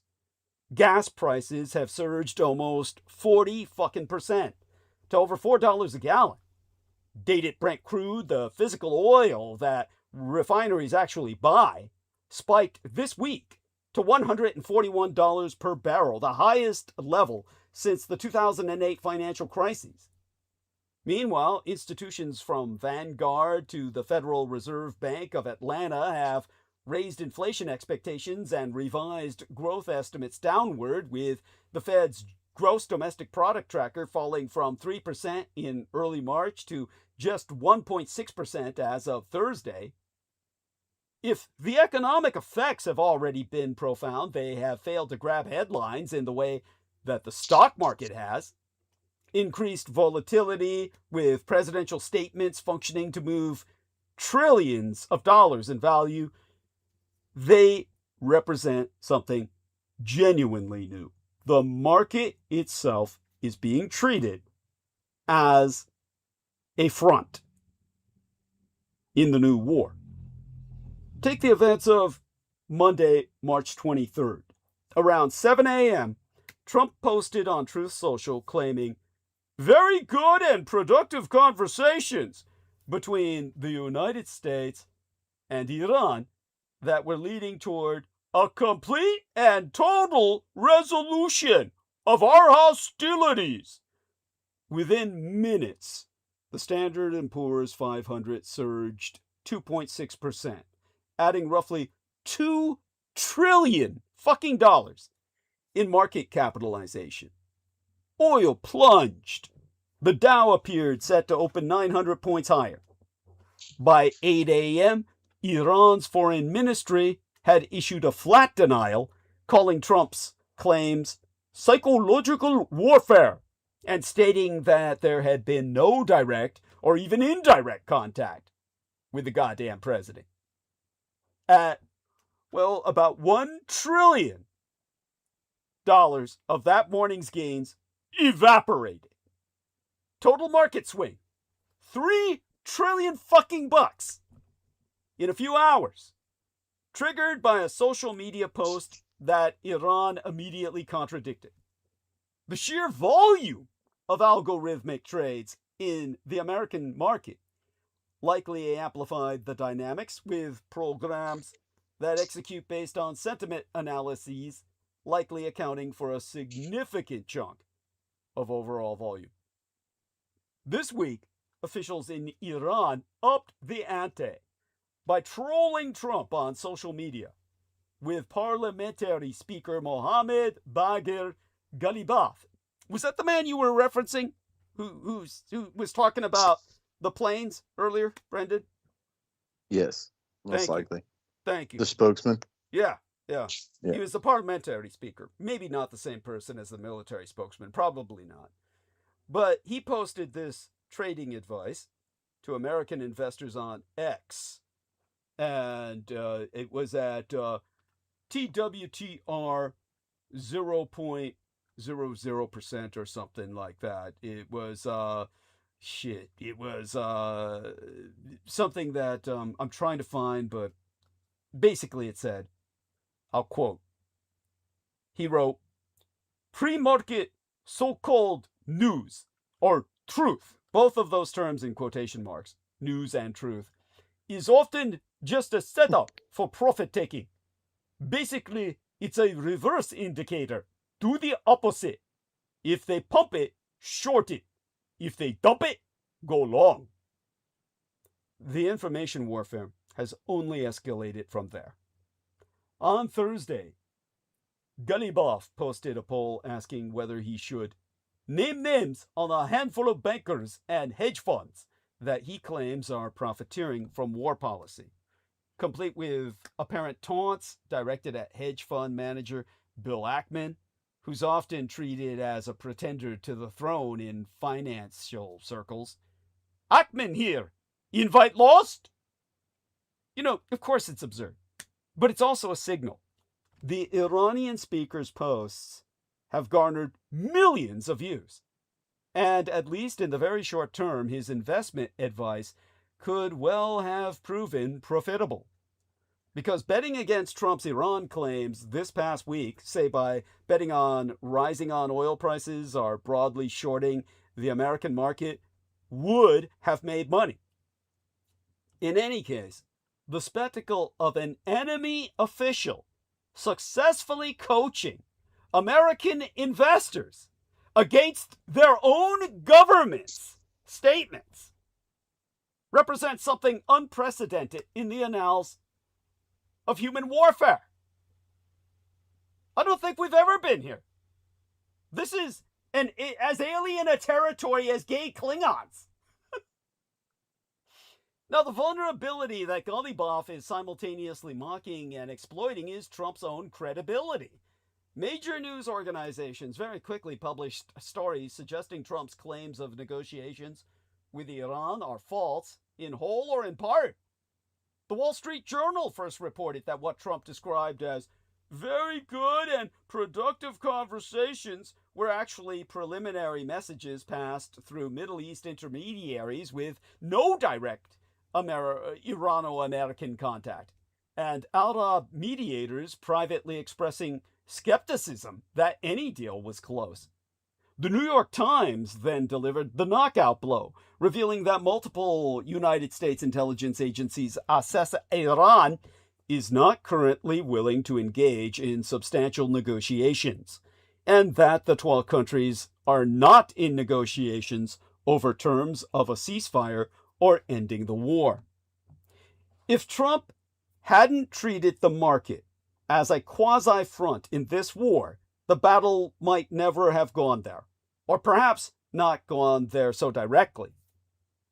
Igor Peyich, the author of the forthcoming book, not yet published, titled Techno Money, and an expert on postmodern market dynamics, in an interview with Quartz magazine, said, "You can announce peace, but if it doesn't happen, the effects will be reversed." What we're now seeing according to Peyich, to quote he, is classic wartime volatility cycle amplified by real-time presidential signaling. Yet, while not entirely new, this time we are seeing it play out in a much more extreme and faster fashion than in past conflicts, driven by today's information environment, where extraordinary weight is put on the words of the president. And God alone knows why. The danger is that in Peyich's own words, his surname spelled P-E-J-I-C, if you want to look for the book Tech Money when it comes out, but It's pronounced peyich because the J is pronounced as a Y in the Slavic languages. He confirms that the danger is that markets become a trump trade rather than a fundamentals trade. This increases volatility and creates whiplash, while rewarding those with real-time access to signals while punishing longer-term fundamental investors. In other words, real, honest, solid traders, as opposed to traitors to our country, to our empire, to our republic and democracy, to our people, our electorate, and our way of life that circle around Donald Trump and are in the inside circuit of what he means when he talks. The other danger, as Peyich would say it, repeated premature optimism, ergo earlier very complete or 2 to 3 weeks comments that didn't materialize and were never clearly substantiated, all breeding cynicism and sowing distrust so that, again, to quote as Peyich, investors start discounting official statements, which can delay genuine price discovery when real news arrives. There's also the chance that one's adversary, Iran in this case, tries to exploit that distrust, with Peyich concluding, overall market integrity isn't broken, but the signal-to-noise ratio is deteriorating. Well, that, of course, precedes it. I want to turn to Brendan for a moment and ask him his own observations on this. And, what you think, what you also think about this. What was it? What? Well, we're talking about the market as a front in the war. I mean, it's rigged. It's just rigged. I mean, there's no way it's sustained through all this. It's a paper and fucking dots on a screen. It's not real. Yes, thank you. Because in a normal world, if it wasn't manipulated, it would just be zero. Like the oil, in the past. I mean, you guys recall like the 9/11 thing. Like it crashed the market almost permanently. Mm-hmm. Took like years to recover, and then the 2008 thing happened. Mm-hmm. Yeah. So I mean, for this to go on as long as it has, with the market just keep going up, Mm-hmm. Yeah, gold fell a little bit, but it's still extremely high. Mm-hmm. That's just not statistic or logical. But no economist dares say anything because they don't want to lose their money, Mm-hmm. whatever they have in their retirement accounts. So, but for people like me and you, nothing to lose. It's like, it doesn't do anything. Yeah, Still that's gonna be broke. Yeah, that's for fucking sure. No, it's making us more and more broke. That's yeah, but it's not like you're losing millions in the bank. Which, if I had that much money to lose, I wouldn't mind the war so fucking much. But yes, continue. Yeah, but it destroys. Like it psychologically fucks people up because you've been working for 40 years and then you see your retirement go down. It fucks you up. Yeah, I hear you. Sorry. Thoughts and prayers deferred. Yeah. Well, for me, I don't care. But for me, it's like zero. Goes a little lower. Okay. Yeah. Oh, doesn't change much. It makes it worse, but it just doesn't really. It doesn't hit the same. Let's say the Gen Z term. It doesn't hit the same. Yeah, that's for fucking sure. Yeah, that's probably the only advantage we've got in this life is we have nothing to lose, and so we're spared that. It's that Janis Joplin. Yeah, yeah, something about the same thing. Yeah, freedom is just another word for nothing left to lose. Yeah. Yeah. So there we go. Yeah. Thank you. That's the freedom they want to give to people. End of the free. Nothing to lose, baby. Now, again, we're in a situation now where Trump is just with his final option. His only option now is to keep on lying with everything he's got in the hopes that the markets will believe him and keep the price of oil down. And that appears Like, to are be... they trying to like sustain this till November? Because I don't think they can win. I Oh, don't think they're gonna make it. oh, you're telling me? You're telling me? Yeah, yeah, it's so fucking true. Yeah, When thank you. gas is like $15 a gallon, like, no one's gonna vote for you, even your own people. I would hope. I would hope not. Well, he's got 30% of the American public Well, now trust me, following. when Yeah. they can't buy their food, they're already pissed. So when they can't buy food, that's when people start crying. Yeah. Like to reference the One Piece manga, it's like they're in like the final arcs. Yes. The final how do I put it? Mhm. Just like the final conclusion of the story. They're getting into the final saga. Yeah. And the main thing that has affected the celestial dragons out of everything that, all these pirates and all this shit that's been going on, the thing that fucked them over the most is that the elites, the Holy Land, has their food cut off. So once that happened, then they're losing control. And even like the world rulers, when they convene at their meeting, they said, look, we lost the food and now we've lost control.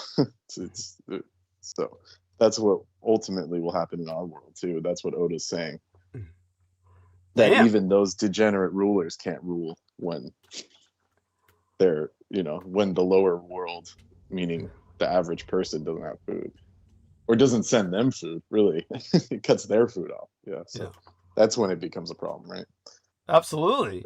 Because normal people can just grow. You can have like a garden and just grow enough food for your family, but they have to buy it. So There you go. Farmers. So once that's cut, then that's when it really gets dicey for them. Yeah. Yes. Yes. Thank you for that. So true. There you go. So true. And, well, maybe Trump should never have delivered that speech. His address on Wednesday, the day of my transmission midweek last, I didn't really have enough time to review it more than once before posting transmission, but his address raised more questions than it answered about the war in Iran. That's for sure. And Americans have been waiting for their president and commander-in-chief to address the nation, explain why our country is at war. For weeks, Donald Trump has offered only snippets and sound bites. We know why. Well, tell us. Yes, tell us. Because a certain country wanted us to do it. Yes, there we are. Yes, basically. Very noble and ancient land. Yeah. Israel gave the order. But for weeks, Trump has offered only snippets and sound bites about what was ultimately still his decision to lead the United States into another conflict in the Middle East. His primetime address on Wednesday evening midweek last was, one assumes, aimed at informing and reassuring the American public with the intent of keeping the markets stable. Maybe he'd have been better off not trying. Trump's critics, including myself, have castigated him for refusing to go on television and provide a comprehensive explanation of the war to the American people, with everything Brendan said about his disappearance and his resurrection, Christ-style, via the golf course, of all places, being taken into account. With his scorecard. With a scorecard. Son of a bitch. Yeah. Gets out of his car with the scorecard. God damn. Yeah, just that's our God. Yeah, that's you no words. I mean, it's enough to make a man. So here's a quote from the latest One Piece chapter. So spoiler alerts. Yes. Click away if you don't want to hear this. Dignity and power will not fill our stomachs. What we need now is the military might to keep the rest of the world under our thumb. There you go. Where's all the food? This isn't very celestial dragony, meaning the elites. It's not very elite to have no food. Yeah. This is one of the people that's bitching. Damn straight. Yeah, so there you go. I love it. And let's hope our elite gets to the point where they face that question. Where is all the food? There you go. And this is no longer coincidence. arrogance, sloth, detachment, and pride casteth away all these things. All is preordained. That's what the ruler says. It all has began long before. So there you go. Thank you. Thank you. Yeah. Well said. Well read. Yeah, that's... Yeah. So, given Trump's performance Wednesday evening, perhaps he had the right instinct. His address did not come across as a wartime speech, but instead was a disjointed series of complaints, brags, and exaggerations, along with, of course, a few outright lies, delivered by a man who looked and sounded quite tired. After his 19 minutes on the air, which is brisk by Trump standards, Americans could be forgiven for being even more concerned now than they were a few days before. A speech that should have been a clear explanation of why the United States is fighting a nation of 92 million people began instead in a shambolic style. He discussed the operation that captured the president of Venezuela, perhaps hoping to make listeners believe that the Iran war will be a similarly short operation. He then said that Iran has taken losses never seen in the history of warfare. As if to say that... Yeah, and whatever happened with Maduro, I heard he signed a SpongeBob plushie for some rapper. Did you hear about that? I did not. Jesus Christ. There's some rapper that keeps getting like arrested on federal charges like multiple times and then getting released. Oh my God. His name is 6ix9ine. Literally, Jeez. that's his rapper name. Yeah. And he came out recently. And he said Maduro signed my plushie, and it was like this cursed SpongeBob plushie. Jesus Christ. So Maduro's in there chilling, I guess. We refer to believe these internet people. Yeah. That damns. All I can say is good for Maduro if he's chilling. I can't imagine they're doing anything serious to the son of a bitch. I mean, they've got him where they want him. There's no point in torturing him. So yeah, why not? You'd think they'd have him totally isolated, but who knows? Apparently not. You can hang out with rappers and shit. Yeah, damn. That must be. I wouldn't say that's anything. That's more torture than. Yeah. Thank you. I was about to say maybe that's the torture. That's got to be part of the torture. That'd be torture for me. Imagine ruling a country and then having to like eat dinner with some guy named 6ix9ine with a freaking 6ix9ine tattoo on his head. Oh man, fuck. He's that. Like, "What's up, man?"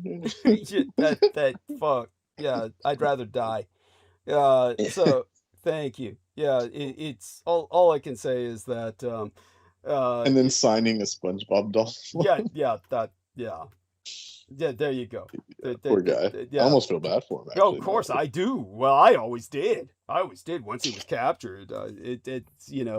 His life's a living death from this point forward. So, as we were saying about the quelling of the markets, that's what appears to be the entire point of Wednesday night's update, to quell any nascent feelings of panic. In the days leading up to the primetime address, he hinted that the end was coming. Indeed, at 3:28 p.m. Eastern Time, Politico magazine ran a very credulous but reassuring headline: "I came, I saw, I conquered," in quotes, with the subtitle, Trump's... Is that Spartacus or Alexander the Great? Like... it's like a combination of both. It's kind of like portmanteau. I forgot where that quote's from. At any rate, the subtitle was "Trump set to claim victory in Iran at primetime address." Caesar, thank you. It's from Julius Caesar. There we are. Yeah. So, Shakespeare. Yeah, well, Trump's no Caesar. Yeah, and he wouldn't know enough. He's too illiterate to quote Shakespeare, so they had to do it for him. He's too impotent for Nero. So where do we put him? Yeah, he's where we're at right now, which is up shit river without a paddle. So the subtitle of that incredible quote was "Trump set to claim victory in Iran at primetime address." Oh yeah. Then he didn't. Trump said the war is nearing completion and would take another 2 to 3 weeks. in response on He Thursday. just keeps saying that. It's just like Thank an you. infinite loop. It's like Yeah. a stuck record. Thank you. Couple more Thank you. days. Yeah, do you remember the He reminds me adventures? of one of those shitty contractors. Yeah. Almost done. No, Almost no. He's the exiled dictator in The Adventures of Buckaroo Banzai.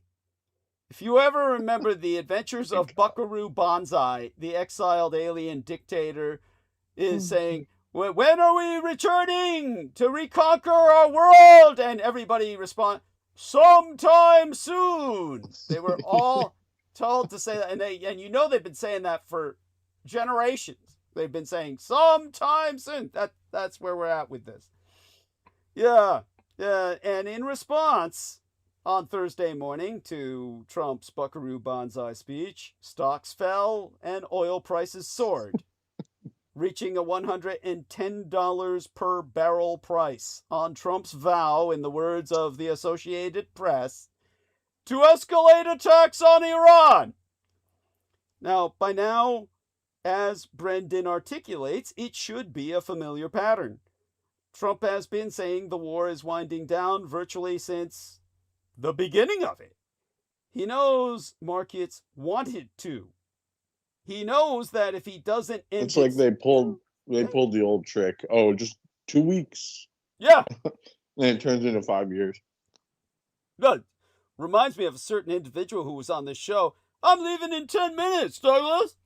Oh, I'm leaving in 10 minutes, Douglas." And stayed the whole fucking night, killed the whole fucking show, saying absolutely nothing.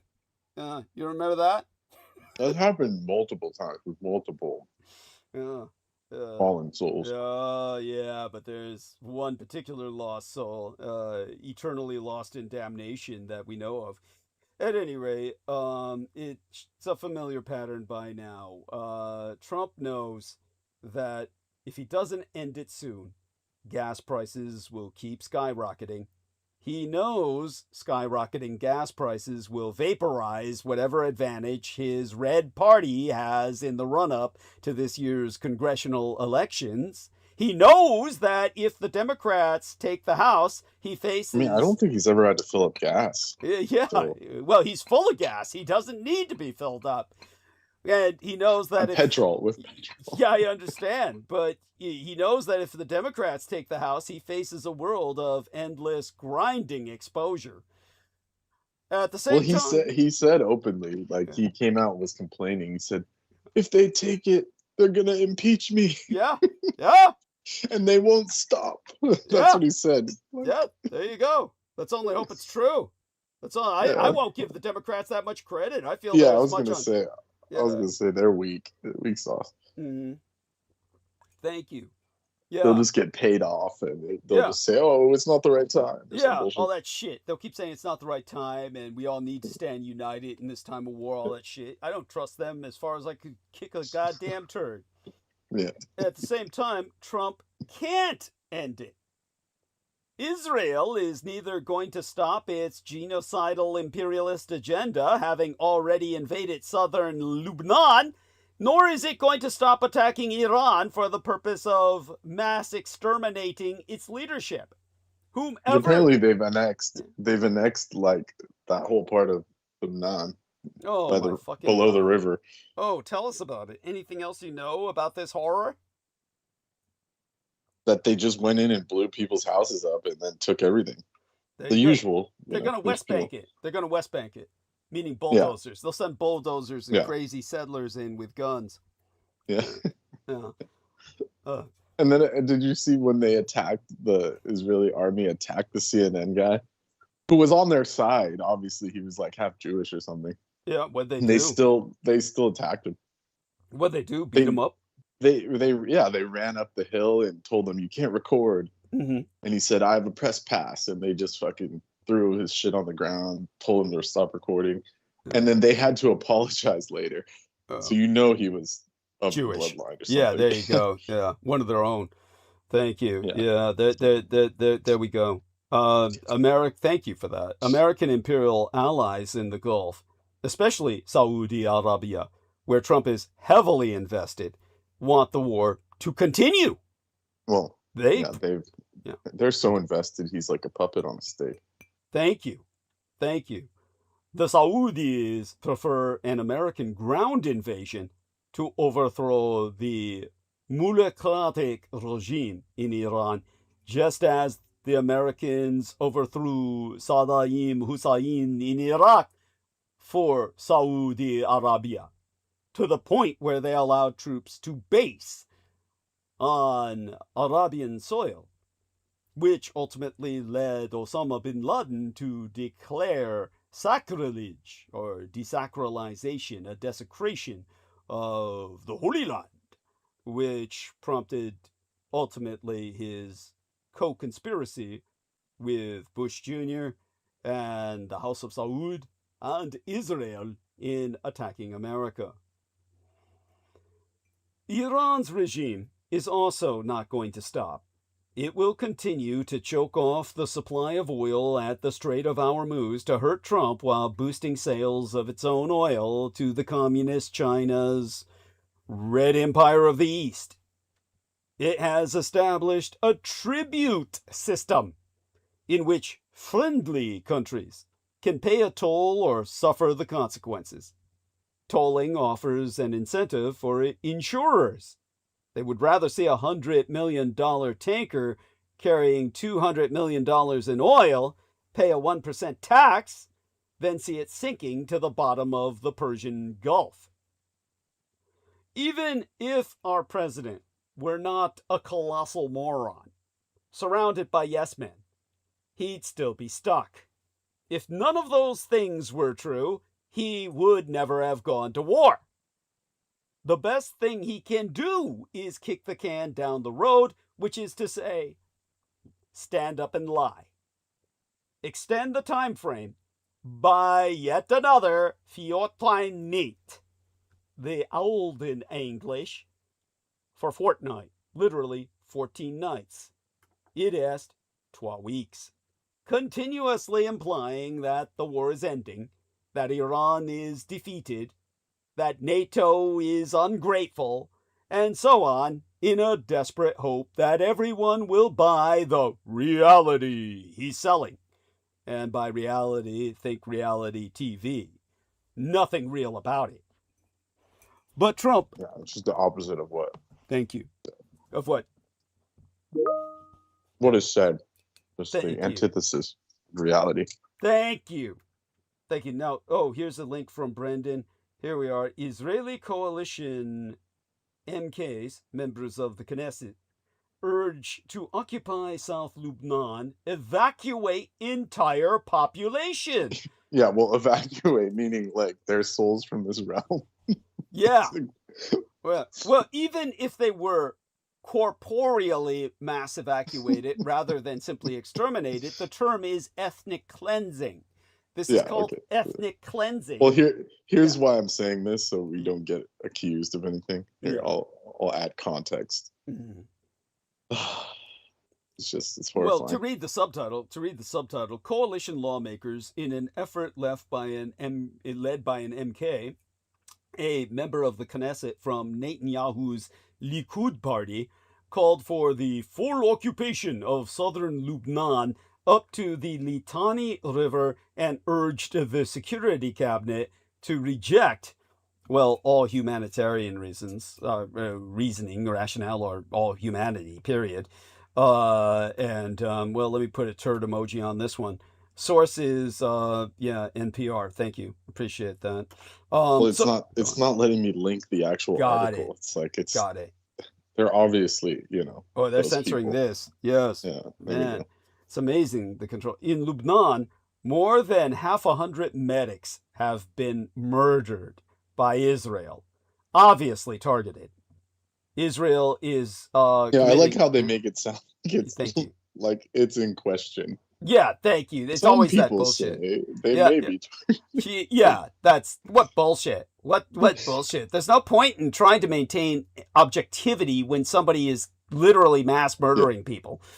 Right. It's like trying to say... I don't understand the censorship. It's like those dudes just, like you said, the Likuds, they just say it out in the open. Yeah, they just say it in the open. Kill them all. Why is it bad when I say it? Yeah, yet somehow they said it first, when we quote them, When we quote them, we're accused of somehow perverting what they said when we're quoting them verbatim. Yeah, it's like that's what they do.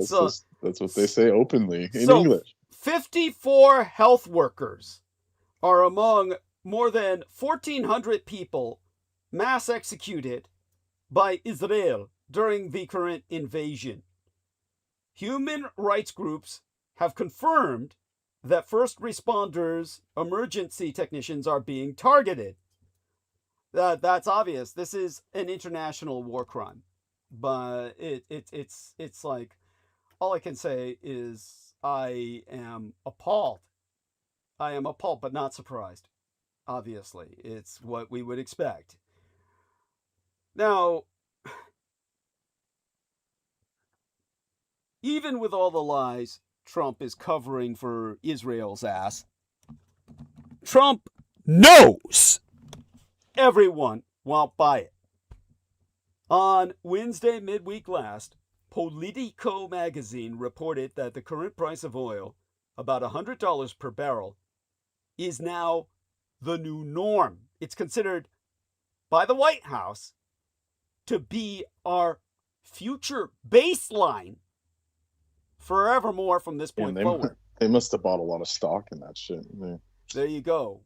This is like, Trump's going to make a fortune from this fucking war. Don't ever doubt it. And they expect it to keep going up. Politico magazine. Which after they got rid of all the electric cars, mind you.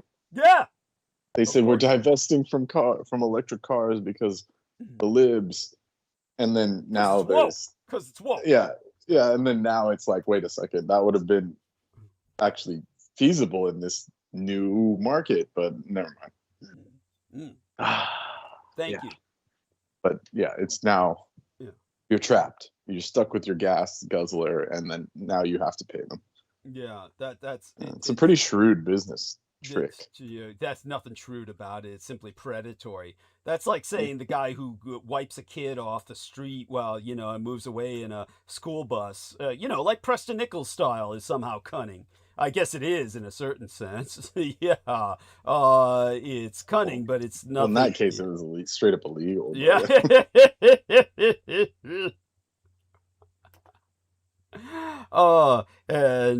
So I appreciate the fact that, by the way, you can tell people, of course, about that. The fact that he used tell them about the color, the yellow color. That's illegal to have a school. Yeah. Yeah. It's the only regulated paint color in the United States is that school bus yellow. Yeah. And you're not supposed to have anything painted that, even a regular car. Yeah. Thank you. And if you have like a bus that's painted that's especially illegal because it's not supposed, it can only be public utilities like schools that use that color. So thank you. There you go. Appreciate that. Now, Politico magazine. You were saying somehow that other creep had it just. Well, there's so many creeps. You mean Preston Nichols? You mean Preston Nichols or some other motherfucker? Yeah, it was Preston Nichols had it. Yeah, he had a yellow school bus. Because the churches aren't, even churches with schools, they have to repaint their buses. Thank you. But that motherfucker, Preston Nichols, had a full, school bus, yellow school bus that he would sweep children up in. That's I'm surprised it wasn't a colonoscopy, man. Well, that was Peter Moon defended it, of course. Remember Peter Moon when I brought this up with him? Peter Moon always went on. There was the YouTube video that's still there of him in the 90s, the VHS of him walking around with them filming it. Yeah, thank you. Then when we brought it up to him, he said, "Oh no, it's I wasn't there," and we're like, "No, that was you." That's you filming. In the video, motherfucker, filming. Yes, you and we know Pete was, we're talking about a man who, in his final episode on this program, Oh well, we don't need to go there. It was horrifying. Talked about shoving cucumbers up underage children's asses, developmentally disabled children at that, and with peanut butter, slathered in peanut butter. not cool. To Cool say the man. least. To say the least, yes. And, While there was a young lady on while with there's a us. young lady, yes, on the show. Yes.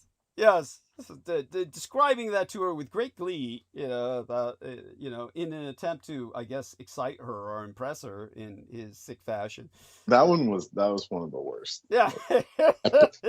What would we call it? Not episodes, but you know what I mean. It's the Incidents meltdown on your episode. show. It's the meltdown episode. That's the Where it's he immortal. said, it's immortal. where she said, I was basically, what's it called, abducted by aliens. My lab. And then, She was my lab. No, Yeah, I was my lab. No, it was humans. It was humans that had her. but they did it like psychically or something. But anyways, it was my lab, and she said, yeah, I was naked, and in high school. And then he said, what were you wearing? What were you wearing when you were kidnapped? Sick motherfucker. And so that was pretty bad. That was like gnarly. Yeah. Now, thank you. And so the White House expects it all to keep going up, and they expect to make a fortune. Politico magazine saying that they are not, in the words of Politico, ruling out the possibility of prices rising as high as $200 per barrel. By the way, that would put this brings up your like point is like, when they have all this money and no one else does, who's gonna buy their shit? Like, what's gonna happen? Like, what are you gonna do with that? Thank you.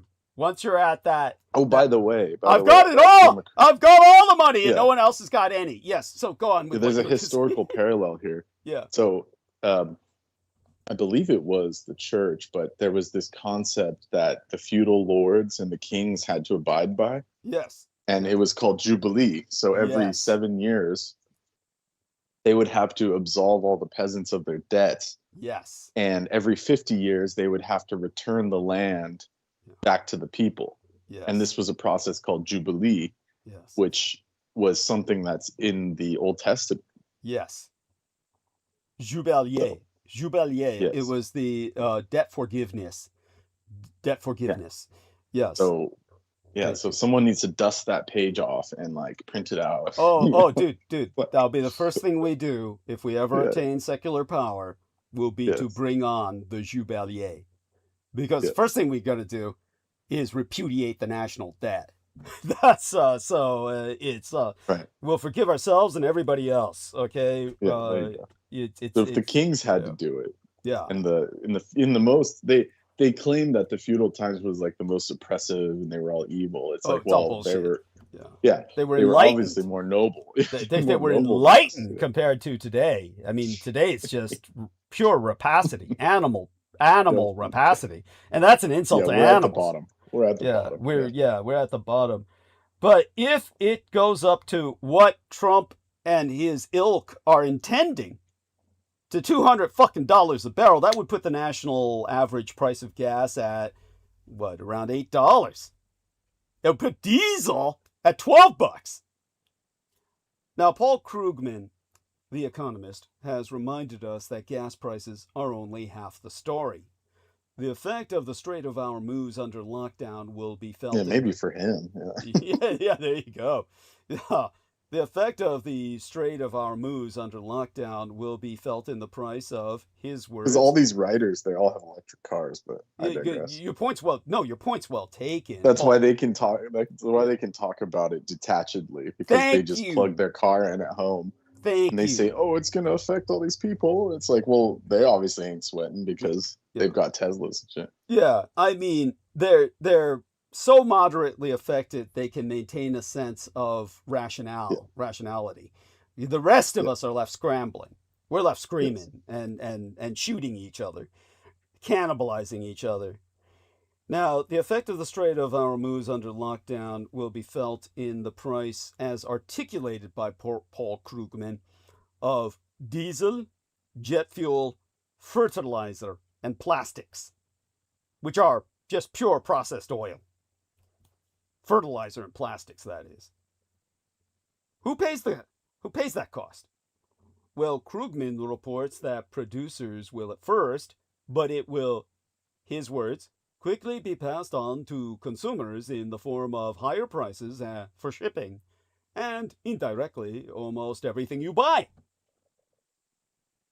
What? Almost everything. Yeah, everything. Everything. What will the world even look like with $200 a fucking barrel? Well, in that hypothetical, I mean, go on, Brendan, tell us. Oh, it'll look like a night, like after Ganondorf took over fucking Hyrule. It's like ghost town, and the town's all dead and shit. Thank you. And there's like zombies in the streets, literally. Thank you. It's what I Something always out of- warned about. Yeah, something out of Evil Dead or something Yeah. shit like that. Well, tell them what I always said, Brendan. Remember what I always said? Every day you look out that window and you Yeah. don't see, what did I say? Mass cannibalism and rapine. Yeah, Cannibalism chaos, and mass rapine. rapine, Yeah. yes, in the streets is a good day. Yeah, Yeah. we weren't joking. So, Now, this isn't even a hypothetical anymore. yeah. In what is an inevitable scenario, the journalist Jesus Cerullo Gonzalez answered the question of what our world would look like with $200 a barrel. And here I quote his T.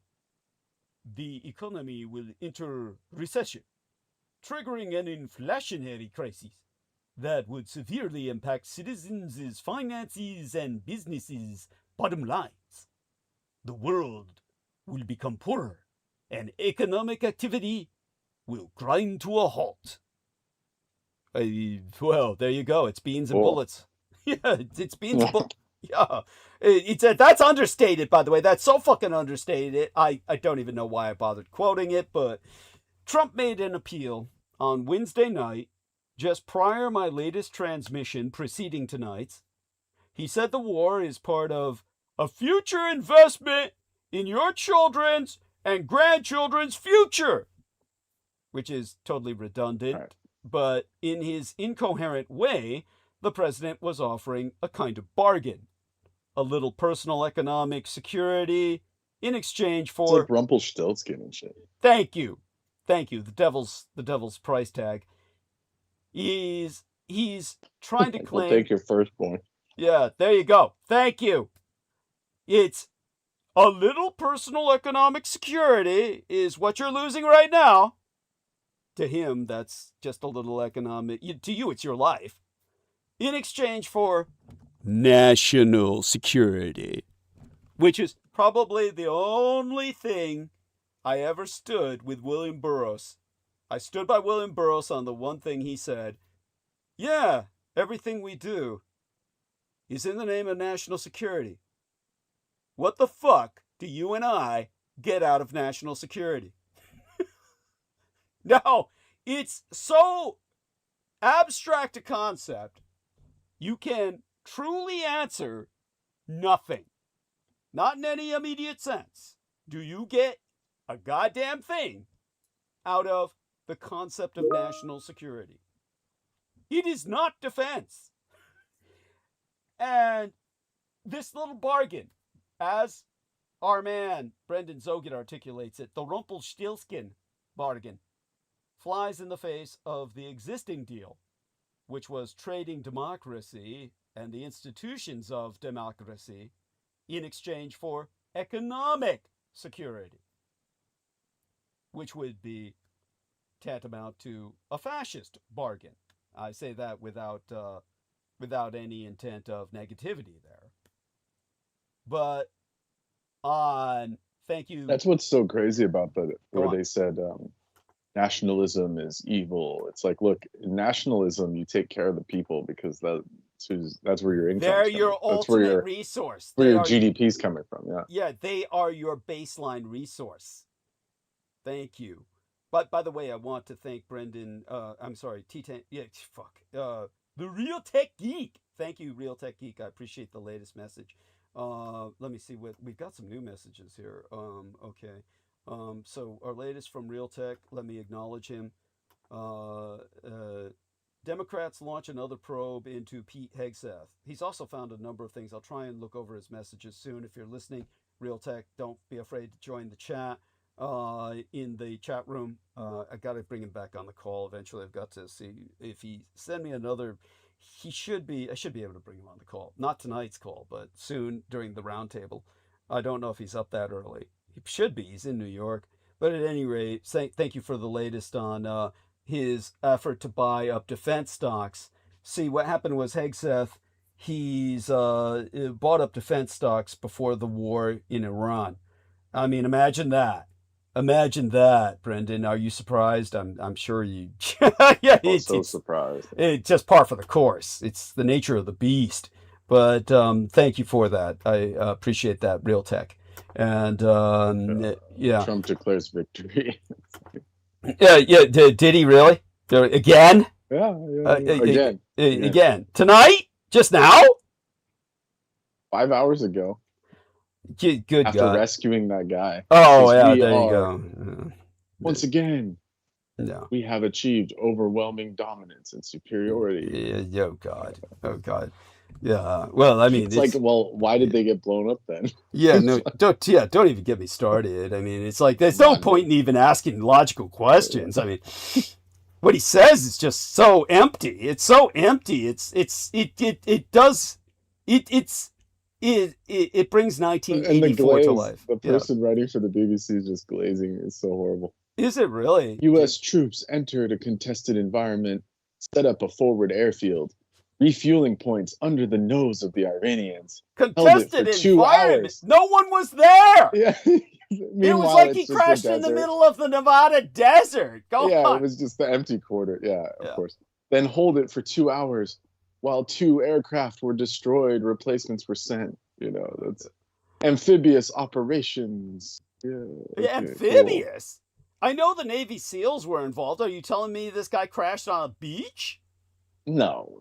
Oh, this is just the guy glazing. He's saying. Yeah, but If they SEAL could do- Team 6 was basically he's- involved. Yeah, but SEAL Team 6 was involved. But they do Yeah, well, send they them flew inland. in. Yeah, They flew in. yeah. But I'm saying this guy's saying if they could do that, then they can do all of this. Yeah. Well, yeah. Which is just bullshit. What does he say they can do? If they can do all that, what does he say? What else does he say they can do? Do what? Do what? Amphibious operations and airborne operations with a higher chance of success. Oh, It will. He's saying it'll embolden them. Now that they think they could do it. And shit like that. Yeah. Well, we'll see what happens when that hits reality, when they hit the wall and actually confront. And then he actual keeps Iranian making people. new deadlines. It's Yeah. like, come on, dude. Thank you. It's a bad look. It's a bad look. Thank you.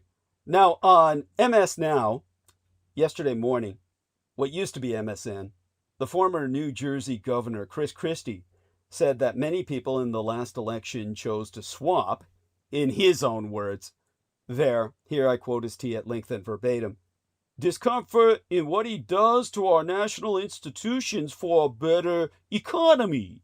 A majority, or overwhelming majority, of Americans do not like the way he conducts himself in office. They do not like what he's done to our institutions, but they are willing to make a trade for their family's economic security. When they're not getting that, they're going to abandon ship. And that's what you see them doing in the poll numbers right now. A new CNN poll having found that just 27% approve of Trump's handling of inflation. Donald Trump was never going to live up to his end of the bargain with the American people, just as he was never going to live up to the promises made by previous presidents to maintain order in the Middle East or to ensure safe passage of our world's supply of oil. So far, his lies have been working. Markets have shown a stunning willingness to believe him when he says the end of the war is around the corner. But the lies may soon stop working. While the average price of gas is currently $4.07, Gas Buddy's Patrick DeHaan told Reuters the pain will get worse soon. To quote Reuters, U.S. average retail gasoline prices are now set to climb to between $4.25 and $4.45 a gallon by next week, after crossing $4 a gallon for the first time since 2022. If there is no viable plan to reopen the Strait of Hormuz, the U.S. average price of gasoline will likely cross $5 a gallon and hit record levels within a month. There is no plan, of course, not one that will actually reopen the strait and restore order. It's too late for that. All Iran has to do is spook insurers to sink one tanker a month. Here's the Oh, here's this latest shit. No. It says the Iran skirmish, in quotes, has no effect on the strong U.S. economy, suggests the White House advisor of labor statistics. Jesus Can you believe Christ. that? Jesus Christ. He said all of the cumulative policies that the president has promoted, tax cuts and deregulation, cannot be upended by a temporary Middle East skirmish. Okay, full-on war, but okay. This is really an economy that can't be slowed down. This is the director, Hassett, the director of the Well, National you know what I think of that Economic son of a Council. bitch. You know what I think of that son of a bitch. At any rate, thank you for Well, that. No, what? He's just an idiot. well, there's nothing to say other than what you've already said. I Yeah. mean, he's such an idiot. It's like, what's the point of even articulating the fact? Okay, here. Now yeah. Kush, this is what Kush Desai says on X. He's the White House spokesperson. Oh, man. Another, Oh, man. you know. Another yellow coon cadre. The Yeah. March jobs report blew out expectations. Strong construction jobs, surge in manufacturing, trillions of dollars in investments are materializing. Dude, give him the accent. Well, they're about Dude, to. give him the Apu accent so that people can appreciate the horror of what you're expressing. Read it with the Apu He accent. probably speaks like an American. He probably speaks like American. Yeah, but you gotta Apu it because it Billions of drives me- dollars in investment materializing. Is that what you're telling me? Yeah, that's what I want. That's what I want. Give us that. We deserve at least that, so people can really appreciate what a piece of shit this guy is. And I'm looking at spewing the this numbers here. It's 76,000 jobs in healthcare, 26,000 in construction, 15,000 in manufacturing. Nothing impressive. That's not. So yeah. that's what, Nothing. less than 100,000. Meanwhile, the number of federal jobs have declined 355,000. Yeah. So it's like someone's cooking the books. That's for Someone's cooking fucking the sure. books. Yeah, I mean they're not cooking them. They're How fucking can it burning. be still in the positive if Yeah. that's the total number is still Yeah. like in the minus? I mean, Yeah, it's- they aren't something's wrong. cooking any books. They're burning them. Dude, Yeah, they're- something's they're- wrong. Yeah. Now, thank you to T-Tank Bear, Real Tech Geek, who sent the same quote we discussed earlier about Trump saying praise Allah. And Real Tech Geek says, man, what a sicko Trump is. Yes, indeed. But that's kind of like saying shit stinks. Now, all Iran has to do to spook insurers is sink one tanker a month. And it can do that, even if the president were to order ground forces to occupy key portions of that strait. But the built-in failure of an invasion wouldn't be apparent for long, maybe for a long while. Meanwhile, Trump could abuse the fog of war, especially troop casualties, as cover for stringing along our markets, giving investors just enough hope to keep oil prices down until it becomes obvious to everyone that the mission could not, from the start, accomplish what Trump said it would. But by then, Trump would have moved on to the next lie. While the Iran war is making the American economy more dominant than ever, the White House is seeking massive increases in war spending by basically slashing housing, social services, and healthcare. President Trump didn't attack Iran to help the American imperial economy at the expense of our allies. Nonetheless, that is more or less what has happened. Here's two quotes. We cannot permit a resource so vital to be dominated by one so ruthless, and we won't. That's George H.W. Bush, 1990, on Saddam Hussein's invasion of Kuwait. Contrast that to this quote, "Get your own oil," by Donald Trump on March 31st of 2026 on Iran's closure of the Strait of Hormuz. By the way, tell us about this, Brendan. We've got updates on the Hungarian pipeline. Oh, tell us, Brendan. Yeah, so it turns out it's just some stunt because all these younger people are gonna vote in the libs to get him out because he's fucking everything over. Thank you. So he's about to like get voted out for the first time in 16 years. So he has to pull this fake shit, you know. There you go. Oh, So it says here, explosives were found near a pipeline that transports Russian gas to Hungary. The border area neighboring Serbia came as Orbán's party is badly trailing in opinion polls ahead of crucial elections next Sunday. I love it. The opposing leader, Peter Magyar, accused him of panic mongering orchestrated by his Russian advisors, in quotes, days after security experts warned of a false flag that would be blamed on Ukraine. There you go. So it was like, so the opposition leader like outed their plan and they're all pissed off. Excellent. Excellent. Thank you for that wonderful news. Hungarian security experts have raised the possibility that it's a staged operation, either on Hungarian or Serbian territory, intended to arouse sympathy for Orbán to help his Fidesz party win the election, or give Orbán an excuse to declare an emergency and postpone the vote. There you go. What do you know? Yeah, imagine that. It says two backpacks full of explosives and detonators were just left, just expensive explosives just left there. Yeah. Found by the Serbian army near the village of Trenčak near Kanjiza. Yeah, just so people know, Serbia is effectively, at this point in history, a satellite state of communist China. So they're cooperating with Putinist Russia to keep Hungary in the loop of this Soviet satellite state system. But go on, continue. Yes. Yeah. And by the way, I first found out about this through Chinese media. There you go! And then I had to find this BBC article after. But anyways, our units found explosives of devastating power, Vucic said, who's the Serbian guy. No. I told Orbán. Yeah, that's right. Vucic is the Serbian guy. That's right. Yeah. Yes, go on. I told Orbán that we would keep him updated. Yeah, I'm sure you will. So it says Hungary receives 5 and 8 billion cubic meters of Russian gas through the Turk Stream pipeline, which both Hungary and Slovakia depend on for this Russian gas.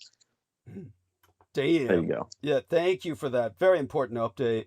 If the investigation proves that we are not the primary target, but Hungary's supply lines, it makes it even clearer that the terrorists' attack was planned with the aim of bringing down Viktor Orbán. It's like, look, he's about to get voted out, man. Yeah, there you go. The Fidesz party has made hostility to Ukraine a cornerstone of its election campaign. There you go. The fact that they're losing. Orbán alleges that, listen to this, the Kiev-Brussels-Berlin axis is conspiring to stop Hungary from getting cheap Russian fuel to impose their puppet prime minister Magyar. It's like, talk about a flipping of reality. What a piece of shit. What a piece of shit. And like I said before, they're getting money every month from the EU. From Germany. Fuck the EU, from Germany. It's coming only by Brussels administration, but it's all German money. And he's biting the hand that feeds him. He said, well, stop feeding the son of a bitch. That's what I'm saying. Kick him out. Seriously. Yeah. And those people fucking just revolt. Yeah. Let's see. This is directly from the EU website. Let's see how much money they give these bastards. Yeah. It's outrageous. Whatever it is, it's too much. It accounts for 1% of EU's GDP. Yeah. Man, I wouldn't give them a penny. I wouldn't give them a fucking penny. Oh, man. There you go. What do you make of this shit? I sent it in your private messages. Okay. What do you make of that?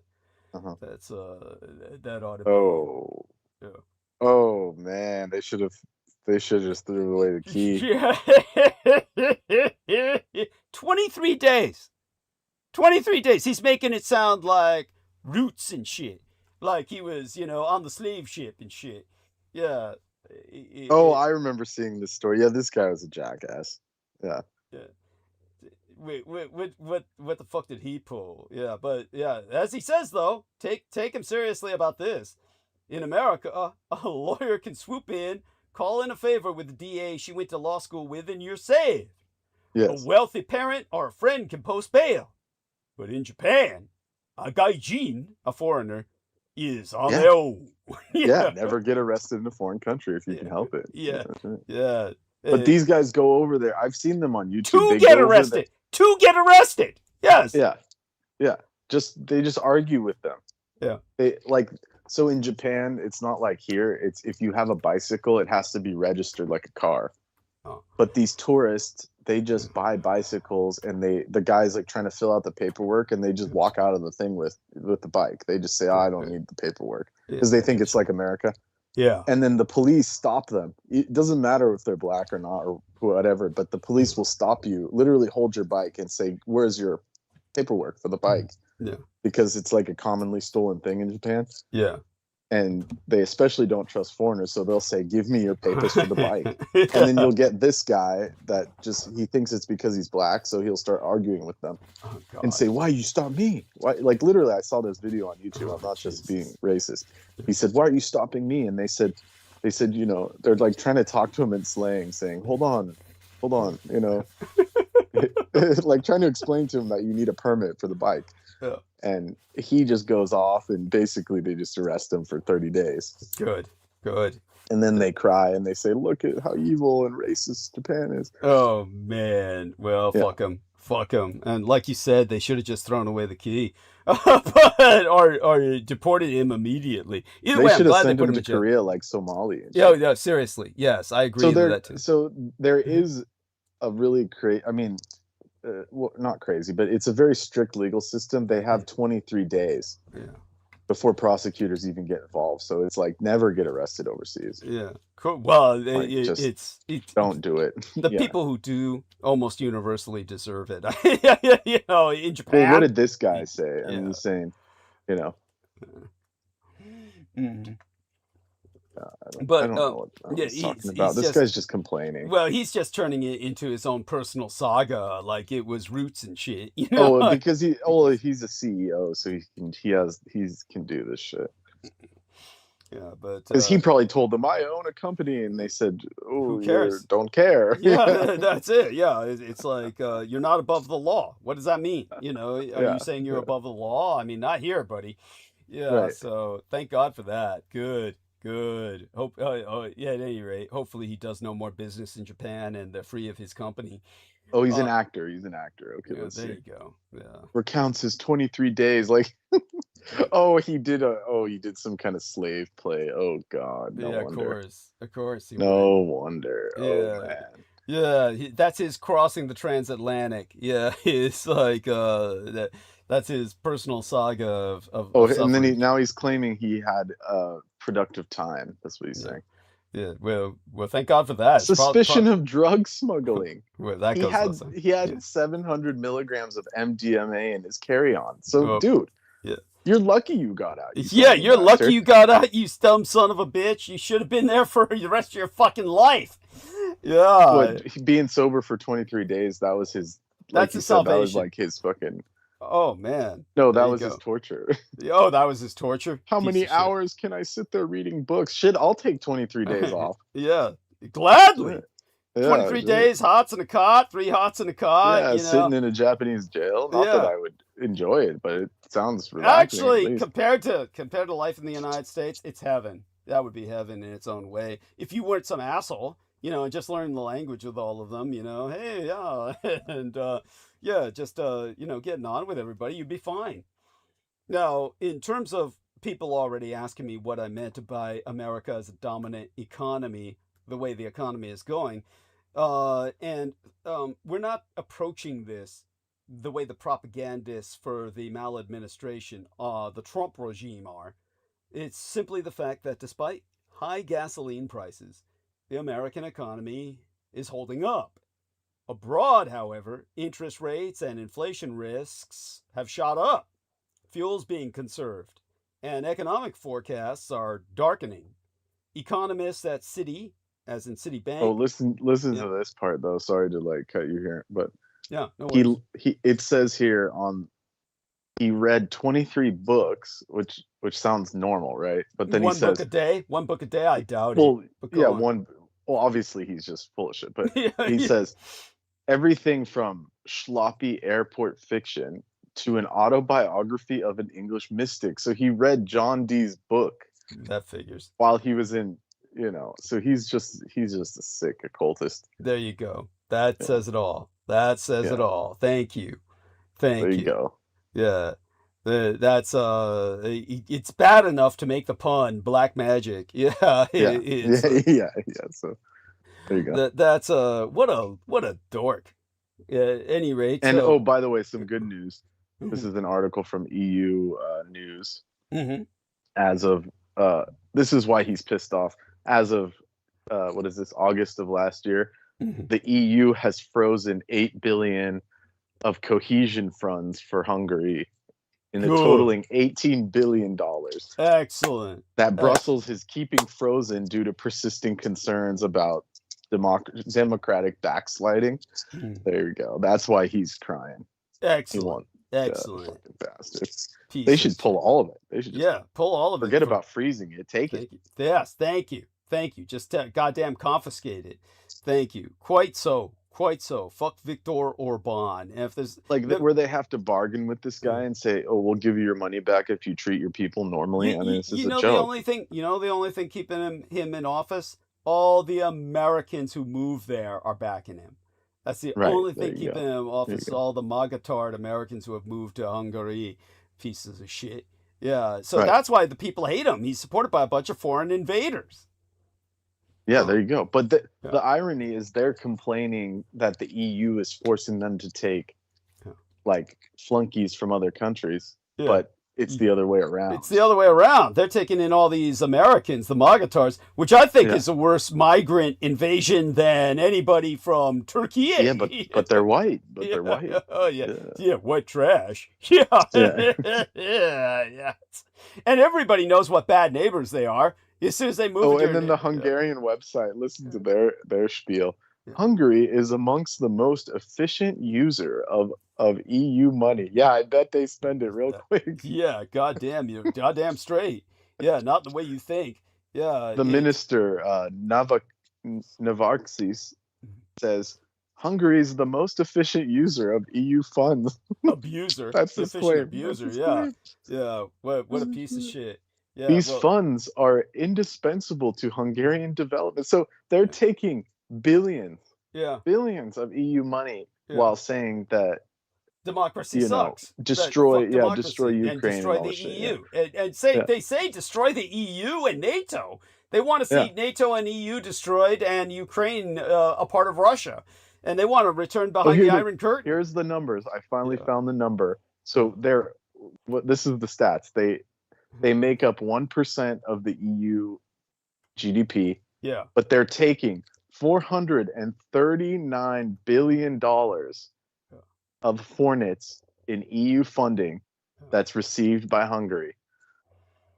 damn straight. There you go. Adding The that its rate of parasites. Yeah, that the rate of utilization is way ahead of schedule. So they're taking everything. yeah, They're taking it all. yeah. Fucking parasites. Fucking parasites. Fuck them. Make me sick. So they're the stats. Sorry, I just wanted to Right. get the number because they don't want to report about that. Of Because course not. Yeah, yeah. So, if we don't, Yeah. oh, and then meanwhile, this is what he says after supping all that money. He says, if we don't want Hungary to be stripped of its resources, we need nationalist government. That's what he said. They ain't nationalists. They're fucking communists. They want to return behind the Iron Curtain. a national government. Yeah. Not a pro-Ukrainian one. Oh That's what he God, said. what a piece of shit. Yeah, he's such a fucking idiot. And We will decide. Oh, so this is the latest, April of this month. We will decide whether Hungarian money, let me just edit that, where EU money yes. goes to Sombasli or to Donetsk. Yeah. Which of course Donetsk is the city in Ukraine, which is occupied or under Yeah. siege by the Russians. You know, So he wants to give them money Yeah. from the EU money that's Yes. supposed to be not going to Russia because it's sanctioned. Right. So he So wants he's to just send a it to Russia. sanctioned. Yeah. He's a parasitical sanctioned the schemer. Russian satellite. He's a Russian satellite state. He's turned Hungary into a Russian satellite state. Piece of shit. And, Okay, so yeah, there we go. Thank you. Human fucking garbage. We cannot afford a pro-Ukrainian government. Yeah. Dude, we can't afford we can't afford a pro-Hungarian government, you mean, you piece of shit. Yeah. He says, in 1989, we said no to the Soviets, which you didn't. No, they didn't. No, in 2015, we said no to migration. In 2022, we said no to Brussels, meaning the pandemic. In 2026, we said no to Ukrainians. Yeah, well, it doesn't help you to say no to everybody, it looks like. And now the younger people realize, hey, fuck, everything's shit, and my life is shit.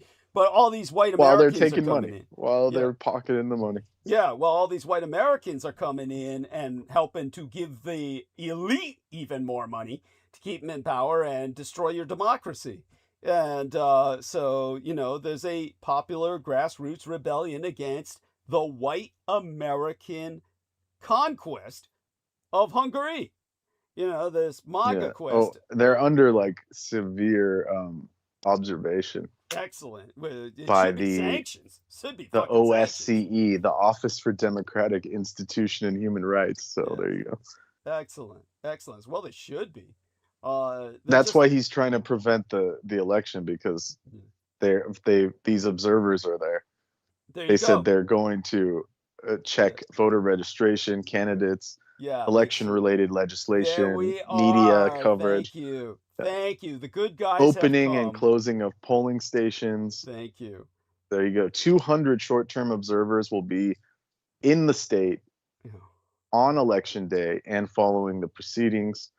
A multinational team which will observe polling, voting, counting of ballots, and tabulation. Yeah, so that's why he wants to destroy it. Well, Europe's been tolerating this motherfucker for far too long, and they're finally acting on it. Good for them. God bless the people in Brussels. God bless the bureaucrats in Brussels. And, you know, and they'll see to it this guy's voted out just by ensuring democracy, that the democratic process is allowed. He hates that. And so now he's planting fake bombs, you know, and pathetic. Well, it's pathetically transparent. I'm certain all of the people in Hungary, except his brainwashed man, he cultists. looks like Gollum. I mean, no, of course. Yeah, he's a piece of shit. Always was.